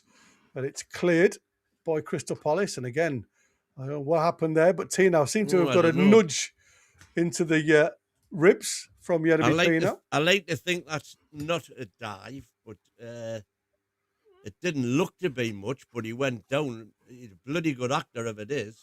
It's just it's soft, but it's a free right into kick. the ribs. It's I mean, like I say, it's a shoulder. You know, it doesn't seem as though there was much there, but Tino does go down and win that one for Newcastle. In a bit of a dangerous position, this one. Murphy questioning who should be taking this one. You've got an in-swinger or an out-swinger?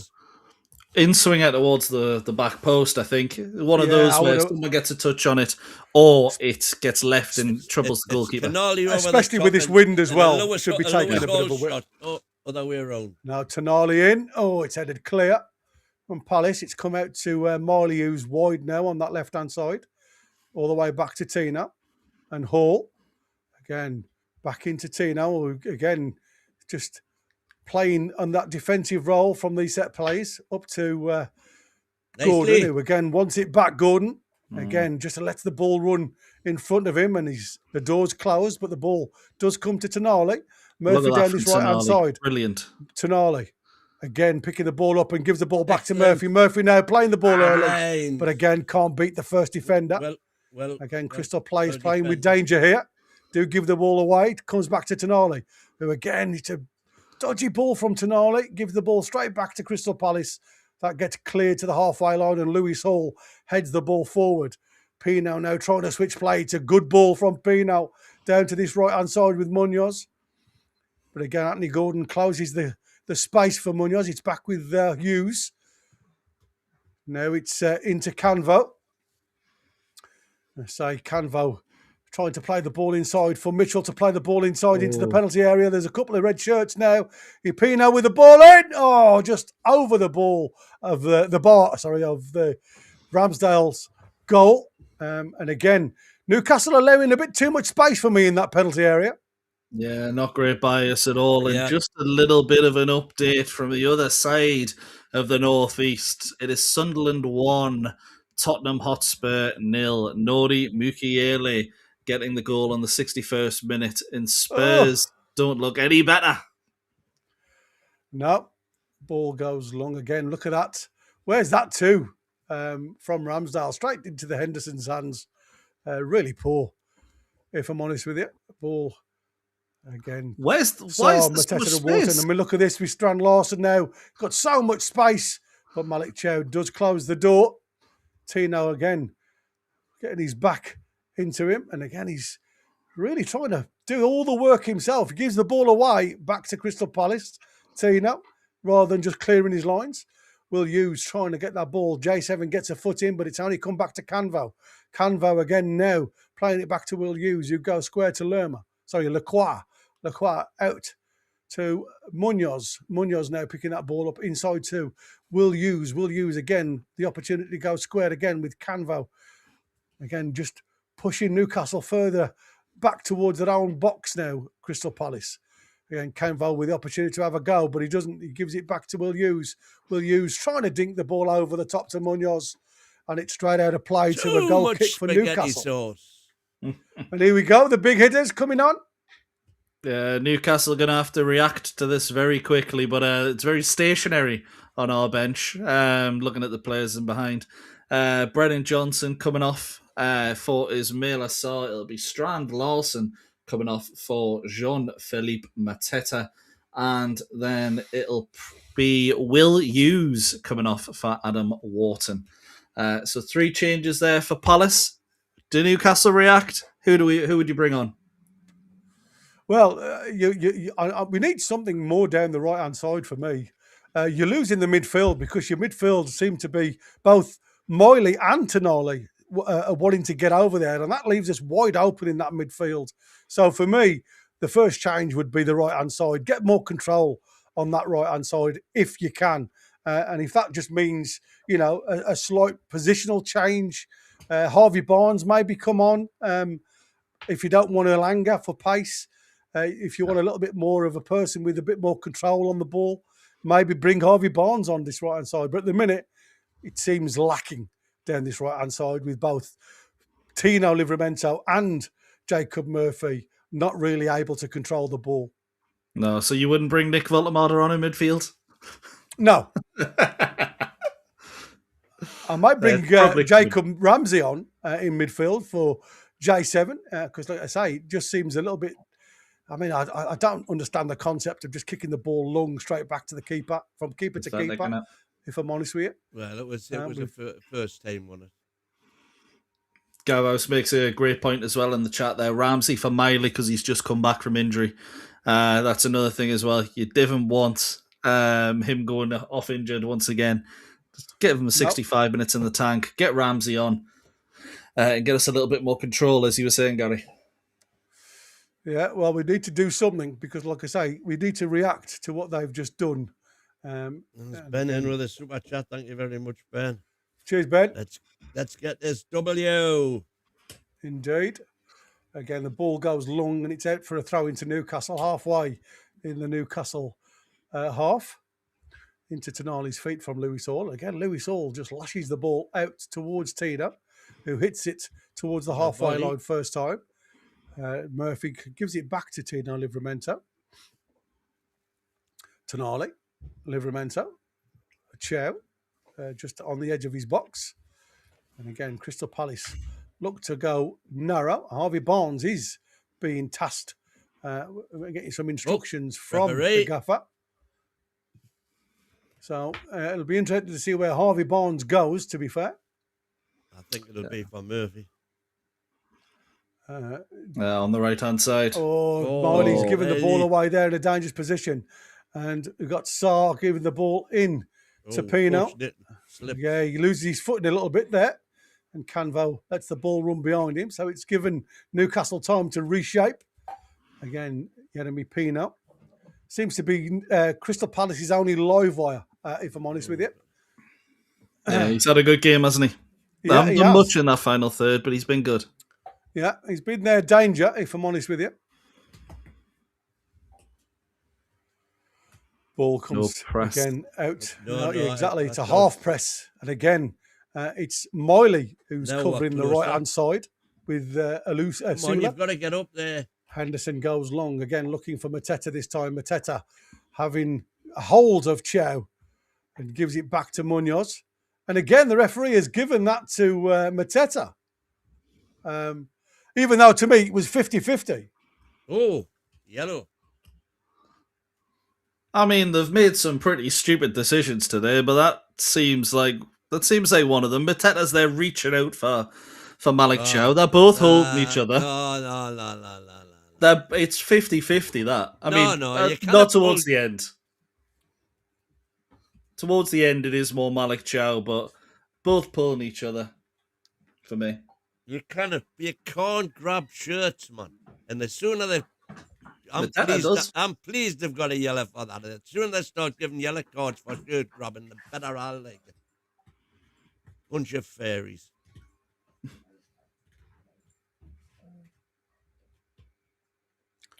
Jeremy Pino over this free kick for Crystal Palace in a dangerous position, this.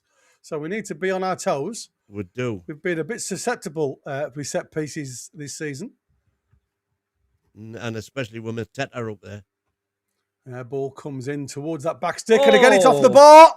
And the deflection off Lewis Hall. But it seems as though there's...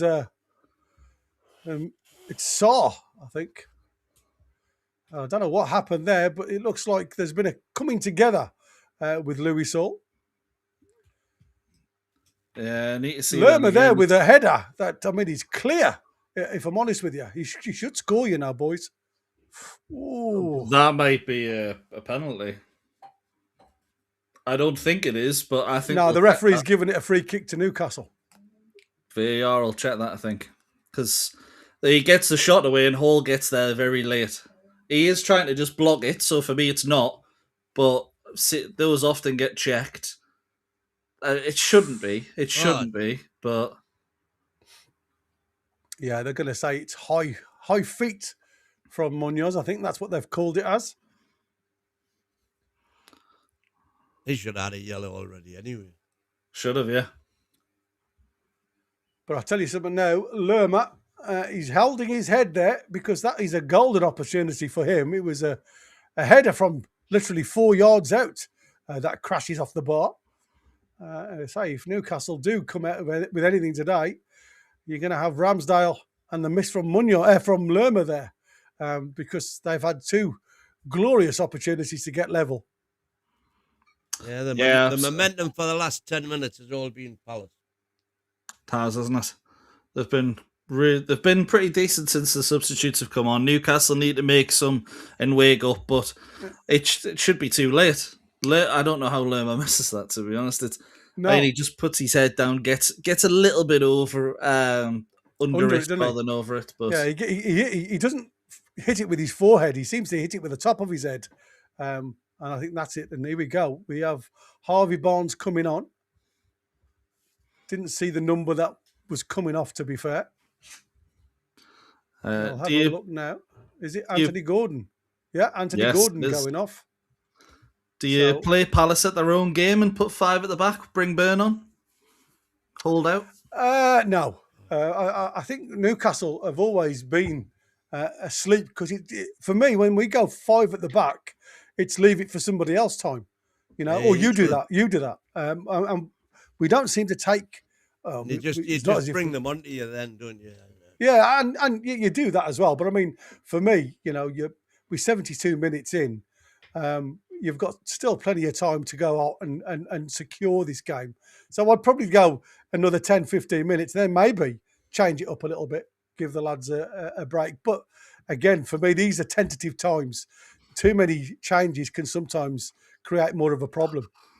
Harvey Barnes there just getting beat to the ball by Lerma. And J7 pulling that ball forward to Asula, who again is closely marked. Well and done. This time Wharton is penalised for going late on Asula. Yeah, let's have some dark arts. Waste a bit of time. Yeah, indeed. Didn't seem a lot into that. He does well, Asula, to hold the ball up. It's a bit out of his body. And it looks like, to be fair, he won the ball and it was Asula and the ball coming together rather than his feet coming together from Wharton. Yeah. Unless he fought it well. Unless he was given the foul on, what's his name? I don't think there was much in that, to be fair. But again, we'll take it. We'll take anything. Tonali with a floated ball into the box. Again, it's headed up by Botman and out to anything else. And Murphy. It's up and under. Just gets the ball. It's fallen out to Botman, who swings a boot at it.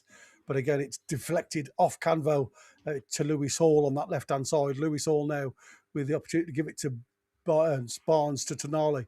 Tonali now looking up to give the ball a little bit of a jink in towards that 6-yard box. It's headed up by Richardson. And again, it just falls back to Murphy into the box. But again, it's a poor ball in by Murphy from the pass back from Malik Chow, who stayed tall. Murphy now with the ball into feet of Miley. Back to Murphy. Down the line to Miley. Again, it's not a great ball from Murphy. Lerma's easy to come and clear that one. Plays the ball inside. Again, it's cleared, but it's only to Tonali. Down to Tino on this right-hand side. Tino again couldn't get the ball under control and is giving it straight back to Crystal Palace.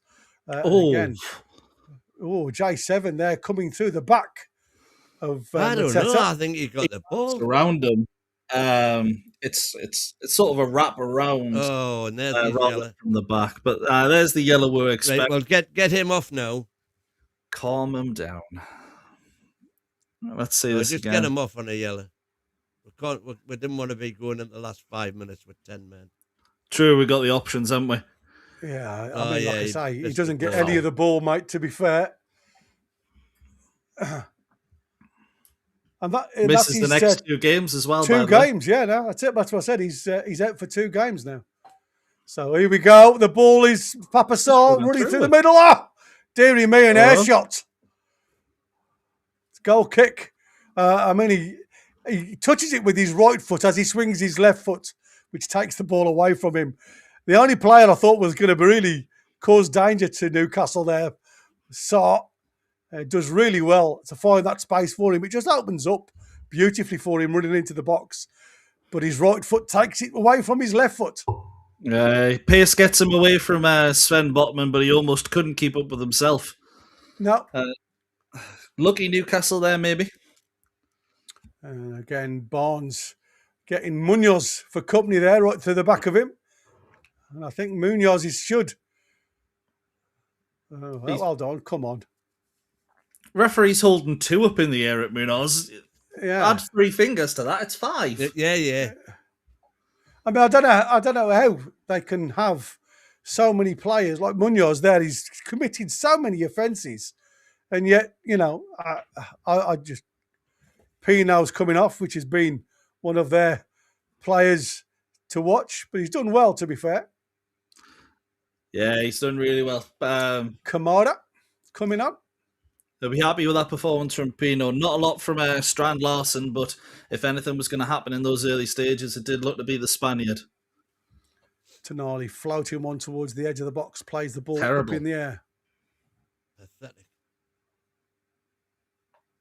Ball out back with Hall. Tonali down the line to Harvey Barnes. Barnes back to Tonali. Again, hugging that width of the pitch. Tonali goes all the way back to Ramsdale. Ramsdale again going long, but not really gone anywhere the last couple of times. And again, this one aimed up towards Botman, who'd stayed tall. Just bounces off him, and it's a Crystal Palace throw in now.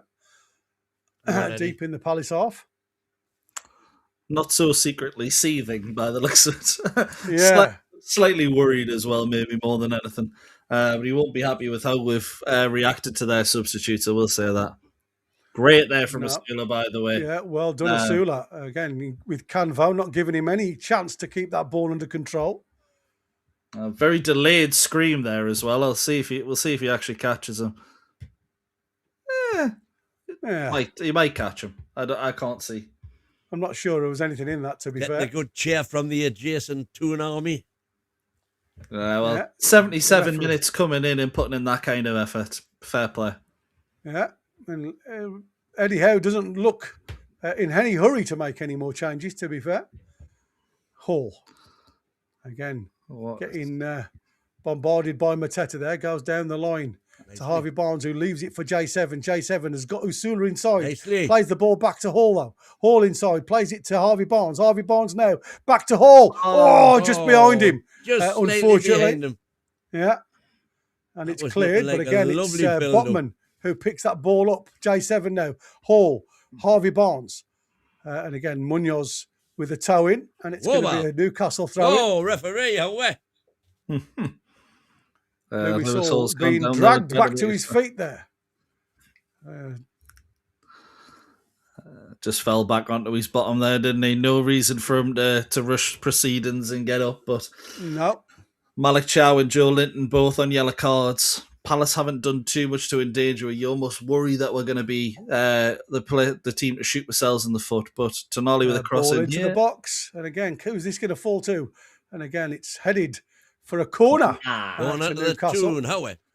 From Wharton. A bit of a miscontrolled header there. Plays the ball into a dangerous area. Let's add to these set-piece stats. Set-piece FC. Indeed. I've just been having a bit of a look in this second half. Sofa score have gone to a 4-5-1 now for Newcastle in this second half, which probably does show exactly where we are. Tonali with this ball into the box again. Mateta at the near post doesn't get it too clear. Delivery again. Murphy then. Murphy really poor ball, and they've got a chance here to break. But again, Lewis Hall keeps his eye on the ball and plays the ball long back towards Henderson, who throws it out now to Mitchell on this left-hand side. Mitchell inside to Lerma. Lerma gets the ball up to Mateta, back to Lerma. Lerma looking to ball over the top there. And again, just Munoz plays it back to Richards. Richards into Lacroix. Lacroix again to Canvo. Canvo picking the ball up and playing it to Lerma. Back to Canvo, who decides he wants to take on Miley, who looks as if he's gassed, to be fair, Miley. Munoz available into the back stick. There's 2 over here. Is it going to go to somebody? It is. It's an equaliser, and it's Mateta. 1-1 Palace. It's a decent little move, but Tyreek Mitchell shouldn't have that much space at the back post to just simply hold the ball, knock it across to Mateta, Well, and he has the easiest header in the world. That was all down to Miley. What is Tino doing though? Have a look at what Tino does here on the replay.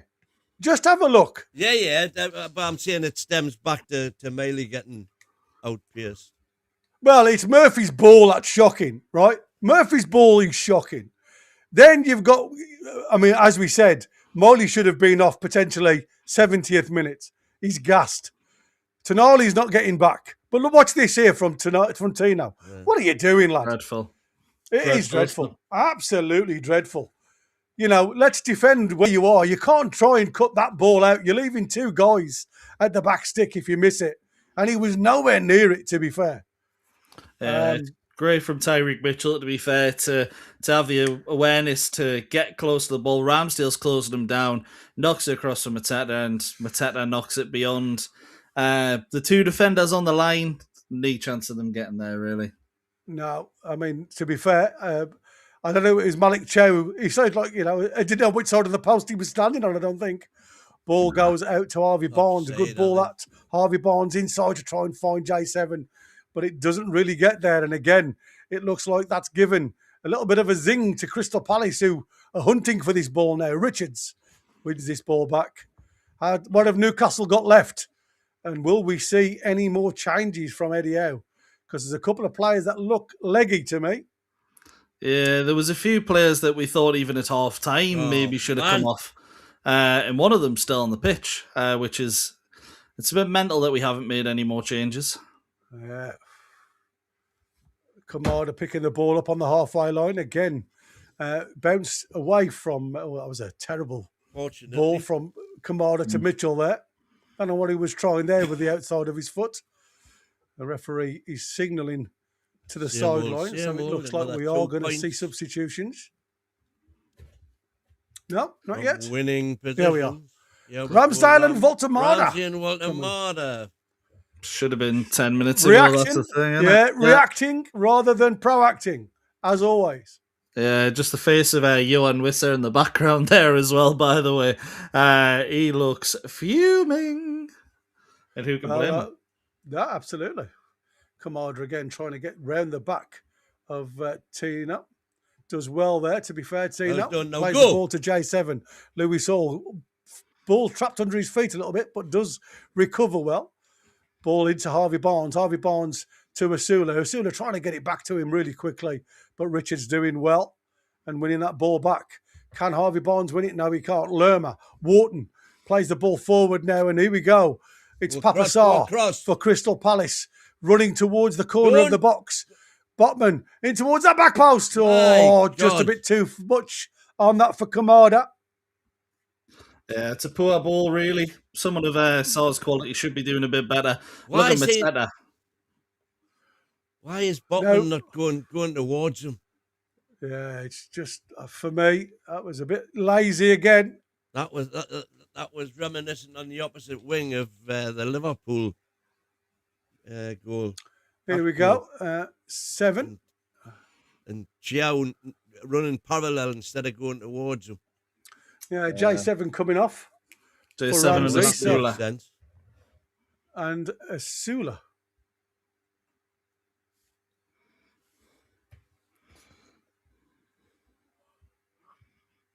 Howe, son, get the winner. Diego Murphy still on the pitch, despite being probably the worst player today. Yeah, I mean, to be fair, Voltemada hasn't scored since Boxing Day, you know, so he's got a lot to do, Voltemada. Oh yeah, that's the thing. He's definitely got to do better. But you know, we've gave him a massive excuse by playing him deeper, haven't we? Yeah, absolutely. You can't expect him to do much in that midfield role, to be fair.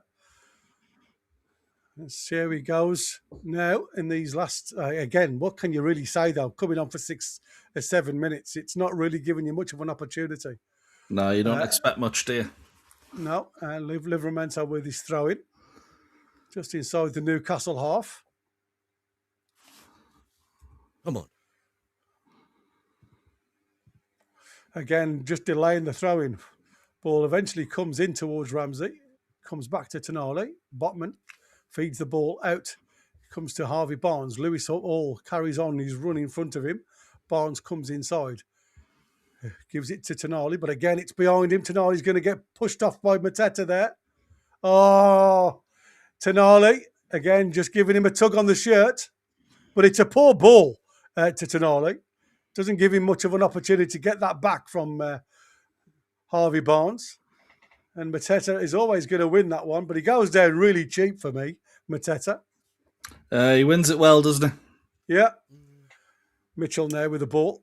Plays it back to Canvo. Canvo again into Wharton. Wharton again with a dodgy ball. And again, Murphy showing far too much for me. And again, Lerma all over the back of Tonali. And it's a free kick to Newcastle. Yeah, we really can't deal with Palace's physicality since Mateta has come on. Really struggling, but even against players that were on before, Palace were definitely the more physical of the two teams. Yeah, Hall picking that ball up, facing his own goal, gives it back to Botman. Botman now, again, just giving it back to Ramsdale. Back to Botman. Yeah, and Crystal Palace allowing them to play at the back. Happy with the draw, I think, Crystal Palace. Well, I'm not. Back with Botman. It does nobody any good, this, to be fair. Ramsdale. Back down to 13th at the minute. Up to Voltamara, but again, headed towards Murphy, who's stationary. Miley gets the ball to Ramsey. Again, Ramsey on a bit of a run now, trying to get in behind. It's a great ball to Harvey Barnes. Harvey Barnes into the box. Couldn't pick out Voltamara there. It comes to Miley. Miley gives it to Tino. Tino gives it back to Miley. Miley now looking up. Come on, plays the ball inside to Chow. Chow deflected off Mateta, back to Chow. Ramsey into the space behind. And again, Murphy does well there to win that ball back from Canvo. Plays the ball into Miley, back to Murphy. Murphy into Tino. Tino again looking for options, back to Murphy. Murphy pulls the ball back, tries to get the ball inside. It's Wharton with a half clearance to Kamada. Up towards Mateta. Mateta can't hold on to it. And Tino wins that one. Did well there. Plays the ball in hole. Out to Harvey Barnes. Harvey Barnes now. Newcastle streaming forward now. Need that win, but it's a poor ball again. What was that? To Murphy. Murphy picking this sloppy ball up again from Crystal Palace. Newcastle camped in the Crystal Palace half as we speak. Botman out to Lewis Hall. Lewis Hall now picking that ball up. Gives it to Barnes. Come on, Barnes. You've got to do better than this, Sunshine. Botman. Chow on the halfway line. Again in the centre circle. Move, man, move. Ball fizzed into the feet of Voltamara, but it bounces off him. Why play a hard ball like that when he's got two spare men on the right wing? It is poor. And again, his first touch, Voltamara, he's well away from him. It bounces off him. And it allows Lerma to get that challenge on him that wins the free kick. And Lacroix with the free kick now. Where they're going to go. They play short and square. Canvo, Mitchell hits it first time up towards Mateta. And the ball is to Papasar. Tonali. Ramsey gets it under control. Into Harvey Barnes. Back to Hall. Hall now looking up and looking for options. Gives it to Ramsey. Ramsey again trying to go inside. He does well. Beats two players. Beats three players, Ramsey. Goes inside now to Tonali on this right-hand side. Give it to Murphy. Murphy now, if he's onside, it's a good ball. Murphy into the box. Voltamara there with a slider. Didn't get too much on it, to be fair. And I thought it was going to loop in over Henderson. But it goes wide and again, nowhere near the goal in the end. I thought that was going to be a Murphy rat combo. Yeah, Botman heads the ball up. And again, Miley just in the air rather than any distance on it. Lerma clears. Ball comes back to Chow from Miley. And again, Ramsdale out to that left-hand side with Harvey Barnes, who seems to have a good run at Munoz, to be fair. Can you do anything in the box? Yes, it's a good ball. Oh, Miley up in the air. Tino runs underneath it. Mateta now running clear of the ball. Bounces off Botman. Still with Mateta. And Tonali just gets a foot on it. And it's a throw into Crystal Palace. It looks like Harvey Barnes has got the better of Munoz every time, though, to be fair. 5 minutes added on for anyone to do anything, but it's since the goal it has been more Newcastle's favour, but let's be honest, neither team is looked great, have they? Now Mitchell bouncing the ball off Murphy. It comes back to Canvo. Again, Wharton just heads the ball up in the air, but again, Mitchell, he's able to get 2 bites of the cherry there, and the ball eventually comes out to Sarr, but Chow sees the danger and throws his body at that one, and it's a throw into Crystal Palace halfway in the Newcastle half. Again, it just seems as though another chance to either team could win this one. Who can dig one out? It's felt like a 1-1. Well, it's felt like a draw for most of the game. Both teams have kind of just eased each other out. But, 3 weeks off to produce what Newcastle have produced today. I know there's the international break, but it's really not been good enough, has it? It's been poor. And again, it looks like Richards, who's looking to throw this one deep into the Newcastle box. Again, it comes in long. And again, someone's gone down. It's a penalty. Oh, my God. Gentlemen, I'm going to have to just jump offline for a second. Can you carry on? Yeah, no worries. It's a penalty to Crystal Palace. Sven Botman, who's gave it away, but it will go to VAR. Yeah. And we'll see how much actually happens here. It does look like there's a push from what's being said. We will get to see a replay, but Eddie Howe's looking a bit bemused on the sideline. Let's see what happens here. So Botman's got a hold of his shirt. He's got a hold of his shirt.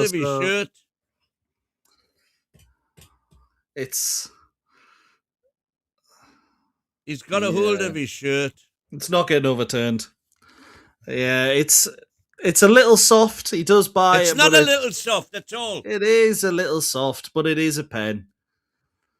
You cannot grab people's shirts. It's been confirmed.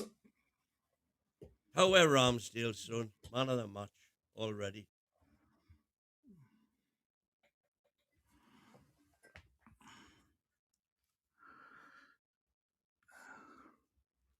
Yeah, mate. Ramsdale 25 points from winning positions. If Mateta scores, and this will be 27 goals in 85 plus. Jeez. Oh, 28 actually. No, they scored before. They scored in the 80th. Yeah. He always goes bottom corner. Oh, my days. Here we go again. It just never rains till it pours, lads. Here we go, Mateta.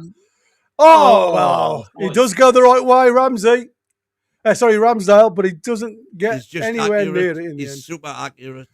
Bottom corner every time, either side. Mateta wins it, I think, for Crystal Palace. Yeah, that's going to be it, isn't it? That's going to be it. Some silly decisions from Newcastle. Cost to it, let's be honest. But we haven't played great. So you can't really argue it's undeserved. Yeah. Palace have been the better side. Newcastle letting themselves down once again.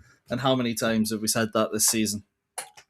I mean, it's just been criminal again, and there was a gamble by the gaffer with all these players that started the game, and I must admit, there's just been no quality at all, and there's been reaction again from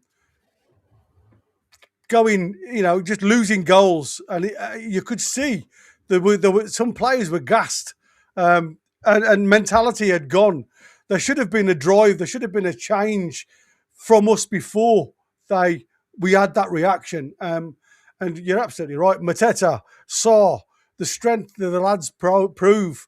Look at this now. Wixon and Elanga on for 30 seconds. What are you doing? Yeah, there's really no point in bringing either of those two on.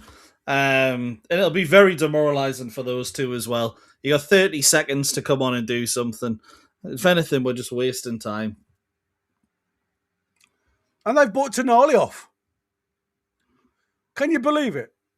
They've bought Elanga off and Murphy, right? And left Miley on. Crystal Palace are making a change as well. They're just running the clock down even further. Yeah, Bona Sosa, the left back, coming on for Tyreek Mitchell. He's had a decent game, Mitchell, today. Must be said. He's done all right. I mean, like I say, if I'm honest with you, they've not looked anything going forward. The wing backs, to be fair, today. No. Munoz has been more of a right back, if you like. They've not really travelled like he usually does. And again, maybe that's just leaving some in the tank for the midweek game that they've got at Fiorentina. Maybe the gaffer said, let's play more of a 5 at the back and see what we get out of it. Says everything. 14th now. They've brought the big guns on for 30 minutes, and it's been enough. I must admit, it has again slipped away from a winning position, which seems, as Wynne has already said, it seems to be the story of this season. Newcastle just cannot hang on to a lead. Thrown into Ramsey from Tino. Tino gets it ball back, and again, where are you going to go, Tino? It's far too easy to get that one back. And Mateta again, strength, got 2-3 green shirts around him, and again deflected off Ramsey. But it's going to be a free kick to Newcastle. We said at the start of the game, there's no excuses for not getting anything from this game, and there won't be any excuses afterwards. I think everyone's very much aligned on the fact of this has been absolutely dreadful from Newcastle. They get the lucky goal. The weekend's results kind of went our way. There's a couple that didn't. Bournemouth beating Arsenal, but it was set up for Newcastle to get themselves back into the European picture, and we've failed again. Yeah, absolutely. It's a throw-in to Crystal Palace now, and again, referee has looked at his watch already. It's only going to be a matter of time, seconds now, to be fair. That was added on for the substitutions, the very late substitutions. And again, I don't think the lads that have come on have actually touched the ball yet. So what was the point of that? We ask ourselves. Ball gets thrown, and then it's Tina who just lashes it forward. But again, just kicks it out of play. I mean, I don't care what you say, guys. It's just poor play. It's abysmal. It's embarrassing. And I must admit, from watching this one, when you think of all the talk from these players, we are better. Or here we go. The ball has deflected back to Sarr. His shot is deflected up in the air. It's come to Wharton on the edge of the box. Gives it back to Sarr. Digs it to the back stick. Oh, everybody leaves it. Kamada. And again, it's gone out for a goal kick. Last chance saloon for Newcastle, but we've got a super chat in there from Super Sam. Leave Eddie in the London hotel in a Roach motel. Cheers to the super chat, buddy. Thank you, mate. And again, the ball falls to Ramsey on the halfway line. Need to get it forward, boys, if you're going to do anything. But you're coming back to Ramsdale. Oh, my days. Ball goes long from Ramsdale. Everybody's been left up in the air. Oh, ball in from Alanga, but it's going to go to nobody, and it could be it's a corner kick, but I think that could be it. That could be it. Now, the referee's allowing the corner to continue in the 99th minute here at Selhurst Park. Crystal Palace 2, Newcastle 1. Ramsdale up. It is last chance saloon. Here we go. All the 11 shirts in the box. I bet it won't even beat the front post. Ball comes in. It's headed clear by Henderson. And that's it. We're done. All over, and Crystal Palace have beat Newcastle United by 2-1. Newcastle sitting 14th.